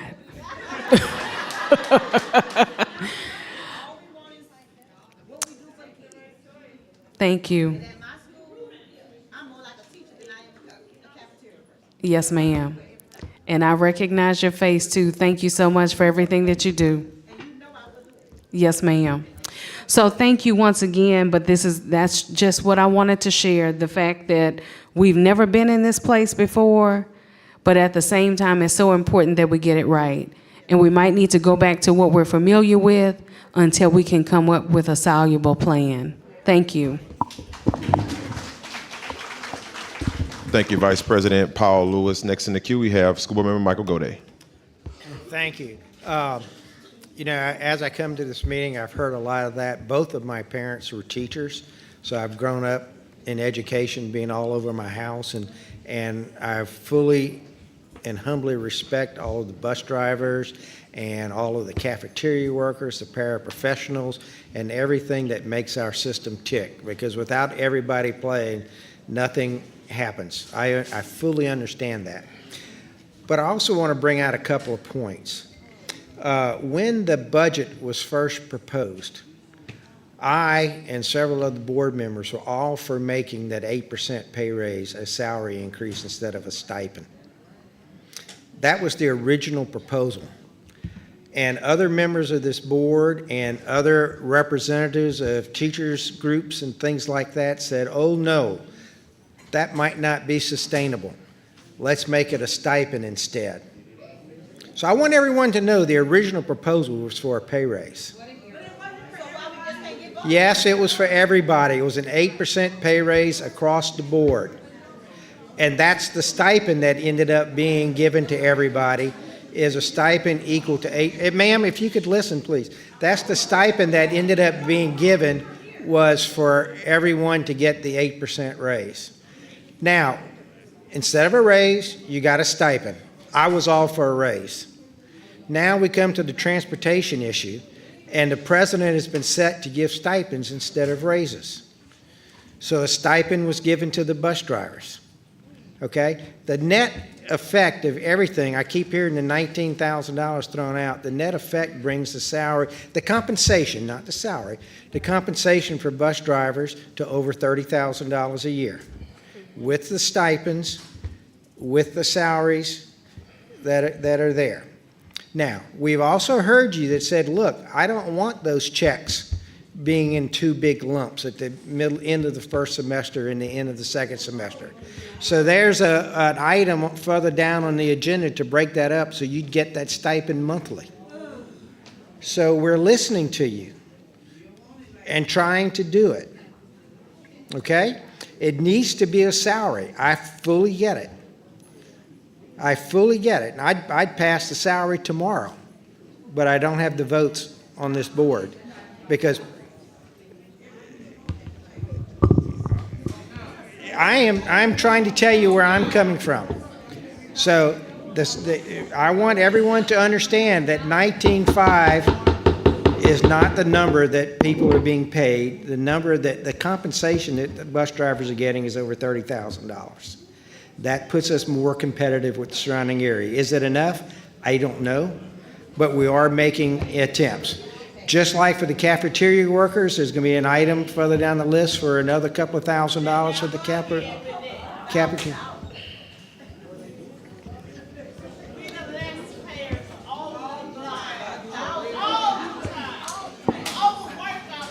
I understand. I can't go back.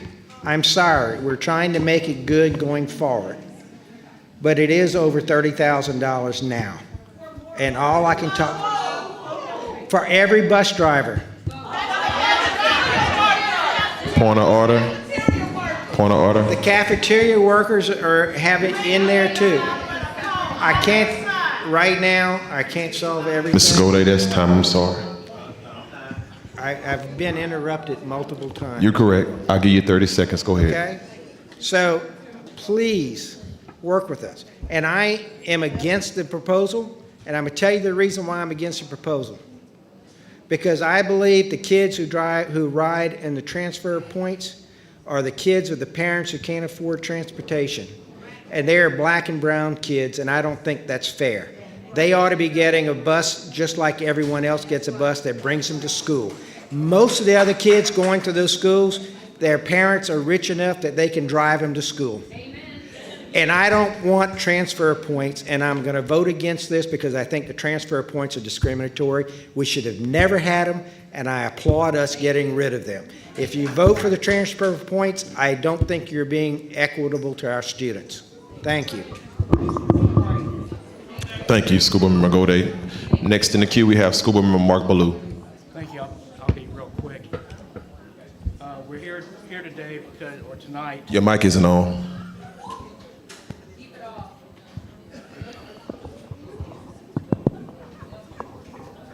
Okay. We're here tonight because we have a crisis in our transportation system.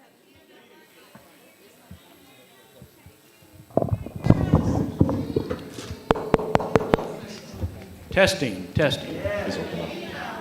Yeah, his on. We don't have enough drivers to drive the routes that we need to get all the kids to school. We've looked at different solutions, and I appreciate the work that's been put into the original proposal. I just want to make sure we look. I know it impacts a lot of people, but I want to make sure we understand or just have a perspective of what the proposal was, and it's extending or shifting the elementary schedule by 35 minutes and shifting the transportation routes or an additional 20 minutes. So I realize that impacts, but we've heard a lot here today that I just want to keep it in perspective. So I'm going to vote against the substitute motion. I don't want to reinstitute the transfer point. I thank everybody for their input, and we'll keep looking for solutions. Thank you. School Board Member Mark Ballou. Next in the queue, we have School Board Member Nathan Russ.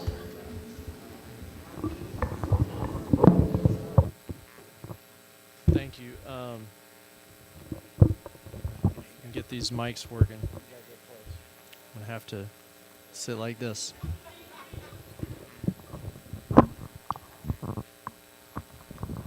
It's not that important what I have to say. We've heard a lot of what is important to hear tonight. I got to talk loud. Can you hear that? There we go. Thank you to the folks that showed up to voice what needed to be heard from our staff and from our community. You have a right to be mad. This is a terrible situation we're in that we should never be in. There's a lot of reasons why, right? Decades of negligence across many boards, many superintendents. It just finally broke. And this is the mess that we have to deal with. So you're right to come and tell us as a body that represents you how you feel and what you expect to be done. I hear that. I have had this attitude from the start that we have to figure out how to solve this and do what needs to be done for the kids and the families in our community. My kids go to these public schools. I'm fortunate that I go to a really great public school in EBR that every kid should be able to afford and accommodate. But that's not always the case. So there's kids that go all over this parish to try to get a good education. I want to point out that regardless of whether we accept this substitute motion or we were to approve the previous plan, both of these have transfer points. In fact, Dr. Narcisa's plan creates a new middle school transfer point. That was conveniently left out of the presentation, but I found that out yesterday. There is no transportation at this juncture that doesn't have a transfer point for students in our parish. I hope that we can get that. The substitute motion on the floor, in essence, authorizes, it's a request from our board. We don't have the authority as a body to require that happen. Those powers rest with our superintendent as our sole employee, right? What I'm asking, what I hope the board will support me in asking our superintendent is go back to the drawing board. It's clear that our community cannot support this plan. It's going to have a severe negative impact on the families of our communities, whether those are employees or parents of students. And we have to do better. We've got to figure it out. We've got to thread the needle. We've got to figure out how to get more resources.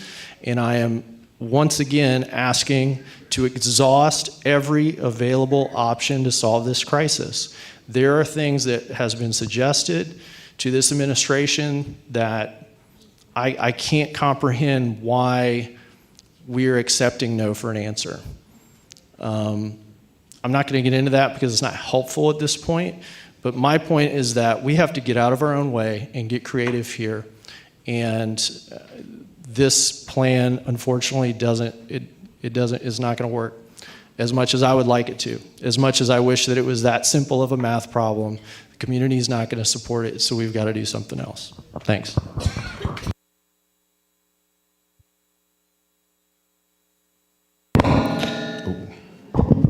Thank you, School Board Member Russ. I'm gonna enter into the queue last and I'll be really fast.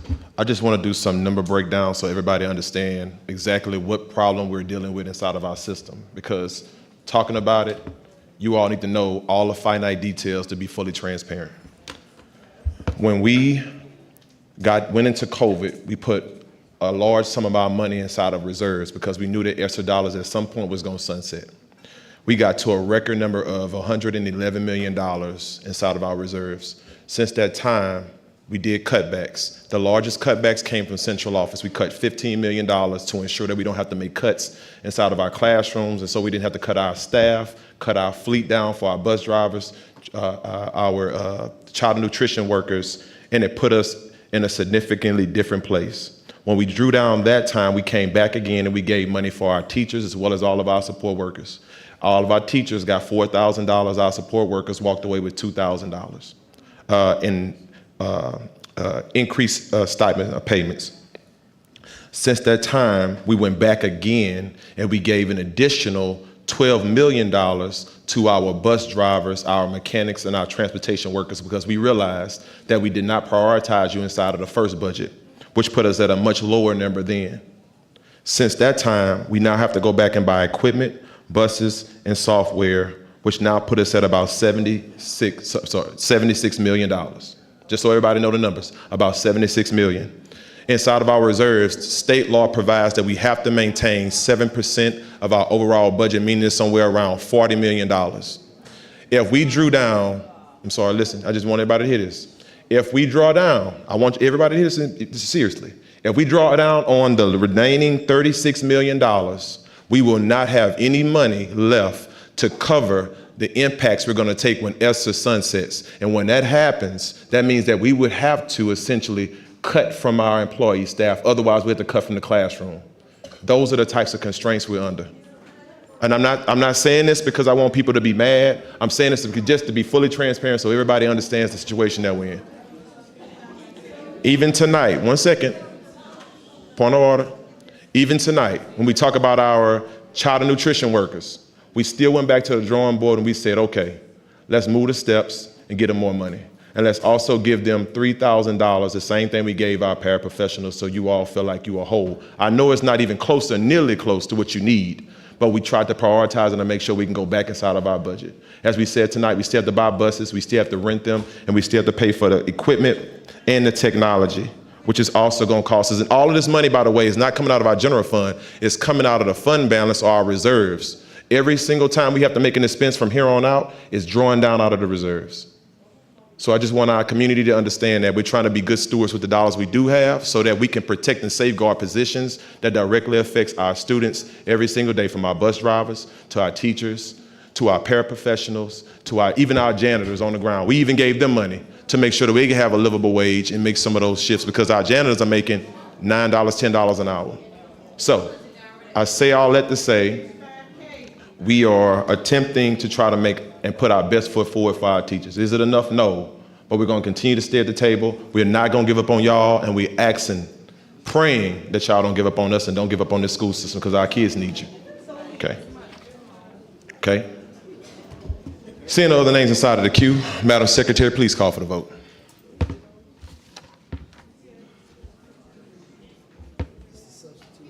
Yes, we're voting on the substitute motion. One second. I want to read it for the record.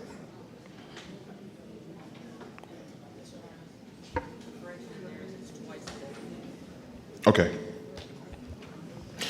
We are voting on a substitute motion to, 1, request daily transportation updates from the administration to the board and the public twice a day, authorize the superintendent to reinstate elementary transfer points, and develop a plan for school start and end times for the board's consideration that utilizes transfer point, collection points, and additional resources to avoid and minimize adjustments to the typical school start and end times while maintaining the number of instructional minutes required by the state law and policy. Please vote.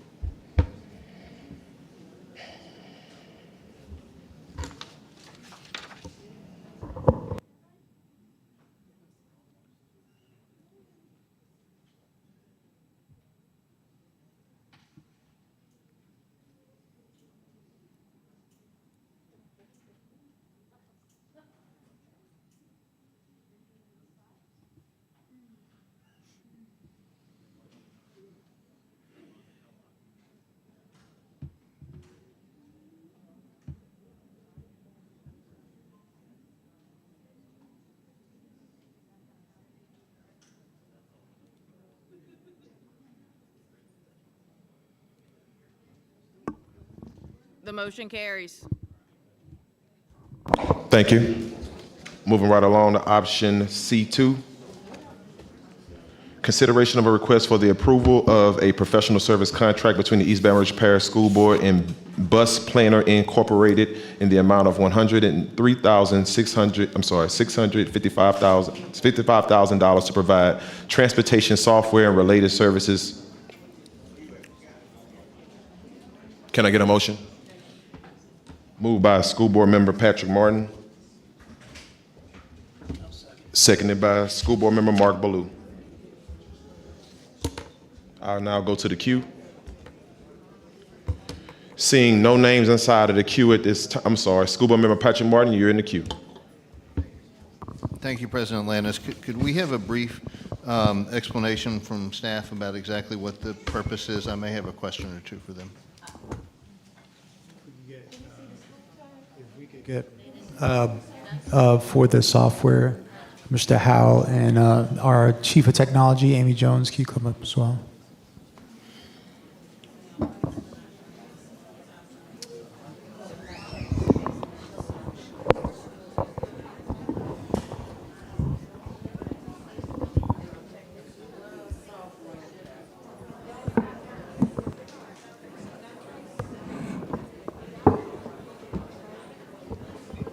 Okay.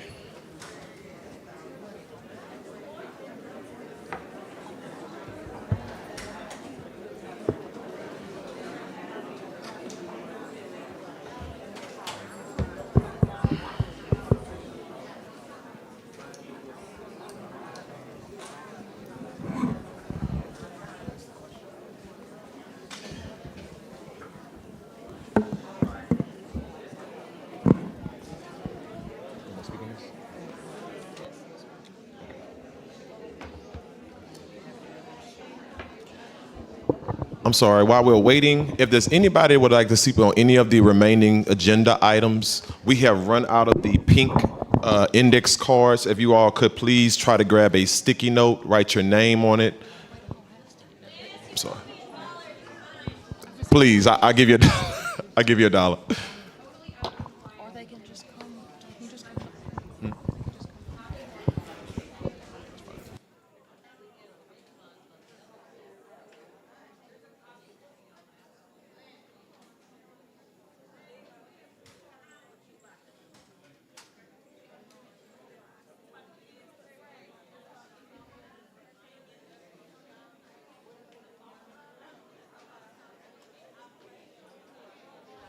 Test, test, test.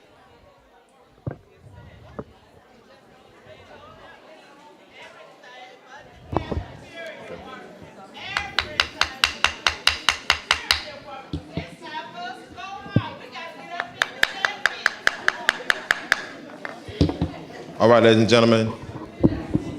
Respectfully, I'm asking that everyone please try to remain silent. You gonna speak?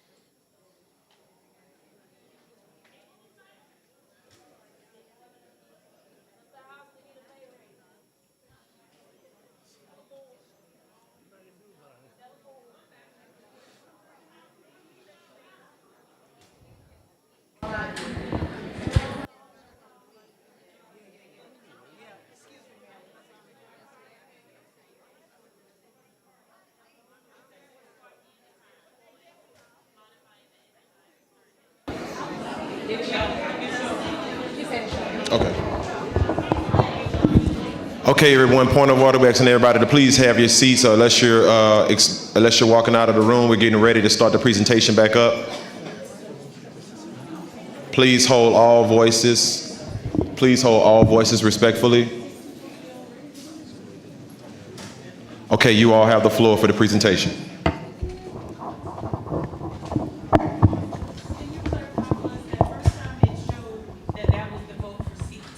Yes, she did. And then when she showed the correction, it showed different. So did y'all already vote? Yeah. No, we didn't vote on C2. No, we didn't vote on C2. That was a technical problem. She displayed it again to show the votes the correct way. Now we're on C2. Yes, no problem. Okay. You all ready to present? You have the floor.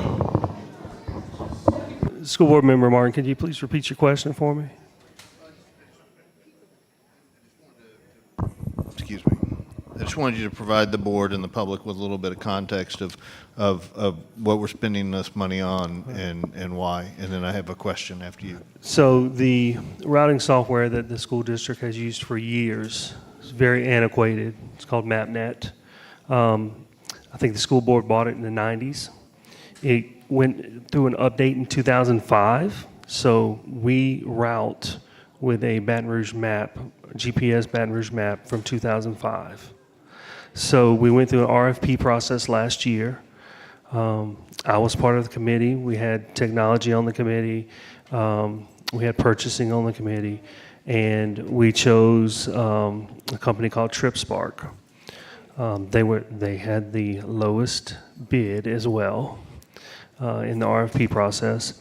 And we started training on it, and we realized soon after the training that a lot of the things that they showed us during the RFP process just wasn't happening. And we realized about the middle of July that if we stayed with this new software, that it was quite possible we would have to delay the start of school because we would not have anyone routed. So in about a week and a half, we did what we would normally do in about 2 months in the old software. So this software, it's a company called Bus Planner, and they're going to help us look for efficiencies in the current routes we have. All the data that you guys need and that the public needs, it's going to be easily accessible. And they have a whole dashboard. You can customize your dashboard. It integrates a lot. It actually integrates with JCampus, unlike the other software. It has an auto routing feature. That was one of the features that sold us on the TripSpark. As soon as we started training on it, we were told, well, it's not going to work with your routes, the auto routing feature. You know? And we've had multiple issues. They told Ms. Spalding that we asked to turn the auto routing feature off, which we did not. So we've had complication after complication with this company. And we've even had conversations with Mr. Shamlin about pursuing legal action to get the school district's money back from them.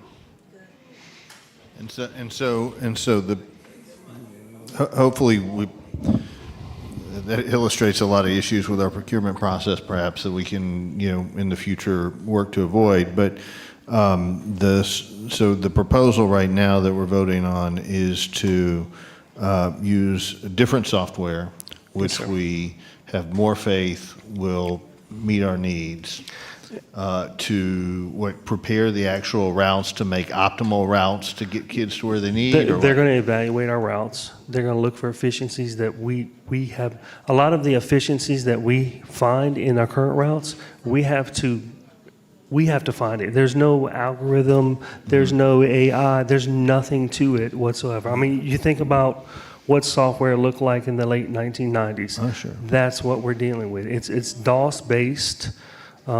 It runs on Oracle, if you know what that is. Oh, yeah. It's very old. Right. No, obviously the old software was way past time. Again, with the benefit of hindsight, probably should have started that process a lot earlier. I certainly commend the staff for recognizing the need to change it.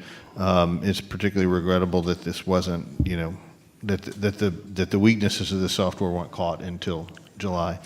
I think my particular question with the software is, well, first of all, is this like the best-in-class solution in this space? I mean, is this the best, the very best we can buy right now, you think?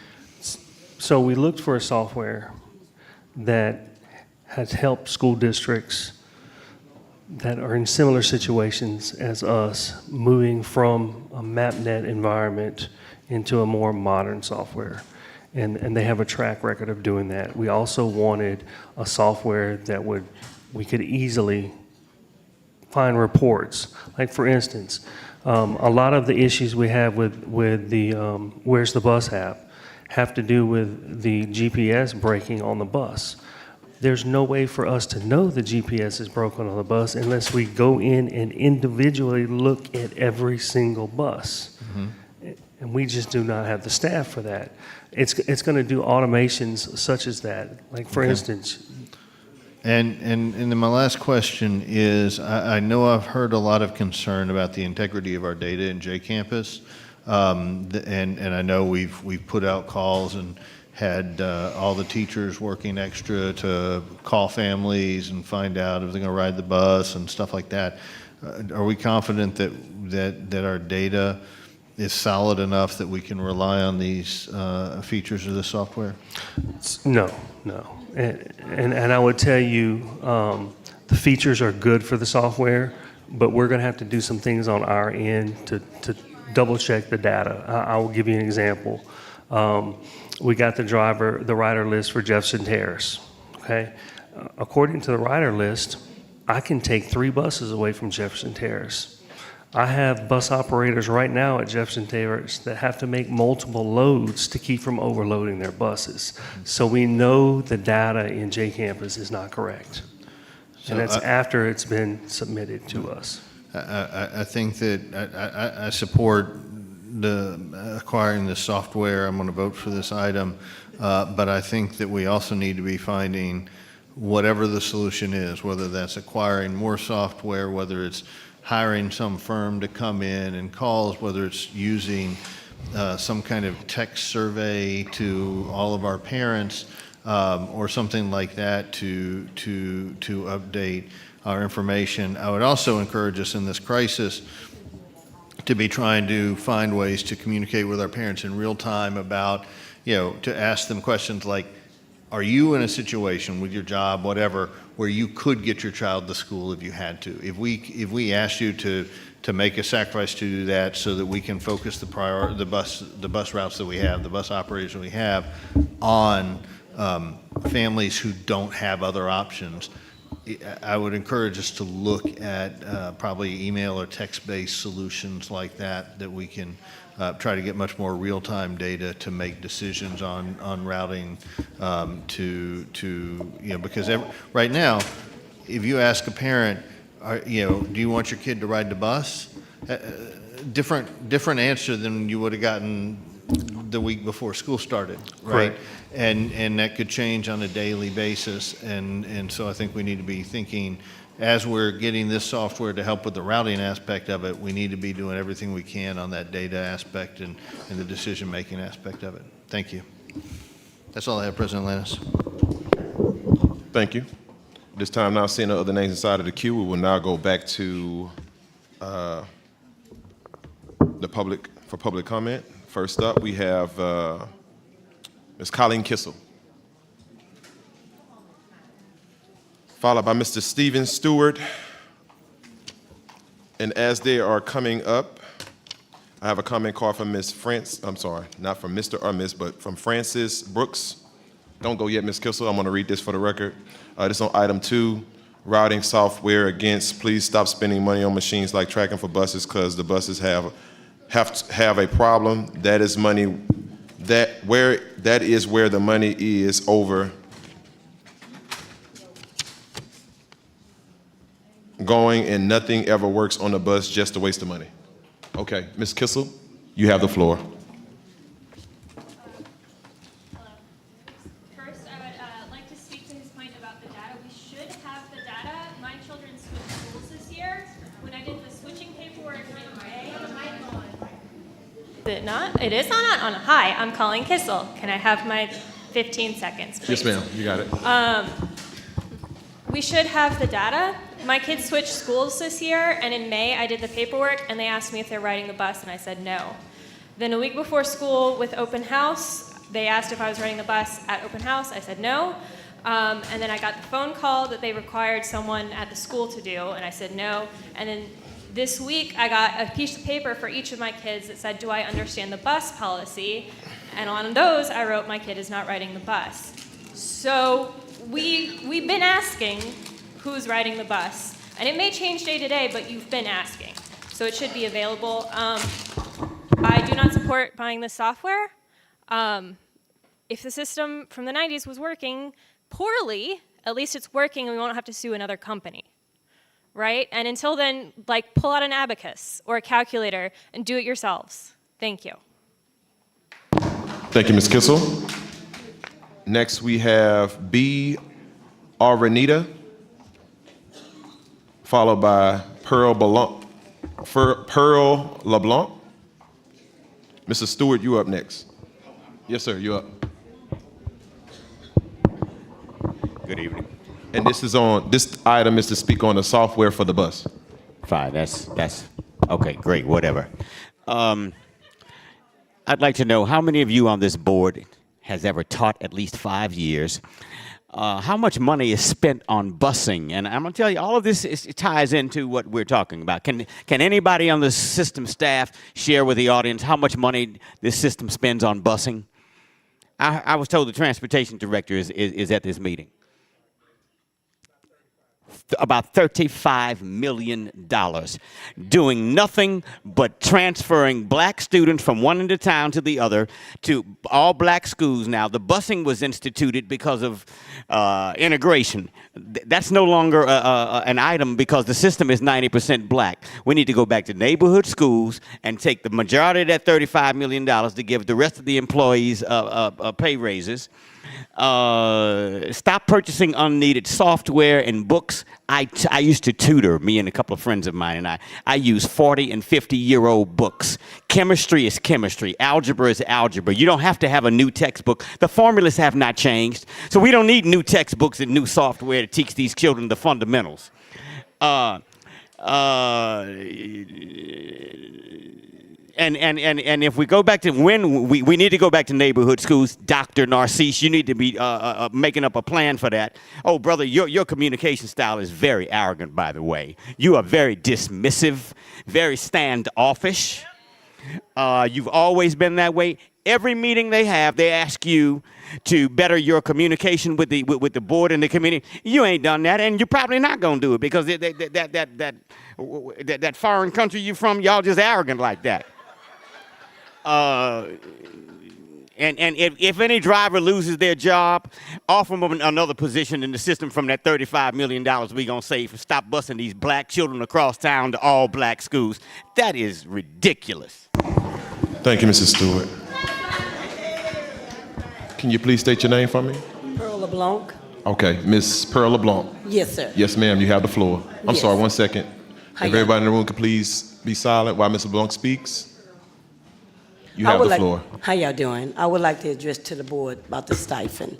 My thing is this, it's okay for the stipend, we want the stipend to stay like it was. The way y'all addressed it for us to have it in October. I'm sorry, Miss Pearl, we're not on that item yet. Not yet? No, ma'am. Oh, well, It'll what- come. That's what I was talking, okay. That's okay. You can. I'm just gonna take your card and I'm gonna move you over to. I'm gonna move you over to the item where it comes up, and I'll be sure to call on you again. Okay. Yes, ma'am. Thank you. No problem at all. All right. Next we have B. Ardenita. Ardenea. Still in the room? Okay.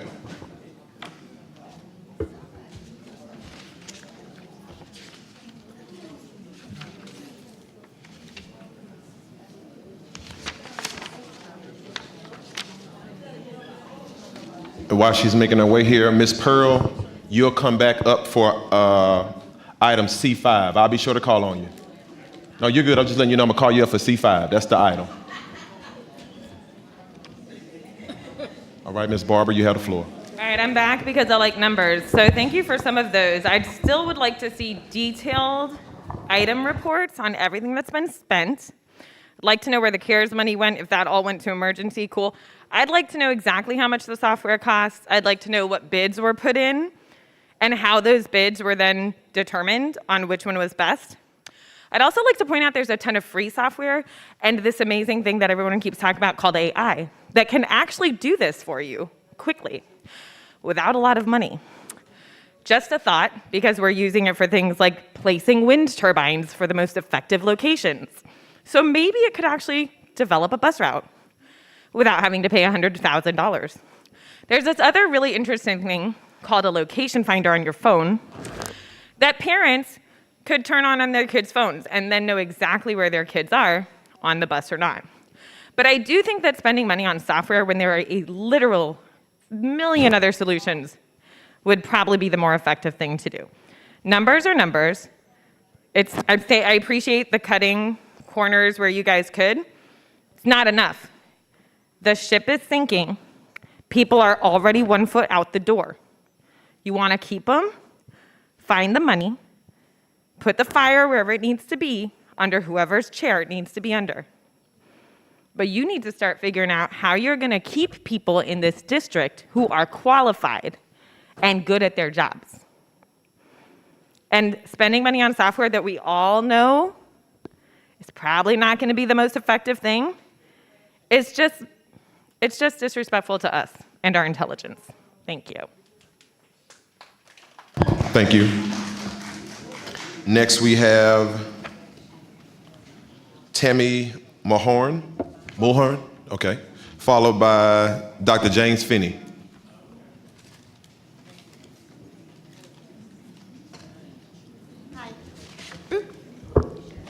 I'm Tammy Mulhern, and I do feel that investing in some software that actually works would benefit and create efficiencies within the department.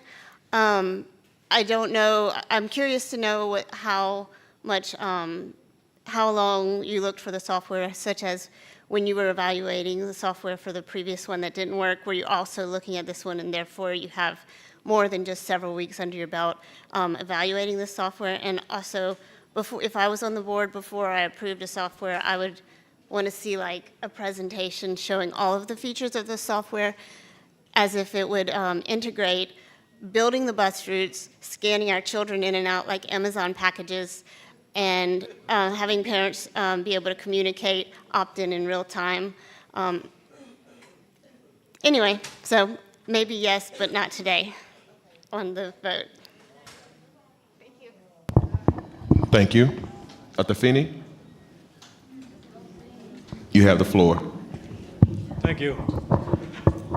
When I listened to part of Dr. Narcise's presentation before I taught my 4-hour class this evening, I heard this is a math problem. Have you thought about engaging some mathematicians? Or is the solution to everything sole source, one piece of software, and just hope that somehow irrationally that's going to solve things?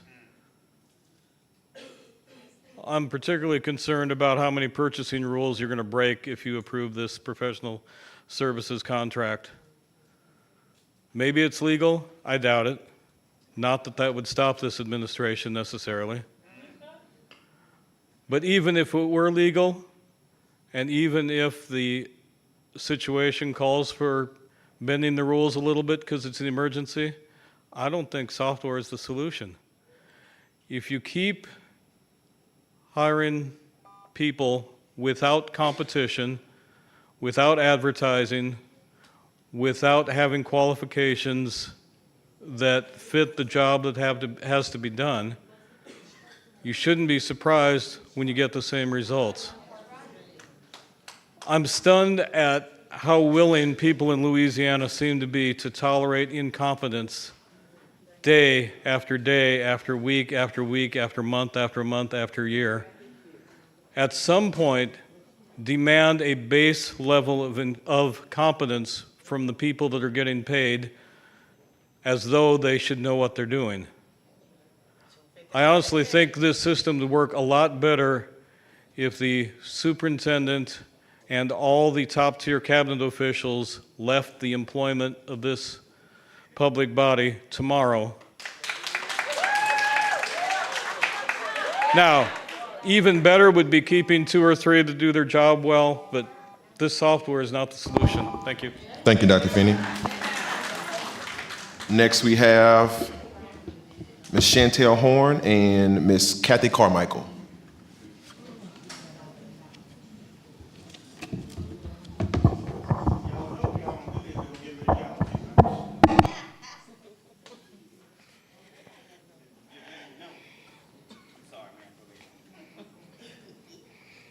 Hey, how y'all doing again? I heard at a previous meeting that our district has shrunk to about half of its size over the last decade. So I'm just trying to figure out why all of a sudden the technology that was working just stopped working when it had less to do. And then we got a new software, I believe y'all said in December of last year that was purchased.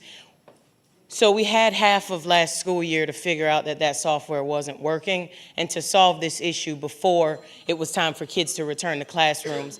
So I just want to make sure that we're not rushing into this software and we do the legwork required to make sure that this is the right one. Was this software considered in December, and why was it not the top contender then? I just feel like we're trying to throw money at the situation, and it may be wasted funds that could go to paying all these people that want more money. So I just want to make sure that we are sure that this software is going to be better than the last one purchased.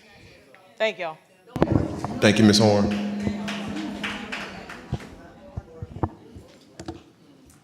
Good evening, this Kathy Carmichael, District 7. I was just looking for a point of clarification in the budget that you passed in July under Student Transportation Services. It said the transportation software expenditure will be funded through the ESSER 3 grant. On today's agenda for August 24th, under the agenda detail, it states that the software will be paid for using the general fund. So which one is it? The other question, why was it decided that we were going to buy the software that was in the original budget today while we're in a catastrophe? So that is a little bit peculiar to me as well. When were we planning to actually research the software and decide to buy it? And I agree with what my colleague just said.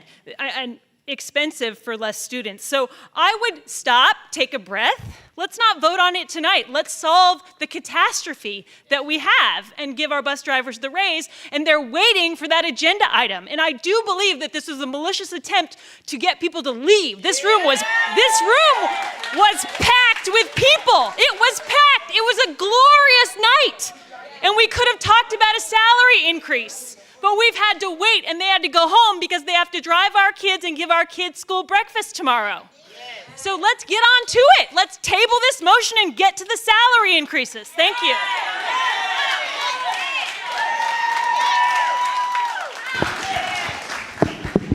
Thank you. Next, we have Ms. Tanya McMillan.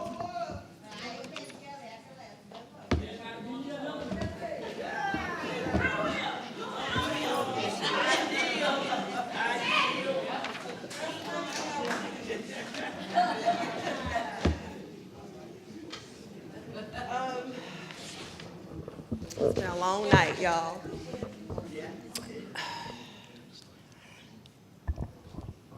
As a board, you guys have learned a lot of things tonight and, during your time as board members.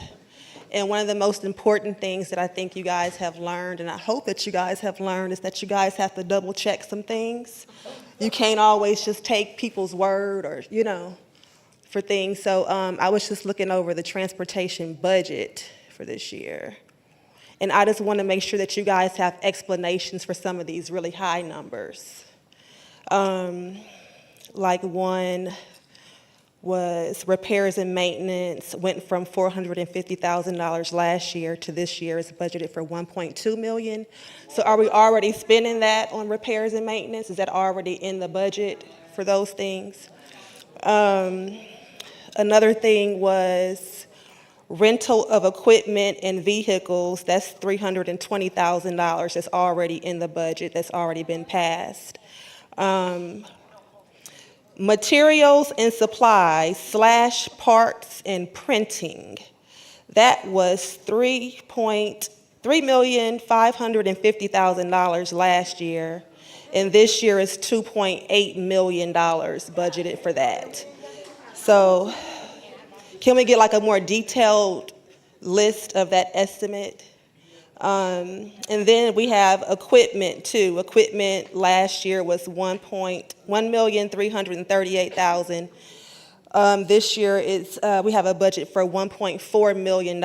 So those are some pretty big numbers for some things that I think we're already budgeted for that we're kind of talking about now.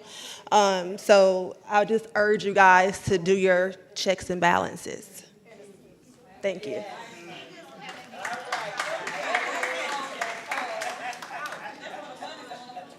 Thank you, Ms. McMillan. Seeing no other, I'm sorry, ladies and gentlemen. Seeing no other cue cards at this time, we will now go back to the board for public comment. School Board Member Patrick Martin, you're in the queue. Thank you. School Board Member Mark Ballou, you wanted to speak? Okay, he's waived. Next we have School Board Member Cliff Lewis. Thank you, President Landis. I've asked this question a couple weeks ago. We purchased the software in December of '22, correct? Okay.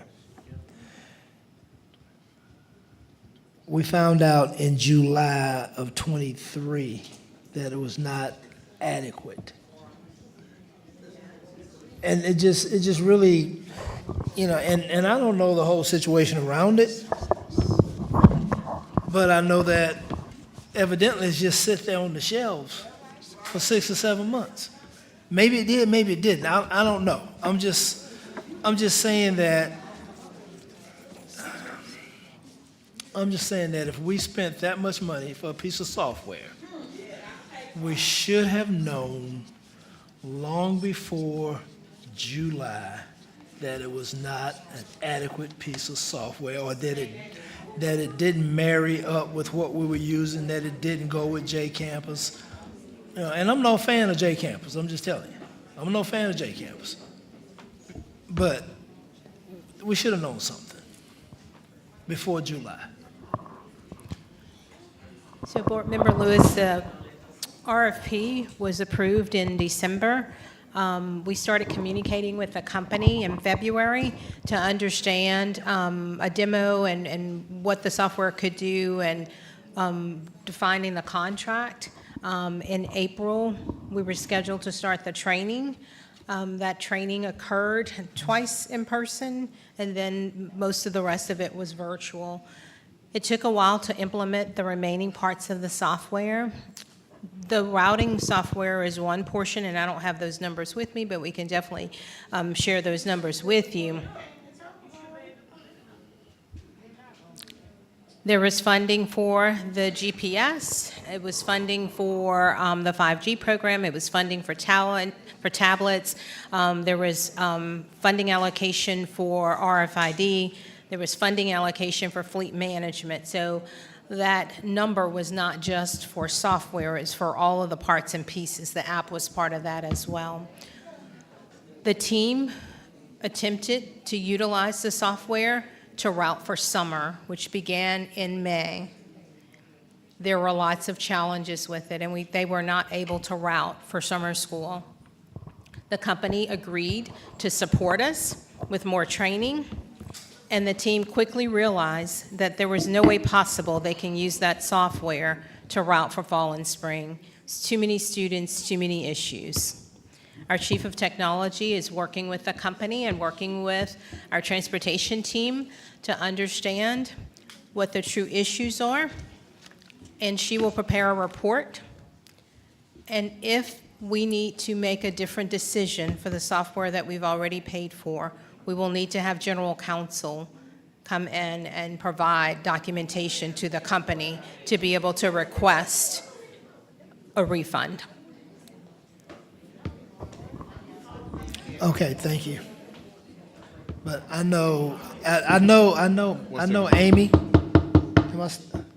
to get the floor back right. There you go. All right. One thing I do know, and I believe, that if Amy puts her hand on a piece of software, she knows what she's doing.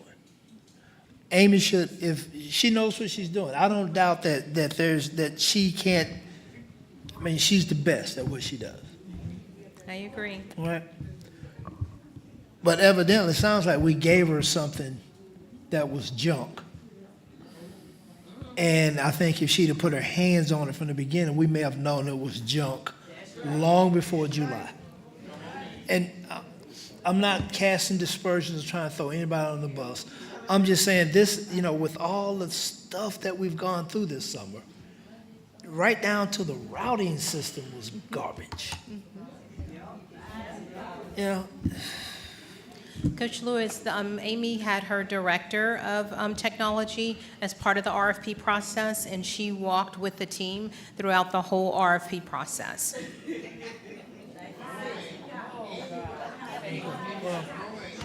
Yes, ma'am. Thank you. Hi, I'm Amy Jones. I'm the Chief Technology Officer.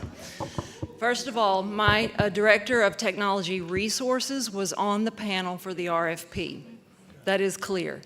What we do in technology is vet for the technology portion of a piece of software. If Dreambox is brought to us to evaluate, I don't know if it does math right. That's for the math people to do. I know it will do the technology. This piece of software that we purchased was not 1.3 for the software. It was broken into an amount for devices for GPS units that go on buses. That is hardware. There was a portion that was an upgrade to the current system, Trapeze software, which is purchased by TripSpark, which is now the product that we bought, the software that we did not implement. It is integrated into JCampus, which updates nightly, and to your point, Mr. Martin, whatever the software has at the school level is brought over to the transportation software. If a student's address is not correct at the school level, it will not be correct in the software. So there is an implementation that we do in the current system, which Mr. Howe has said is very old. We route for the AM routes. We don't tick the mark off to do the PM routes because we just tell our drivers, and correct me if I'm wrong, reverse the route. So the new software requires both marks to be ticked off. If you don't have a PM route in the old software, it will not be in there in the new software. There was not adequate time between the purchase of this software, which was procured in December, and then purchased on July 1st. That is when the fiscal note was signed to pay for the software. I'm trying to explain it. That was a matter of budgetary concerns that when you buy software for the coming up year, you pay for it in July. So there was not adequate time for this staff to, it should be run concurrently. You should learn how to use the new piece of software concurrently to the system that you have. It is not happening that way because there was not time to adequately route students for the August start of school with the software you purchased in July. They were demoing it through the spring. They were trying to roster it through JCampus. And then when that happened, it was July. So it was not able to be adequately trained on, to be adequately understood how to do the routes in a new system. And so they made the decision to start with the old software so that we had kids on buses in a route that they understood how to use. That's all I can say, Coach. No, thank you. I mean, you explained it. I've been asking, I wish you'd explained it to me 2 weeks ago. But I thank learned you. it last Thursday. Thank you. Thank you.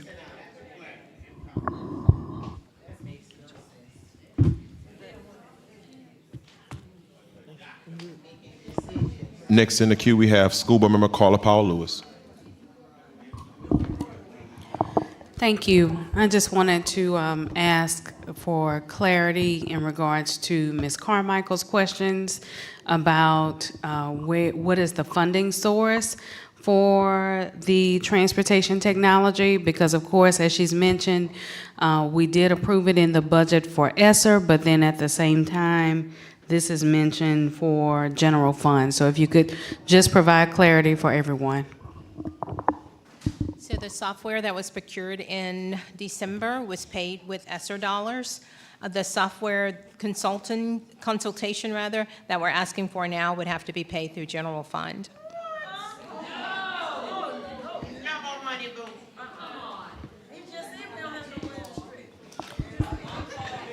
So can you speak to how that would actually fit into the budget for the general fund, just for the sake of the room? So technically, there's software, there's dollars for software in every budget because we have to pay for the licensure of the software that we're using. We would have to move, since that's been expended for this year, we would have to move funding from another line item to be able to cover it. Okay, so taking away from something else in order to cover this cost. Mhm. Thank you. Okay, next in the queue, we have School Board Member Patrick Martin. Thank you, President Lannis. We could spend an awful lot of time picking apart, wrong decisions that may have been made. That's not what we need to do right now. That's not going to get kids back in school. That's not going to get our buses running appropriately. And so we can deal with that another day. And I'm going to ask a lot of questions about that, right? When the time comes, when we get past this current crisis, there's a lot of questions we're going to be asking. Right now, however, we have a serious problem to solve. As the superintendent pointed out in his presentation, we right now have this many operators and this many routes that we need to run. And we need to do everything that we can to both increase the number of operators that we have and to reduce the number of routes that we need to run while still getting every child to school. Software of this sort is designed to optimize the routes, to figure out which way to take the buses, which, depending on how advanced it is, and I'm not familiar with this particular software, decide if you can avoid left turns, avoid lights that are always stopped, red or whatever, so that we can reduce the time it takes for those routes to be run by making them as optimal as possible. We don't have staff with that expertise on here, right? And the staff that we do have been going all out, working all hours of the day and night for the past 2 weeks trying to do this. And if they're going to sit there, we can't expect them to sit there and manually put together 850 routes for stuff. We have to give them the tools that they need in order to do the job that we need done in order to get our kids to school. So that's why I support this proposal. Thank you, President Lannis. Thank you. Next in the queue, we have School Board Member Nathan Russ. Thank you, Mr. Martin. You pretty much said what I was going to say. I would like to ask around just generally procurement and selecting this, because I know that we focus so much on what has happened. Let's talk about what this is going to do for us, right? Specifically, why was this chosen over other products? What was the process in which this was chosen? Give us some background, please. So since we're in this crisis and since we had an expedited timeline to be able to route if the new plan had been approved, we wanted to have a consultant come in to support us with the routing. As Board Member Martin said, our team just simply doesn't have that capacity, and the software that we have simply does not have that capacity. And so we approached 3 companies, one of which was part of the RFP, so we could have gone with them easily because they were already part of the RFP. While this company, Bus Planner and First Planning Solutions, which is frankly part of First Student, that they offer multiple tiers of service, while neither one of them were part of the RFP, we needed to have a company who can support us with route optimization and efficiencies to be able to ensure we maximize the number of students on the bus and the number of buses that are on the road. With limited staffing, we cannot afford to do this ineffectively anymore.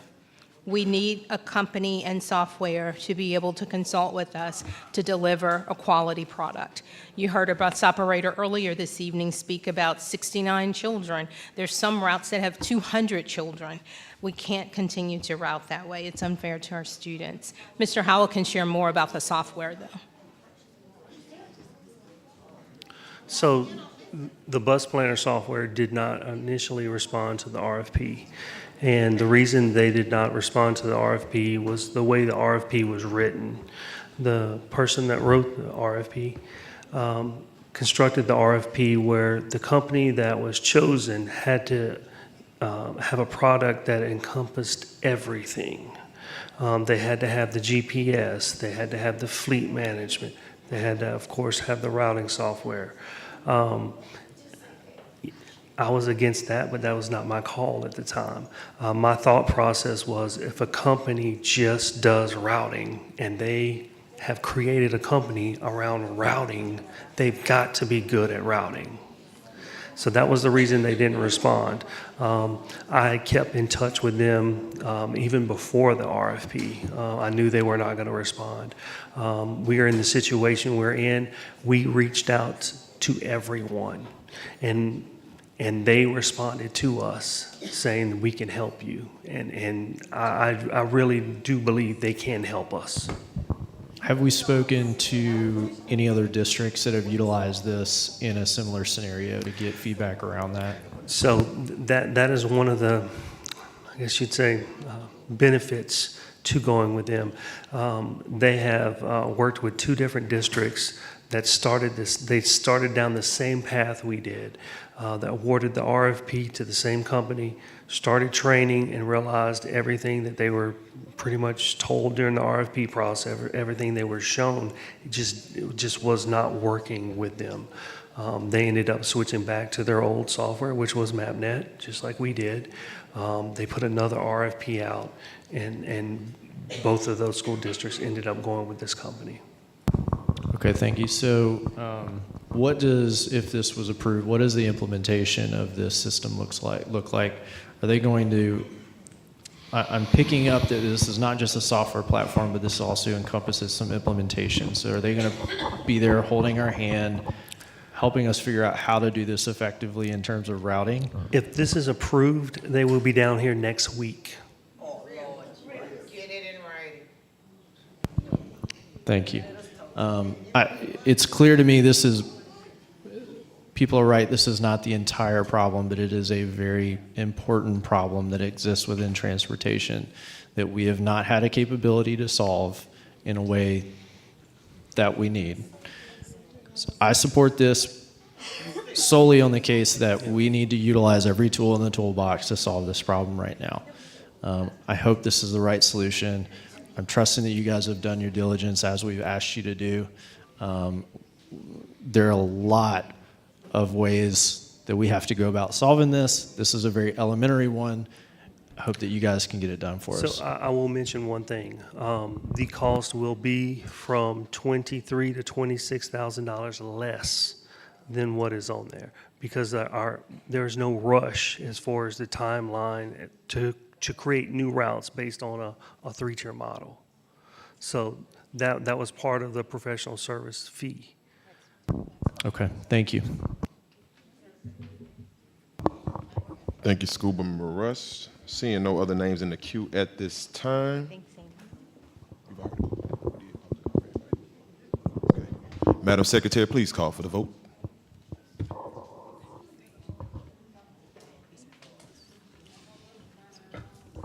What item is this one? Is this item or which one? 1 second. So this is the bus, the software?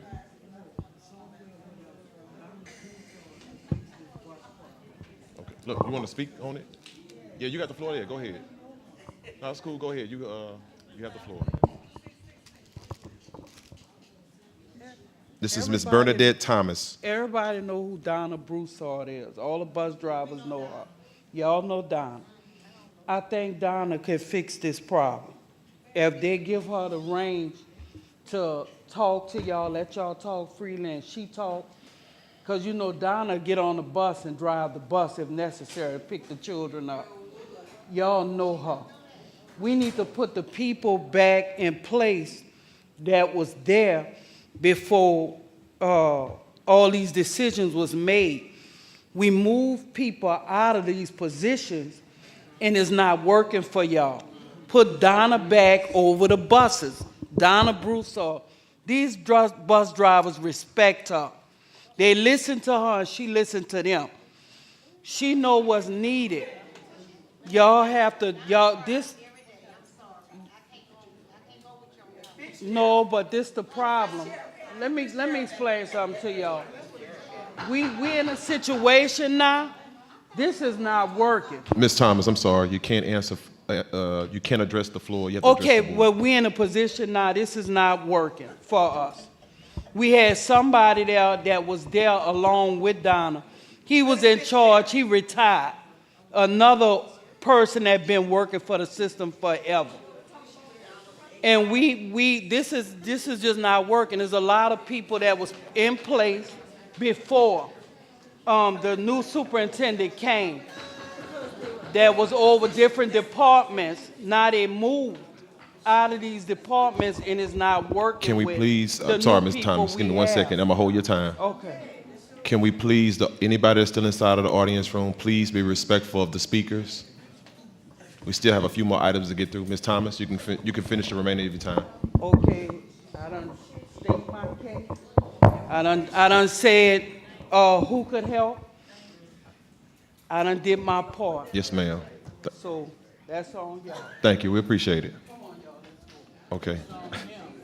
All right. Seeing no other names inside of the queue and seeing no other queue cards at this time, Madam Secretary, please call for the vote. Please vote.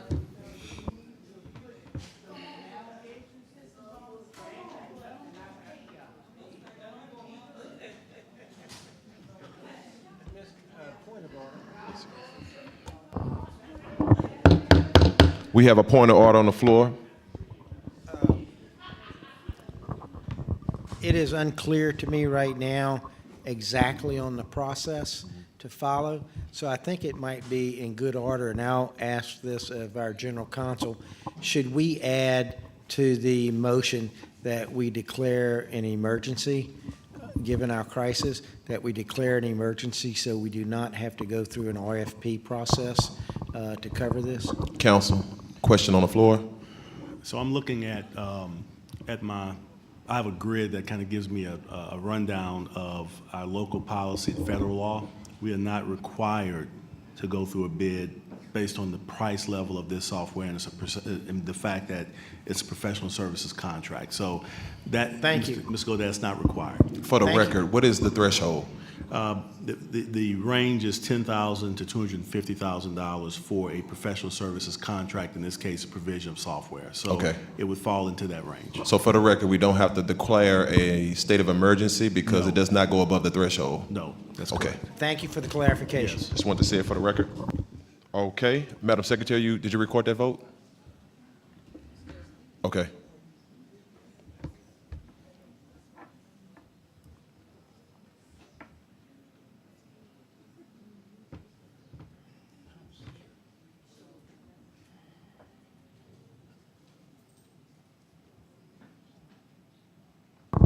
The motion carries.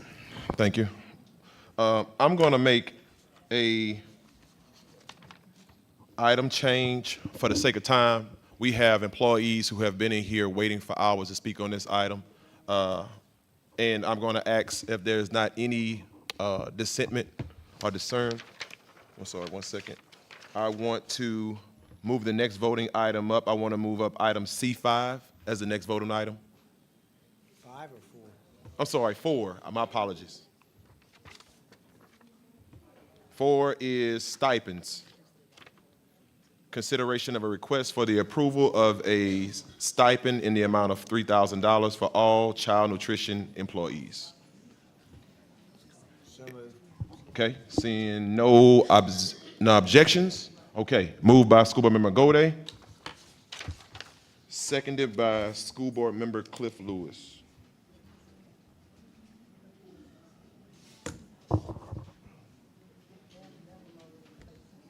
Okay, at this time, seeing no names inside of the queue from our board to speak, I will now turn to the public.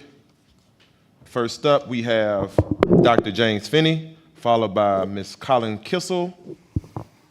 Just to be clear, we're commenting on your attempt to change the agenda, correct? You are not yet on item C4 or C5, agreed? You cannot change the agenda without a Counsel. vote, and you can't vote without public comment. It's been the protocol of the board, and it's at the chair's leisure, if there's no objection from any other member of the board to changing the order of the items, the chair can do that. And for the record, we've done that a few times, Dr. James It's Finney. been the protocol of the board. But that's okay. Look, you can stay up there because you're actually on C3 if you want to. I'm sorry, C4. So you can come back up. Just for the record, I think that was a violation of open meetings law. But with respect to C4, at some point, you should demand leadership from the administration and quit talking about stipends and figure out what the proper salary schedules should be and how you'll pay for them over a course of several years. Stipends are a simple, temporary, inadequate solution. If salaries are too low, salaries are too low, salaries should be raised. How long are you going to let the gentleman from Maryland kick this can down the road? He's been here 2.5 years. I heard him earlier give an excuse that buses hadn't been bought since, 2006 or something. Well, that includes his administration. But with respect to raises and stipends, at what point will you demand that you be given a reasonable, realistic salary schedule that everybody can be on? Just a thought. Thanks. Next we have Ms. Colin Kissel.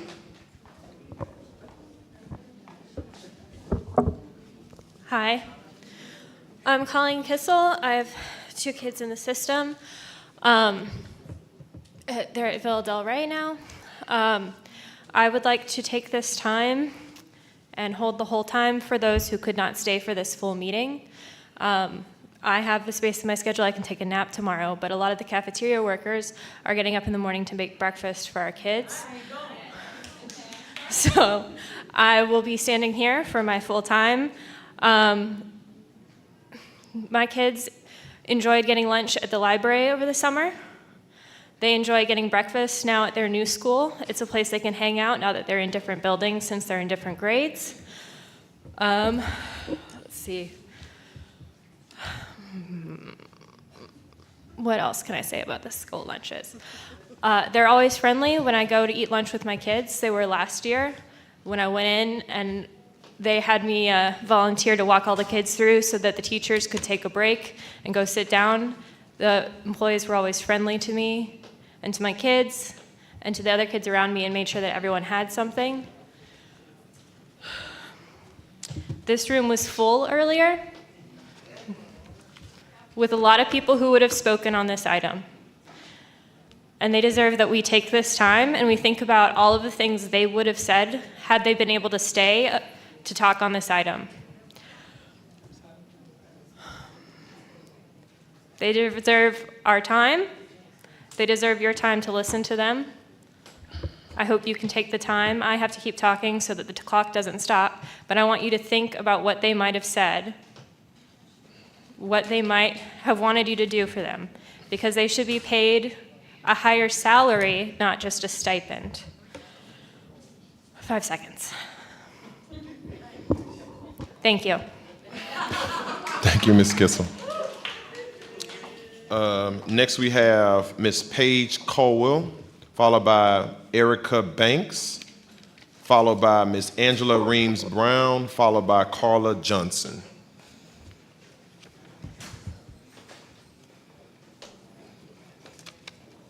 Are we ready? Yes, ma'am, you have the floor. All right, thanks. So I'm not going to say, it's my opinion that I'm not a cafeteria worker. These ladies tell you they need a stipend, then you need to give them the stipend. But it is also my opinion that these stipends are Band-Aids. I told y'all that when y'all did the teachers. All of us told y'all that. And they will continue to be Band-Aids. So you're going to pass a stipend, we're going to be here next year with the same problems. And it's going to go on and on and on and on, just like it has for the last 3 years. So y'all really need to figure out how to give these people raises, not stipends. Because if I had received a raise in any of the 6 years that I was in EBR, I would still be here, but I'm not. So this is an ongoing problem. Yeah, it's been a problem, but now it's on y'all to fix it. Night. Thank you, Ms. Caldwell. Ms. Reams Brown. Good evening. I'm Angela Reams Brown, President of the East Baton Rouge Federation of Teachers and Support Workers.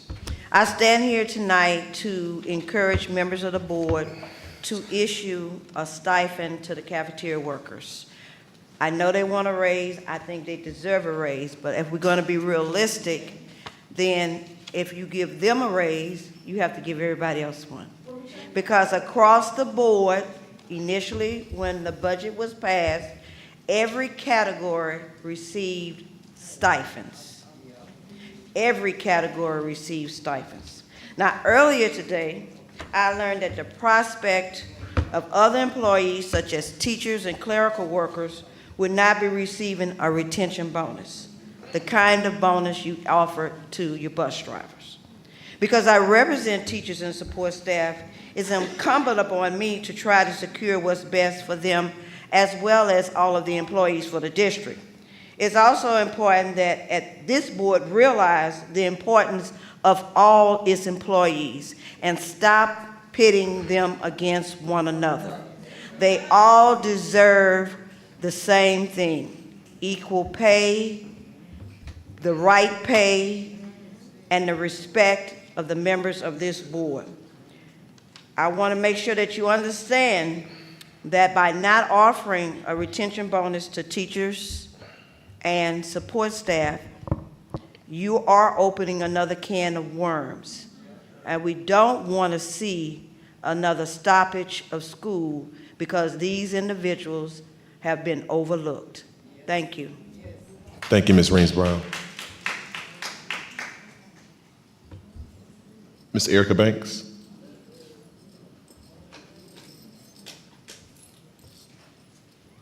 I'm sorry, you said your name? State your name for me. Erica Banks. Okay. How y'all doing today? Now y'all saw me Monday, and I'm gonna keep it short and simple. Y'all comfortable with y'all salaries? Y'all can pay y'all bills. Y'all can send y'all kids to good schools. I want the same thing. I want my kids to have the same education, whether it's public, private, or whatever. I went to private school for a little minute, but at the end of the day, I love public schools and I love where I work at. I have to be to work at 6:30 in the morning. I have 3 kids that was at football practice, so I had to call somebody to come get them and bring them and pick them up. I gotta come out my time to come sit here. I'm gonna be late for work. I'm tired. I want some sleep. At the end of the day, our feet hurt, our legs hurt, our backs hurt, our arms hurt. I got a headache. When you going up kitchens and you working, you picking up on six cans a case with 10 almost 5-10 pounds of cane. 10, there you go, a number 10 can. That is not easy for a woman, nor even a man. When you dumping trash and you ain't got enough dumpsters outside, you only us responsible with the dumpster, but all the schools use it. Why the school don't have their own dumpster? Why we the only one responsible for it? It's a lot of stuff. You don't come in the back of the house, because that's where we at. We in the back. We in the back of the house. You go ride a bus. Once y'all get y'all aprons and y'all hairnets and y'all nice slip shoes and work. You could give me a grant for this. Why you can't give me no money? You get money from gambling, online gambling. You get money from wherever you want to get money from. It's like don't nobody in here know nothing. You don't know nothing.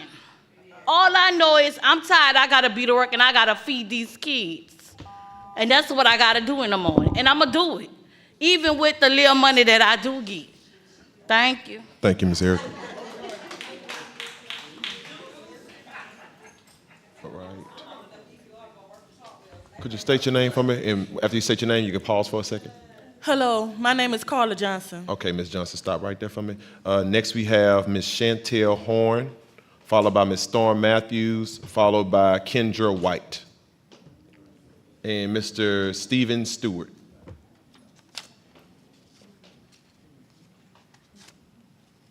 You have the floor, Ms. Carla. I'm a cafeteria worker. It really saddens me that on Monday, I did not show up to the meeting because even if school wasn't canceled, I couldn't make it because my daughter didn't have transportation. And she has to be, her bus's supposed to pick up at 6:15. I'm supposed to be at work at 6:30. I can't leave my daughter.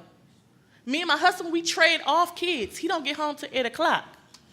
So it's like, hey, come to work, leave your child stranded, or leave your child at home. And that's not possible for me. And it was said, hey, it was like, come 5 o'clock and beg for money so you can get a stipend. But we was pushed to the end of the agenda, and all of us, it's probably less than 20 of us here. We've been up since 4:30 in the morning. And it saddens me that we're just getting able to talk at 11 o'clock. I'm here on behalf of my fellow coworkers who could not be here today because they had second jobs. I'm also here to represent people like myself who can't work 2 jobs. I have 3 small kids. I started in 2019 as a sub and became full-time in 2021. I don't make enough money to pay my bills, and many of us are relying on government assistance to help us. Some of us have to choose between making groceries and paying utility bills. I show up every day to work to serve kids meals with a smile. And when I walk out that kitchen, I go home and I worry about my overdue bills that has to be paid. Some of us can't afford to defer money out of our paychecks. And the ones that can't do it, they have to struggle all August to get their first paycheck. For the people, we really don't get paid enough, and a stipend will help a lot of us until we receive an actual raise. Thank you for listening. I hope everyone vote yes to the stipend increase. Thank you.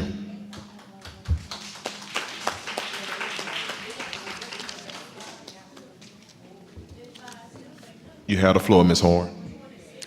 I'm here again. This one kind of hits close to home to me because my wife is a child nutrition manager for the Catholic Diocese because she can't get a call back from EBR. She's been applying for well over a year now, keep doing the application.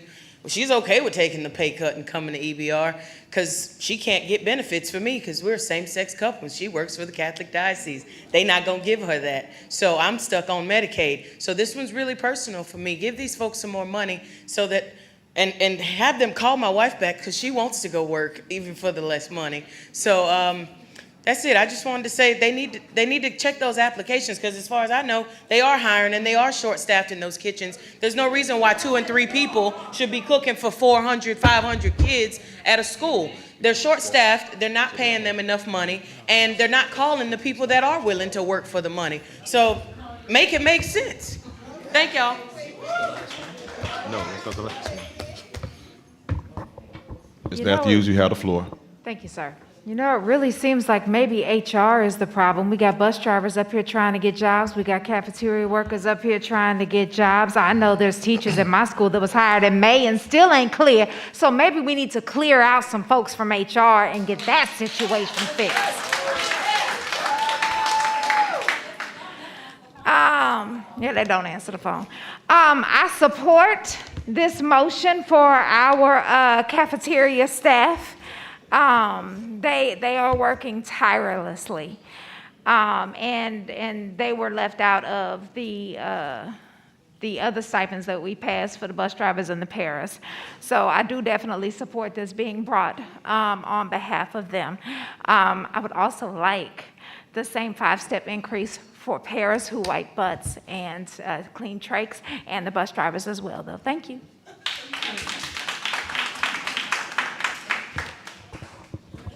Thank you. Hi, I'm Kendra White. My problem is that, yes, the clearance letters. Why it take 10 years and 4 days for workers to be cleared to come to work? And then they say if a teacher comes in before the support staff, then the teacher gets cleared. Why can't we hire somebody in HR that multitask? Why can't we do one teacher, one CNP worker? I don't understand the process and why that is going on. Another thing is, yeah, with these menu changes, when you have multi-unit schools and you have middle school and high school, the menus are fantastic. All for it. But when you have to bake chicken for one school, barbecue chicken for another school, oven fried chicken for another school, chicken, I mean, you are really wearing out your dedicated workers who, in the midst of it, you heard some of them say tonight, they're not coming to work tomorrow.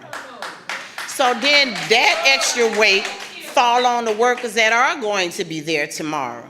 I'm a multi-unit manager. When my workers sat out, my whole heart was with them, because they know I got their back, because I know they got my back. And we fight for each other because clearly we're not being fought for. So we have to fight for each other. And I see a lot of things going on. And Dr. Narcisse, with what's going on with you, the situation is when you have football players and all these basketball players and they making all this money and they really want to support people, then they take a pay cut. They try to make things happen. They try to make things right. I have 5 sons, all a product of EBR. All have graduated, went to college and doing their own thing. I have a 23-year-old still at LSU. But guess what? LSU want their money too. When the mortgage is time to be paid, I got to pay it. My car note got to be paid, I got to pay it. But guess what? I'm there every day. The only time I've ever taken off is I had brain surgery in February, okay? So from February to April, I stayed home. Did I want to be there with my workers? I absolutely, positively did want to be with my workers. And I told them, even though I was laid up with brain surgery, that they could call me. And they did. And I did what I needed to do from my bed to make sure that they had every single thing they need. So when you talk about sacrifice, and you're talking about being a family, and you're talking about being a husband, I'm a mother. And I'm not just a mother to my 5 sons. I have a 79-year-old who takes care of her 99-year-old mother. I have a 72-year-old who have health conditions. I have a 69-year-old who takes care of her grandchildren when she leaves work. I have multiple other workers who leave work in time from my school to go to their other job. Help me make it make sense when they're struggling to make ends meet. When you have to make a decision, when you have to make a decision between making groceries and getting gas or getting your medication, then you could talk to us.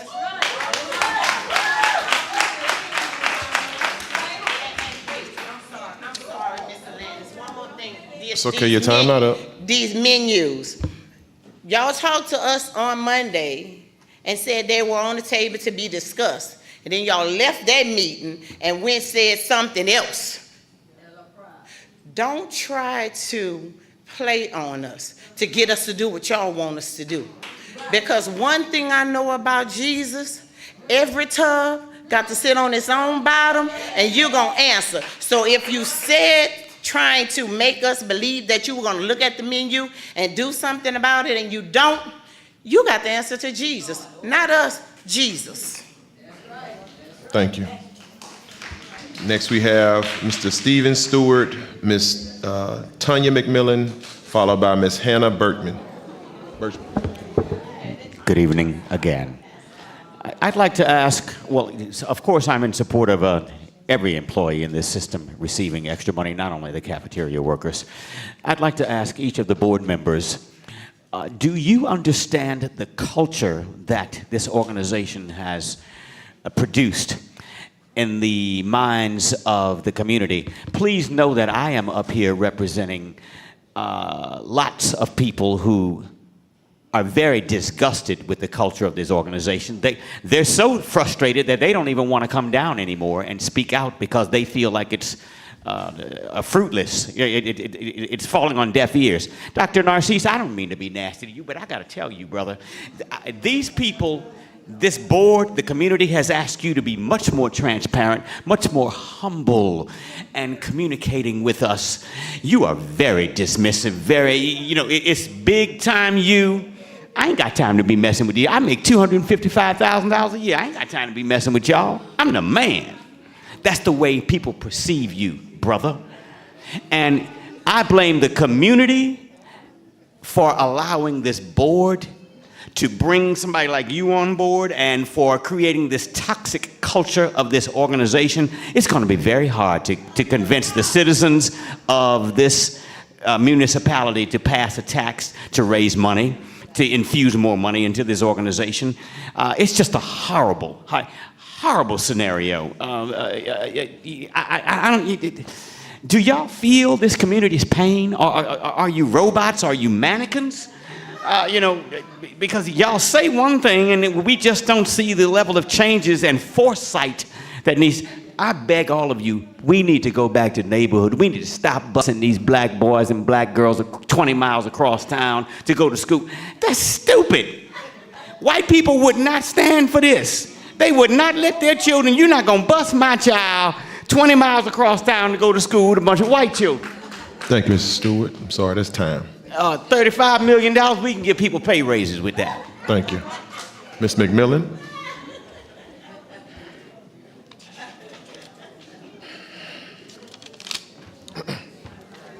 Okay. Followed by Ms. McMillan, followed by Ms. Hannah Birchman. Thank you guys for allowing me to speak again. This is going to be my last time. I'm going to get out of here. But what I couldn't do before I left was forget about our cafeteria workers, okay? I'm a storyteller, and I like to tell stories sometimes. And I'll tell y'all this story about Teachers Appreciation Week at my son's school when I volunteered. And I worked the line where we were feeding the staff, feeding the teachers. And they had everybody's name on this piece of paper, every teacher, every secretary, every administrator, even the janitors. And they didn't have the cafeteria workers on the list.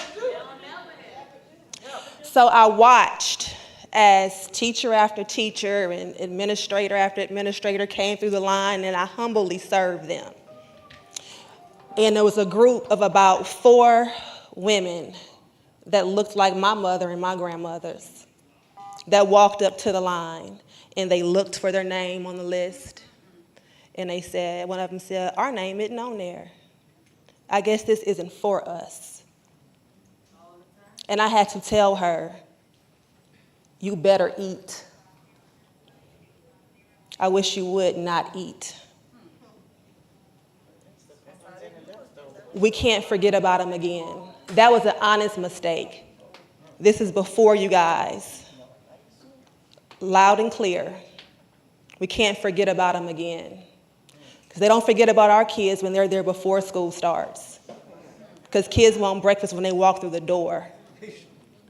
They don't forget about us then. So please, don't forget about the cafeteria workers. Thank you.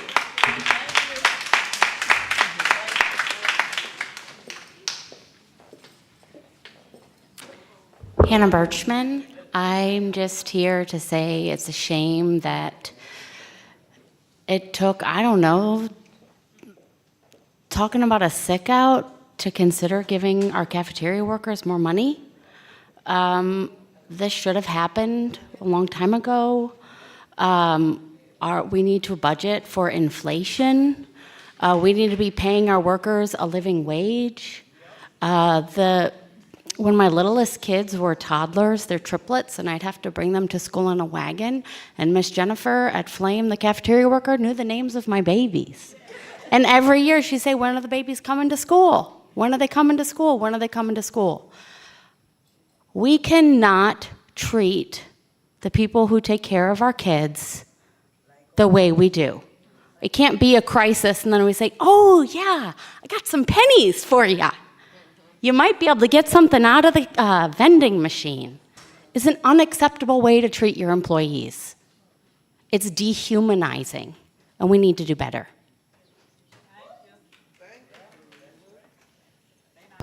Thank you. Next we have Cassie Richardson, followed by Ms. Valencia Johnson.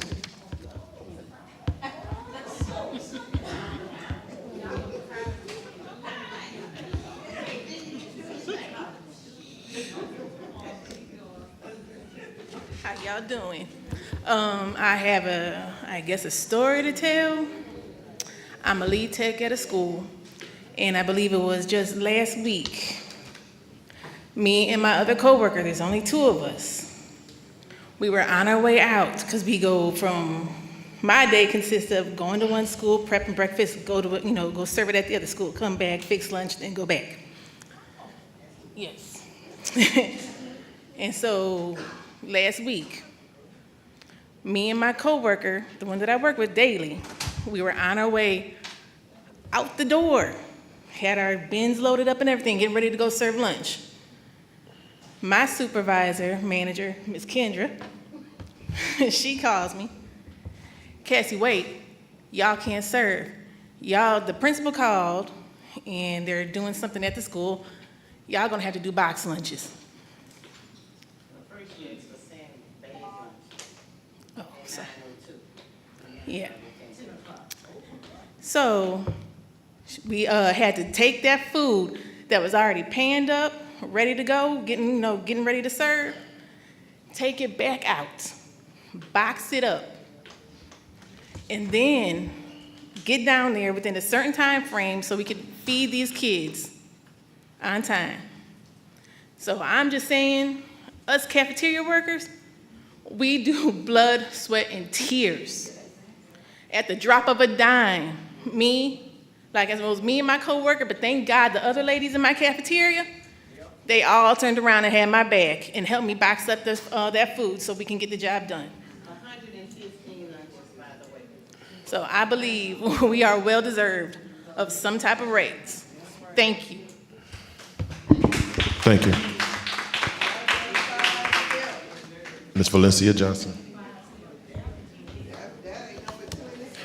Valencia Johnson, President of the East Baton Rouge Parish Association of Educators. I would like to share a personal story.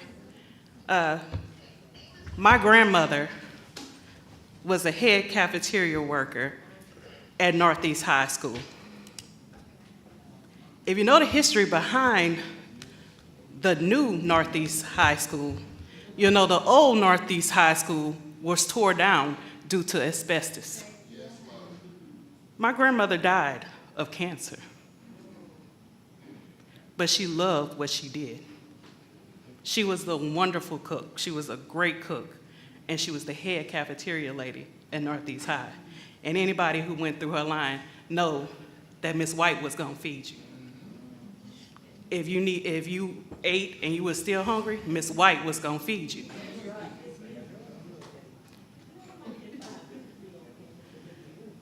Pay the cafeteria workers. It's simple. We've been spending the reserves anyway, like running water. Pay them. We were worried about the reserves, but since y'all's just spending it, we wanted to conserve it. We did. We asked you to conserve it. But you've been spending it like running water. We in August, and it's almost halfway spent. So you might as well pay them. Pay the bus drivers, you might as well pay them.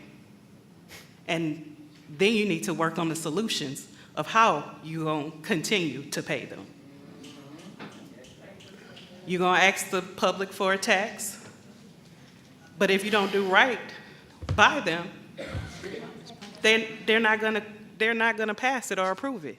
Let's do right by them, because believe it or not, your largest tax base is the people who actually work for you. They're paying for their own raise. Thank you. Thank you. Seeing no further comment cards at this time, now we will come back to the board for comment. I see Ms. Vice President Carla Powell Lewis inside of the queue. Thank you. I heard someone, and I'm gonna just be honest with you, I heard someone mention Miss Jennifer from BR Flame, and I know I've heard Miss McMillan at a previous meeting mention Miss Jennifer, and I see Miss Thomas over there. Miss Thomas knows Miss Jennifer as well. Miss Jennifer is my aunt, and so of course that just hit completely home for me. So that just hit completely home for me, and I will say this, that all of us are a part of this community, just like I just heard the last speaker mention, Ms. Valencia, that those who are working as cafeteria workers and bus drivers, that you're paying, this is your own stipend. I mean, you pay your taxes in this community and your constituents as well. And we're determined to do right by you. Thank you so much for what you do every day. I'm gonna be honest with you, I still teach in the classroom. I used to teach at Scotlandville, that was my last stop, but I've taught at Bel Air High, Glen Oaks Middle, Prescott Middle, and Capitol Middle. So I've been around the district for quite some time. And no matter what school I work at, I love going to the cafeteria and I love bonding with the cafeteria workers because not only are teachers in the classroom, but you all also teach students the benefit of nutrition. When they come through your line, you encourage them to eat the right things, to pick up everything off the line.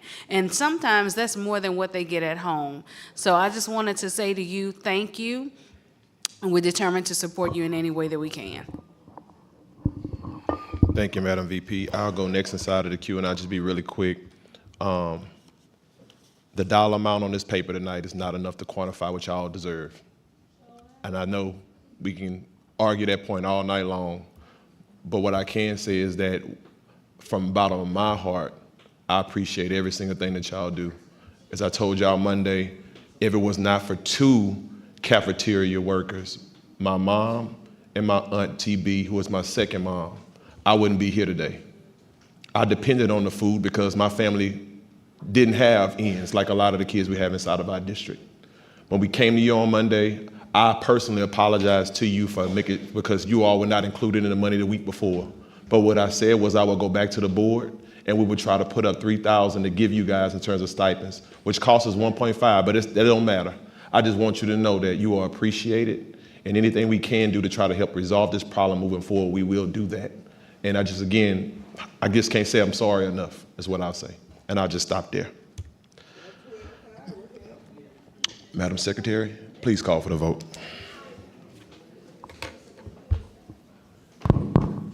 Please vote.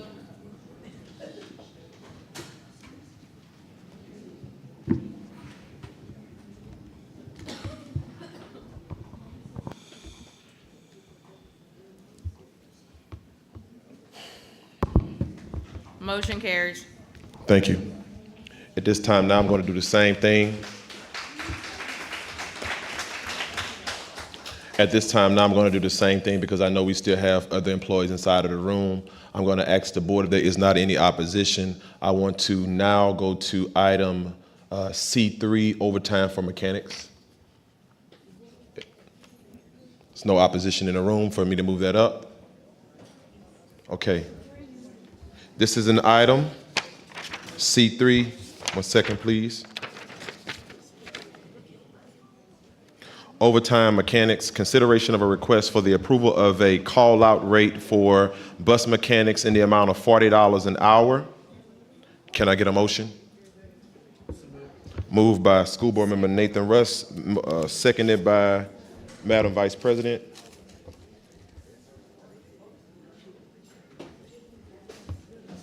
Okay, at this time now, go to the queue. Seeing no names inside of the queue, I will now turn to the comment cards. Okay, we have Ms. Vanetta Miller-Green, followed by Ms. Erica Banks, followed by Ms. Carla Johnson. And I have a comment card from Francis Brooks. They wish not to speak, but they did say they are for the mechanic overtime.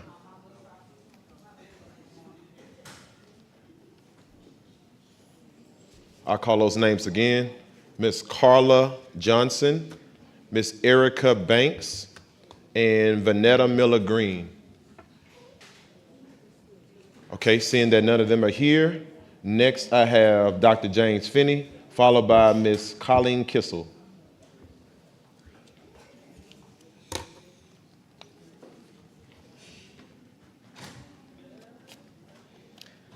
Thank you. This seems necessary but hardly sufficient. I suspect that if you heard from a bunch of bus mechanics, you would hear issues similar to what the child nutrition folks just said and some of the members of the audience. It seems that there is a culture of not respecting the employees of this district. That culture comes from the leader. He works for you. That culture needs to change immediately. Ask yourselves how much time the gentleman from Maryland has spent with bus mechanics.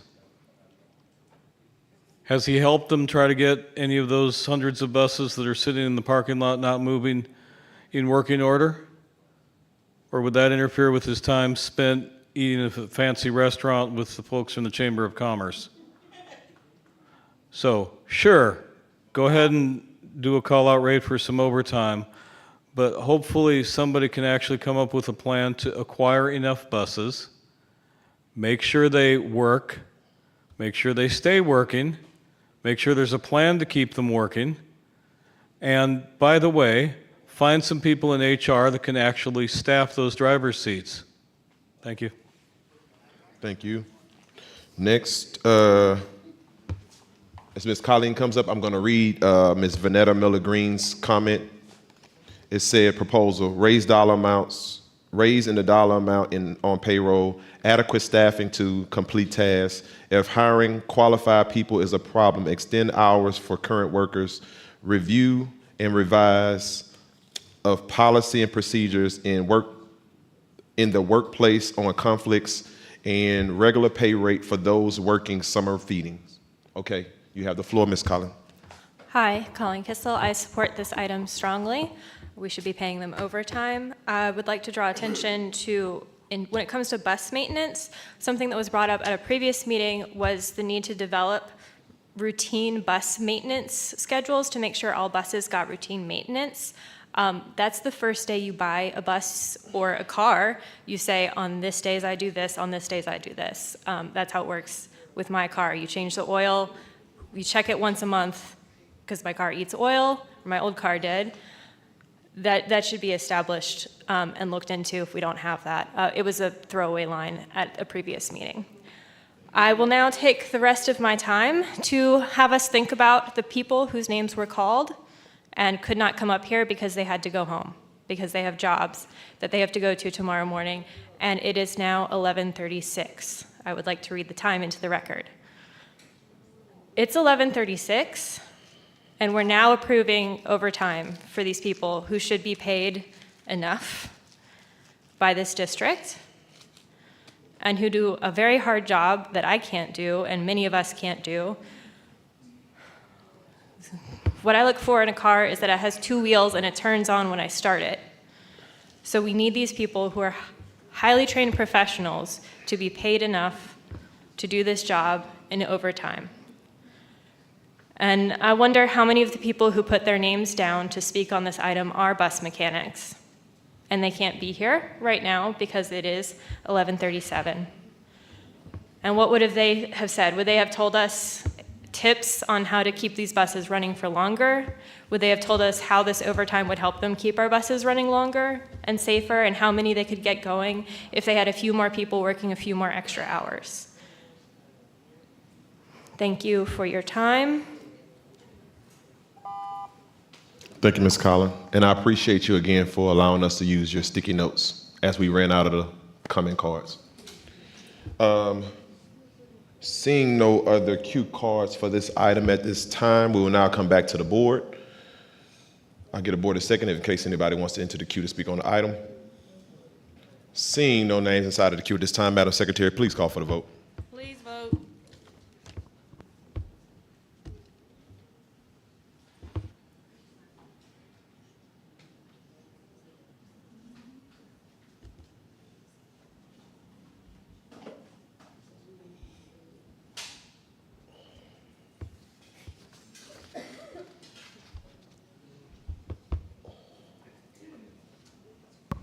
The motion carries. Thank you.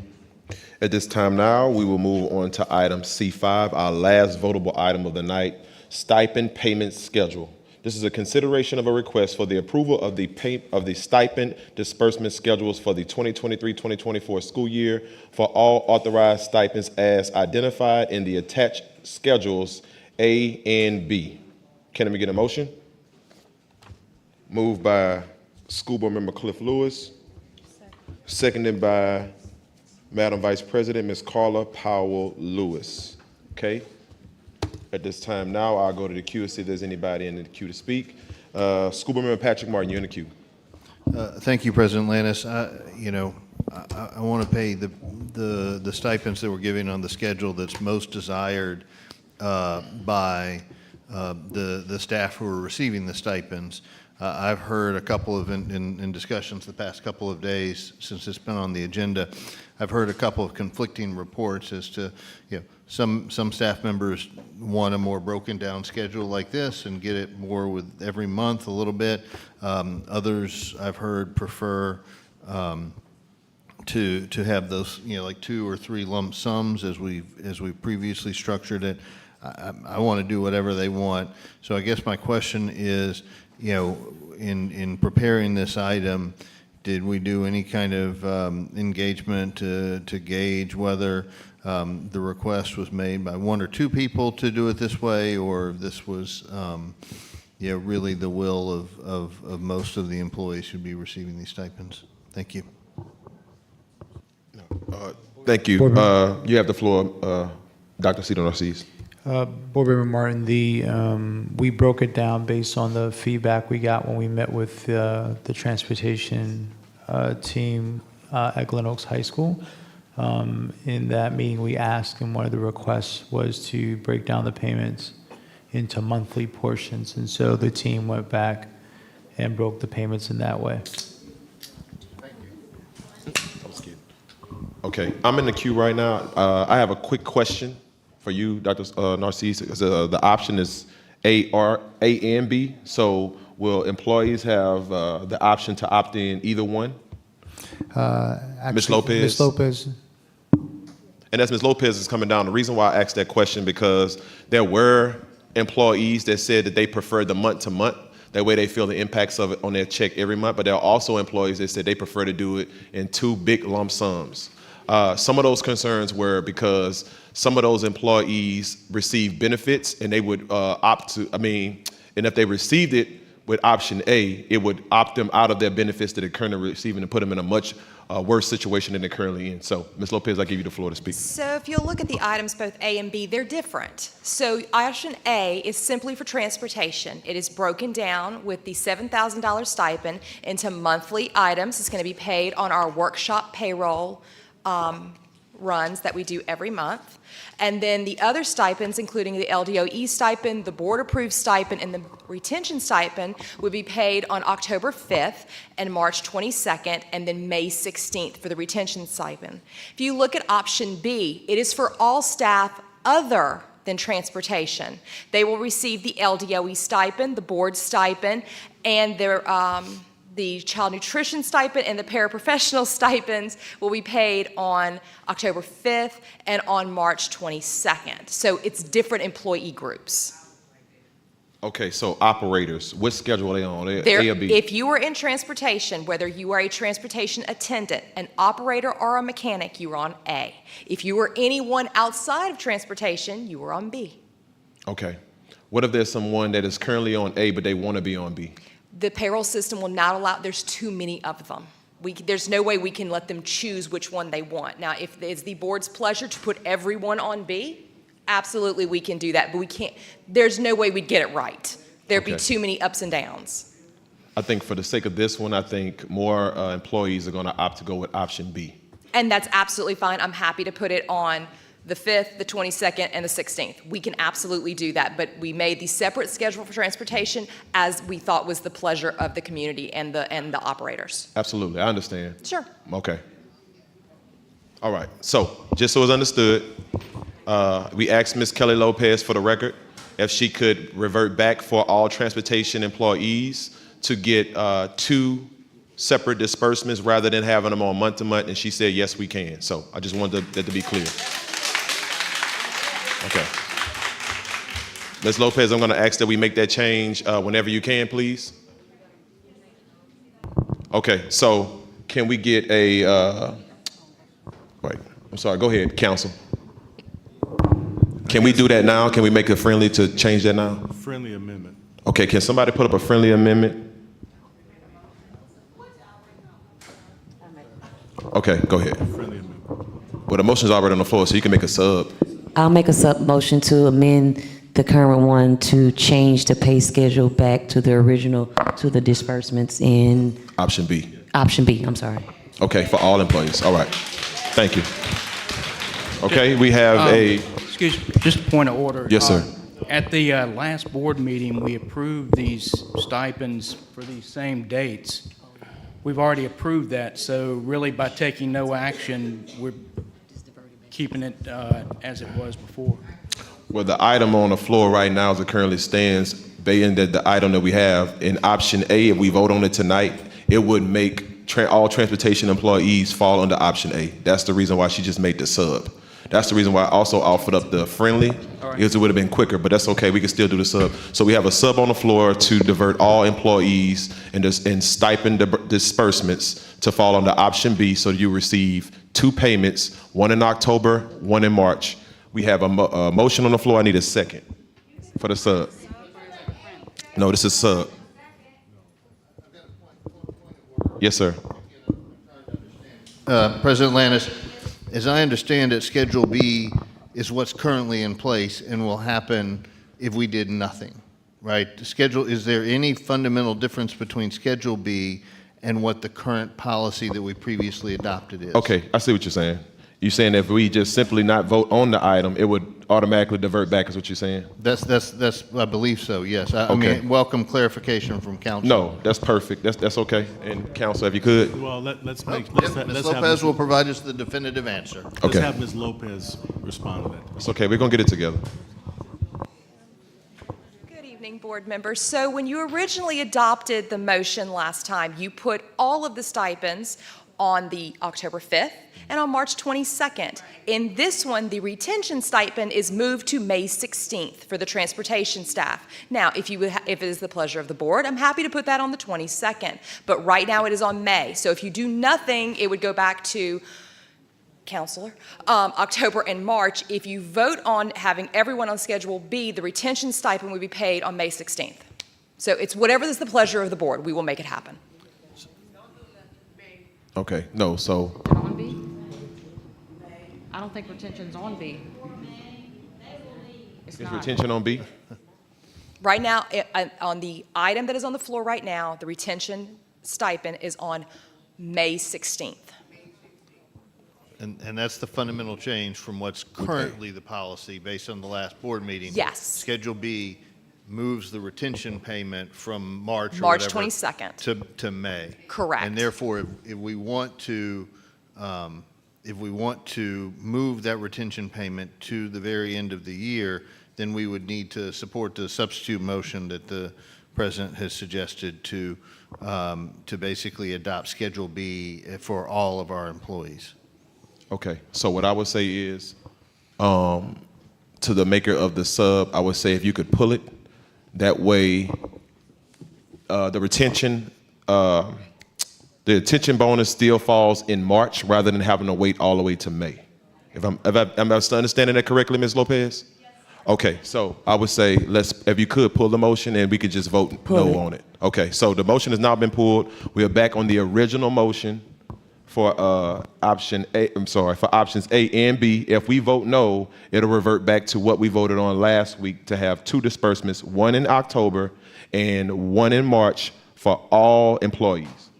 Okay, now that that's understood, I'm out of the queue. Schoolman Patrick Martin, I think you just went. That's okay. You can enter in again. Go ahead. If I can, thank you, because I know that we still have some employees who are affected by this, and I just want to make sure that this is what they want, for us to just go back to the schedule that we adopted, or stay with the schedule rather that we adopted a week ago, where you get the 2 big payments in October and March. Is that correct? That's what everybody wants? Yes. Okay. All right. Thank you. Thank you, Schoolman Martin. Next in the queue, we have Schoolman Michael Godet. Thank you. I'm a little bit leery about voting on this because, unfortunately, all of the bus drivers had to leave because they have to go to work. Well, there's a few, but there's many more that weren't here. So if I understand correctly, the proposal for $700 a month was put into place at the request of the bus drivers. Now, are you, okay, I'm confused. I'm trying to find out. Hold on, So- 1 second. 1 second. And it was stated why we can't get it from one individual. And he said, our superintendent said, okay, we'll work on that. Okay. But it was also that we did not, this is the thing, and I don't mean to speak from the floor. You have a lot of good drivers who cannot afford insurance. So they're on Medicaid. If they put it the way that is stated, that's gonna knock them out of their Medicaid, food Okay. stamps, however it may be. So if we get this way, it would not change that depth of their income and get that value. Thank you. Thank you. I appreciate that. I'm trying to do what you guys want. I understand. The one thing I do have an issue with, and I don't know how we want to handle this, is for the transportation workers, should the retention bonus be paid in May as opposed to be paying in January, February, March? Because if the retention bonus, shouldn't the retention bonus come at the end of the year? Because I'm afraid that if we pay that, we might not have some bus drivers at the end of the year. So I would like to see if we could consider a friendly amendment to to the list on B that says that for the transportation workers only, because they're the only ones getting a retention bonus, the retention bonus is paid, what is it, May 15th or May 16th for the retention bonus only. Because I don't think it's good practice to pay a retention bonus 2 months before school's ended. I'm not trying to take any money away from anybody or do anything. I have no problem with doing what you said. What you said makes total sense. I understand. I think the original one was trying to comply with what we thought the request was. But if that's not the request, I'm totally fine with that. I just think we ought to pay the retention bonus on May 16th for the transportation workers. So I would like to add that as a friendly. If not, I'll make a substitute motion. Okay. So we have a friendly on the floor. I'll just give a point of information. When we had the discussion last week, it was decided that then when bus drivers spoke, or bus operators rather, spoke on the mic, they said that they would much rather have that last, had a retention bonus added into that last disbursement. That's the reason why we got there. So I just wanted to make that be known on the record. That's the reason why we made the initial change, because when they came to the mic, they said that they would prefer to get that in March rather than having to wait to get it in May. But we do have a friendly on the floor.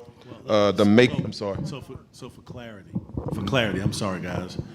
I believe we're back to the original motion. That's correct. And my understanding, and I want to make sure we're clear about this, is if the board votes that down, it reestablishes the previous disbursement structure, right? That's correct. And then Mr. Gode is Board Member Gode is making a friendly amendment to alter the payment of the retention bonus for transportation. That's correct. Okay. But he's making it for the item that's currently on, because the other item's not on. Right. Just point of order for clarity, President Landis. The way the original motion is written would provide for the A and B, and so we don't want to provide for the A and B. We just want to provide for the B. So, I'm fine personally with paying the retention bonus in March, given the hardships that our bus drivers are going through. So I wouldn't support. So I support just voting down the original motion. But if there's going to be an amendment made, a substitute motion, or something that needs to clarify to pull option A, the Schedule A off. If the board is comfortable with giving the retention in March, I'm not going to try to push that. So I'll withdraw my friendly. But I just wanted to have a little bit of a discussion on paying a retention bonus 2 months before school's out. Yeah, that's not. If that's what everyone wants, I'm fine with it. Okay, that's not a problem. So the friendly has now been pulled off the table. We will now go to Vice President Carla Powell Lewis. You're in the queue. Okay. Okay, I waive because I had the same question that Mr. Gode had. No problem. She waives. Now we go to School Board Member Patrick Martin. I waive. I've made my comments. Thank you. Okay. Seeing no other board comments at this time, we will now go to the community as a whole on this item. Francis Brooks against stipend being divided back. So she said, basically, she's saying that she wants the stipend to go back to October and March. Okay. Next to speak, we have Ms. Hannah Berkman, Christy Deloach, Ms. Colleen Kissel, and Ms. Pearl LeBlanc. And actually, I'm going to ask that Ms. Pearl LeBlanc speak first because I know that we're supposed to get you last time.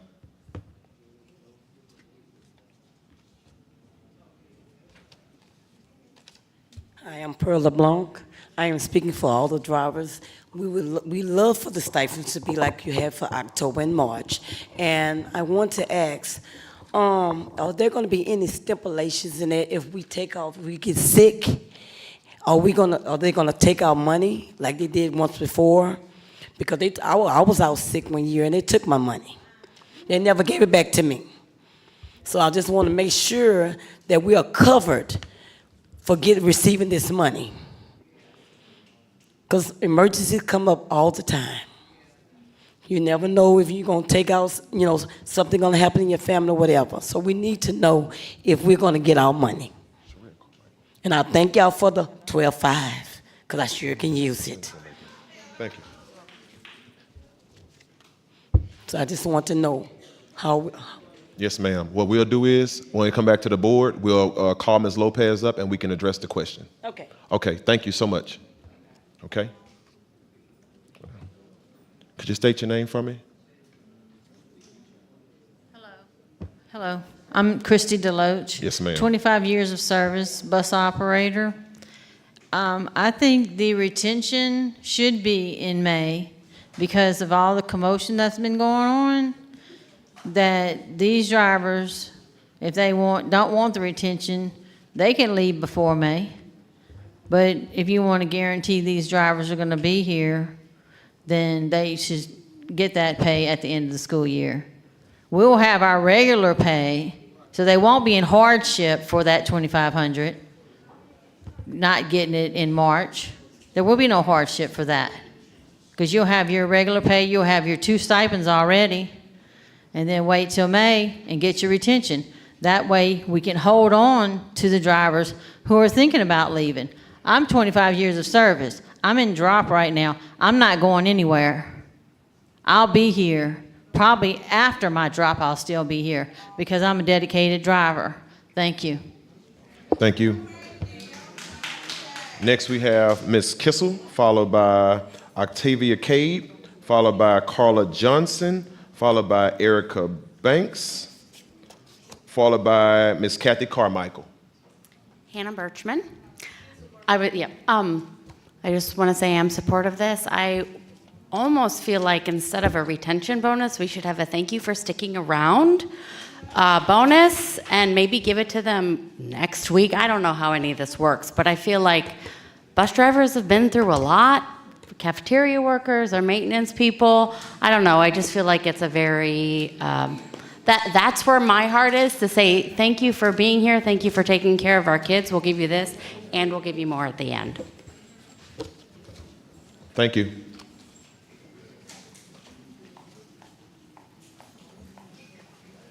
Hi, Colleen Kissel. I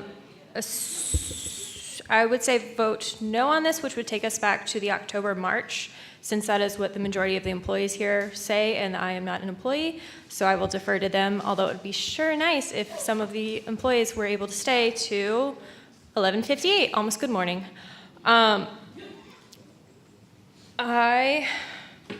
Regarding moving it back to May, these are adults, right? If we're going to treat them better than we've been treating them now, we shouldn't have to worry about them dropping off at March when they get their money and staying till May, right? If we can commit to treating them with respect, they'll stay till May, regardless of whether or not the money is in March or May, right? So, we don't have to promise them perfect thing. I would also like to hear the clarification on if we're going to be clawing this money back for drivers who are sick, or if drivers do leave in March because they get another job, and they get the money in March and they leave the next month because something comes up, or they find a better job, or we've failed in treating them with respect, are we going to claw the money back from them if they leave after March? I hope not. Because if we're failing at treating them with respect and they do decide to leave after getting the final payment, then they should. Yeah? So answer to that question, if one of you could bring it up. Thank you. Thank you. All right, now at this time we have Miss Kathy Carmichael, followed by Miss Octavia Kate. I'm sorry. I can't start my time yet. No, you're good. Give me one second, Ms. Carmichael, before you go. What? I'm still calling names up to come down behind you. No, you're good. You can stay right there. All right, Miss Kathy Carmichael, followed by Miss Octavia Cad, followed by Miss Storm Matthews, and then also Miss Mary Patricia Ray. Or did you want to speak? We didn't have any more cue cards or any. I did, and I turned one in, so I think it's interesting that it's not there. Okay, well. Yeah. Okay. Yes, that is true. Well, if you still like to speak, you can come down and you can come and speak. Okay. Oh, good morning, everyone. I'm ready for school breakfast. Before you start my points, on Board Docs, there's a feature called Online Comments where the public can make comments about the school board meeting. There are more than 100 comments. I encourage you board members, after you have rested, to read those, and please, if you can make them public for the community to read, they're not available. You can just insert comments, so let's get them on there. All right, now can we start my time? Because that was extra, giving you guys a help. Can we restart? Board President, can we restart, please? Can we restart, please? Thank you, sir. Okay, so I would like to just say that I want our school cafeteria, nutrition professionals, and bus drivers to receive more money. I want them to get more money. I want them to have a salary increase. A stipend is a Band-Aid. You cannot get a mortgage with a stipend because after the May, where's the money coming from?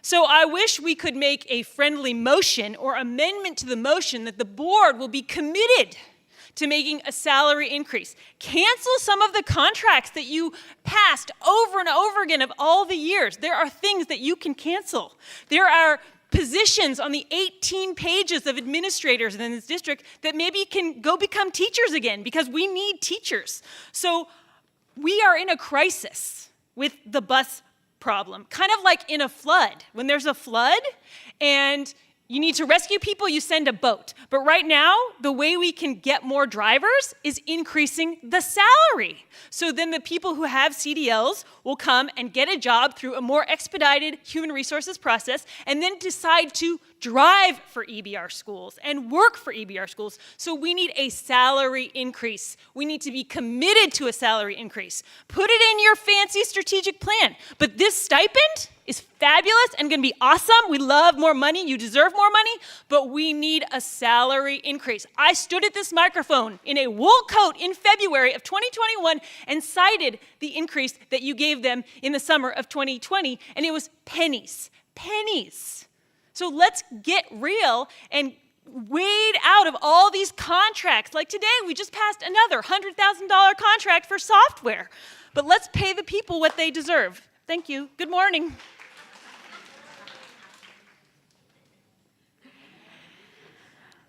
I'm going to stand here today for the bus driver that was carried out on a stretcher because of the heat. So, yeah, I appreciate you all for hearing the majority, especially when the one that brought it up was misunderstood. That wasn't his intention. So I thank you for that. And for listening to the transportation workers. I have been up since 4:30, and I have to get up at 4:30 again. So please make sure that they get a stipend in a way that does not completely disrupt their lives. And do it expeditiously so I can go home and go to bed. Thank you. Thank you, Ms. Matthews. My name is Mary Patricia Ray, and as the card that I filled out and submitted indicated, I'm here to speak on behalf of the Louisiana School Bus Operators Association, which is one of my many wonderful clients. I spoke earlier as a mom, but I represent thousands of bus operators across the state of Louisiana, many of whom work in this school district for now. You're here to debate how to pay them so that they don't fall off of Medicaid. You're here to debate when to pay them so that if you withhold money from them, they will work longer. That's a serious debate that was actually had in this room tonight. Your superintendent lacked the credentials to become a superintendent, so you had to go to our State Board of Education and ask for a waiver. Not one single bus operator in this school district lacks the credentials or the training or the experience to safely transport our children to school and get them home every single day. I represent thousands of those bus drivers and 149 members of our legislature that I talk to them about every single day. They get it. They passed a historic pay raise for owner-operators last year because they recognize that it's expensive to buy a bus, and the cost of insurance went up, and the cost of living went up, and the cost of medication went up, and the cost of everything went up. And they respected our workers enough to do that. When you show our children disrespect for your workers, you're showing them that's okay.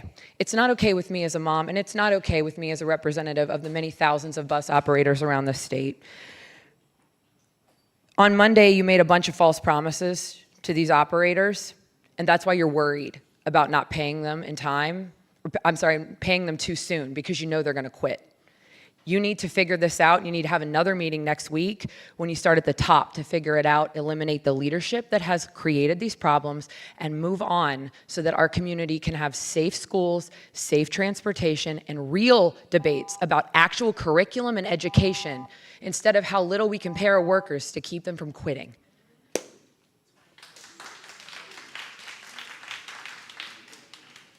Thank you, Ms. Ray. And apologies about your card. There was no name attached to it. Okay? I wrote my name on it and took a picture of it. I'll send it to you. It's the card right here. I'll send it to you. Okay, well, I'm just letting you know it's the card right here. And I'll set it right there. All right, next we have Octavia Cadd. All right, Carla Johnson and Erica Banks. All right, none of them here. Mr. Stephen Stewart. Yes, sir.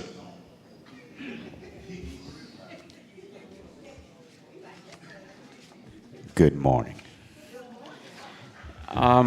These people need to be paid whatever it is that you can pay them without, again, as many of them have professed, to not interrupt whatever governmental subsidies that they must rely on to get the benefits that some of our grossly overpaid administrative superintendents, what's that leadership team back there, whatever the case may be? Yeah, you know what I'm talking about. The reason why I'm up here again is because I realize that what I need to tell you, that we have very rare opportunities to be able to address you big timers. Related to busing, all of these problems, a lot of these problems exist because of the $35 million that this system is wasting, again, to bus black children across town to schools, to attend schools with black children. I'm not a racist. As you can see, I'm probably mixed with 10 different things. My father was a professor of foreign languages. He's quadlingual, 5 languages fluently when you include English. So I was raised in a very multicultural environment. So America has created this white-black thing. I don't buy into that lunacy, but it's real.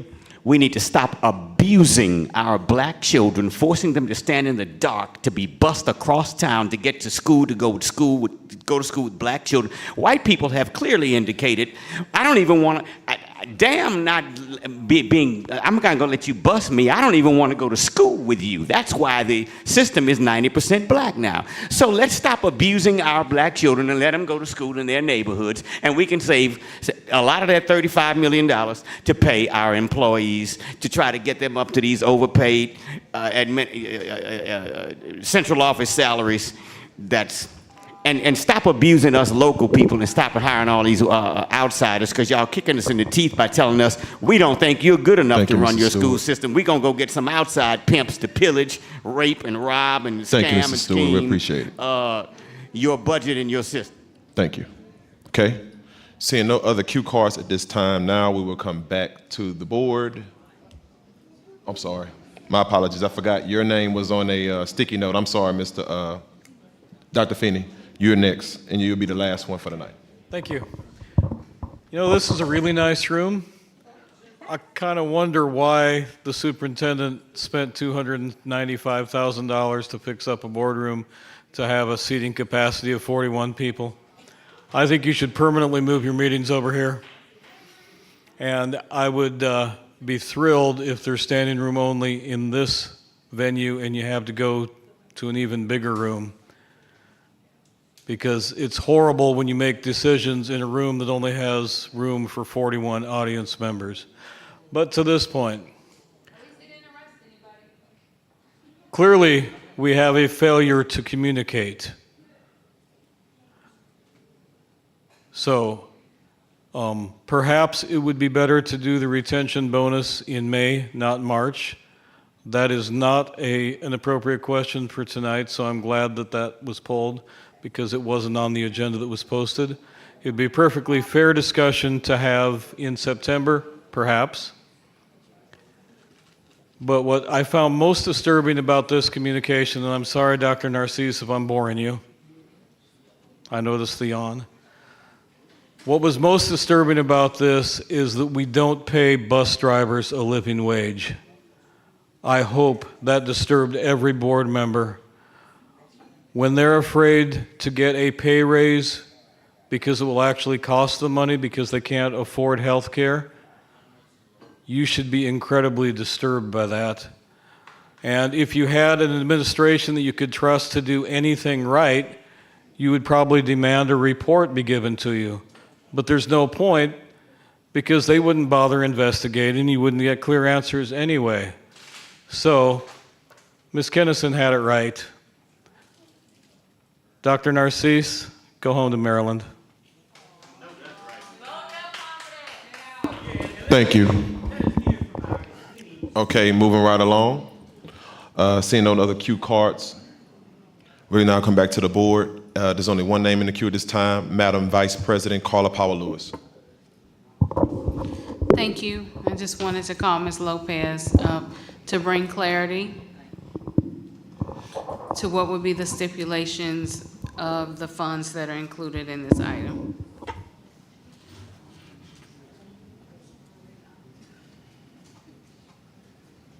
So as it's written, there are no specific specifications for the stipend. As long as you've matched one of the categories as an attendant, an operator, or a mechanic, and you are in a payroll status. For example, you cannot be on workers' comp because workers' comp is paying you. You cannot be in pending status or leave without pay because I'm not paying you at that point. The system's not paying you at that point. But as long as you are active and you are in a paying status and you've matched the category, you qualify. So FMLA, pregnancy, sabbatical, all these fit. So that includes the retention bonus as well? Yes, ma'am. If you've matched the categories and the system is able to pay you because you are not in a non-payment status, you will receive it. Okay. Okay. Thank you. Don't go anywhere. Okay. When is my turn? Yes, sir. You are now in the queue. School Board Member Patrick Martin. Thank you. So particularly the pending, because obviously one of the key things that we need to be doing right now is hiring more bus drivers. I think we've heard that very loud and clear from everybody. It's the one thing that everybody in this room agreed with tonight. We need to hire more bus drivers. But we also heard it takes a while to get to CDL training and stuff like that. So if we made an offer to somebody to be a bus driver tomorrow, and hopefully it won't take 2 months to do that, but they start sometime in October after the stipend payment date, they wouldn't be eligible to that because they weren't, actually in paid status. Correct. Is that correct? Correct. Okay. Because they wouldn't have been an employee. They wouldn't have been pending. They won't even be in the system. And given that we're giving this year's worth of stipends in these two chunks, then that might have a disincentive to the hiring process. So I don't want to change the motion on the floor tonight or anything like that, but would like you to explore options that the board could consider, you know, to ensure that we're not, you know, that somebody that doesn't manage, we're still going to need more bus operators in November and December also, to make sure that we have some mechanism to get them some extra compensation that's consistent with this overall attempt at an increase that we're trying to do. So in previous years when we gave stipends, and there would be like a percentage difference. So if Yeah. you know, we said you worked all year, you got 100%. If you worked 8 months that year, you got 65%. If that is the pleasure of the board, that we can do something like that, where it breaks it down in between the stipends. I'd appreciate if you could explore that with the understanding that this is to make sure that we're treating everybody very equitably, not taking anything away that we've already given to everybody. That's not at all what I'm suggesting. Is to just make sure that we're, you know, like we don't have a sudden cutoff in our ability to attract good drivers come October. Sure, we can absolutely do a set percentage rate between the months, if that's the pleasure of the board, Or, that's what you you know, want to do. that's, you know, only applicable for people that are hired and go to transfer to pay status Sure. after the October date or whatever. Absolutely, and as long as I can get the names. So- Yeah, so- basically, Mhm. is what I'm saying. You're Roughly, prorating it. Yeah. And again, I'm not making that motion right now. I'm just asking that we've I can got bring some time something- between now and October to make that adjustment. I can submit something to You the don't need to stay superintendent up for your all night review. to fix that right now. Oh, I'm going to be up at 4:45, sir. Thank you. That's all I have. Thank you. All right, thank you, School Board Member Patrick Martin. Seeing no other names inside the queue at this time. Madam Secretary, please call for the vote. I'm sorry, we are voting on C5. And the vote of. Voting no means that we revert back to what we voted on last week, and it would be a disbursement of 2 payments, one in October 2023, the other one in March 2024. So again, voting no means we revert back. Voting yes means you vote for the item that is currently on the agenda. And the retention was approved in May. That's correct. Yes. I'm sorry. Yeah, the previous action of the board also set the retention payment in May, just for clarity. Okay. We researched it, yes. So you want to vote no? So wait, for B right now, the retention is included in B for? Yeah, so voting no would allow the board's previous action to remain, which with the 2 payment months as well as the retention payment in May. Okay, that's what the board previously approved, that would remain. Okay. I'm confused now. All right? Okay, no, that's fine. Okay. I'll just make it sure for clarity. All right. So voting no means there'll be 3 payments. There'll be a payment in October 2023. There'll be a payment in March 2024, and there will be a last retention payment in May 2024. Okay. That's what we're voting on. If you vote no, we revert back to that. Madam Secretary, please call for the vote. Please vote.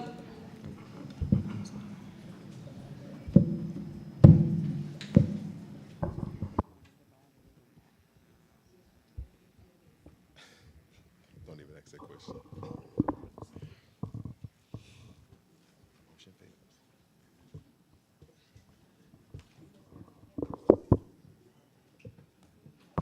The motion fails. Okay. Moving along to item D1, announcement of meetings. Committee of the Whole to be held September 7, 2023 at 5 p.m. at the Central Office Boardroom. Mr. Goday, can you do us honors? Meeting adjourned.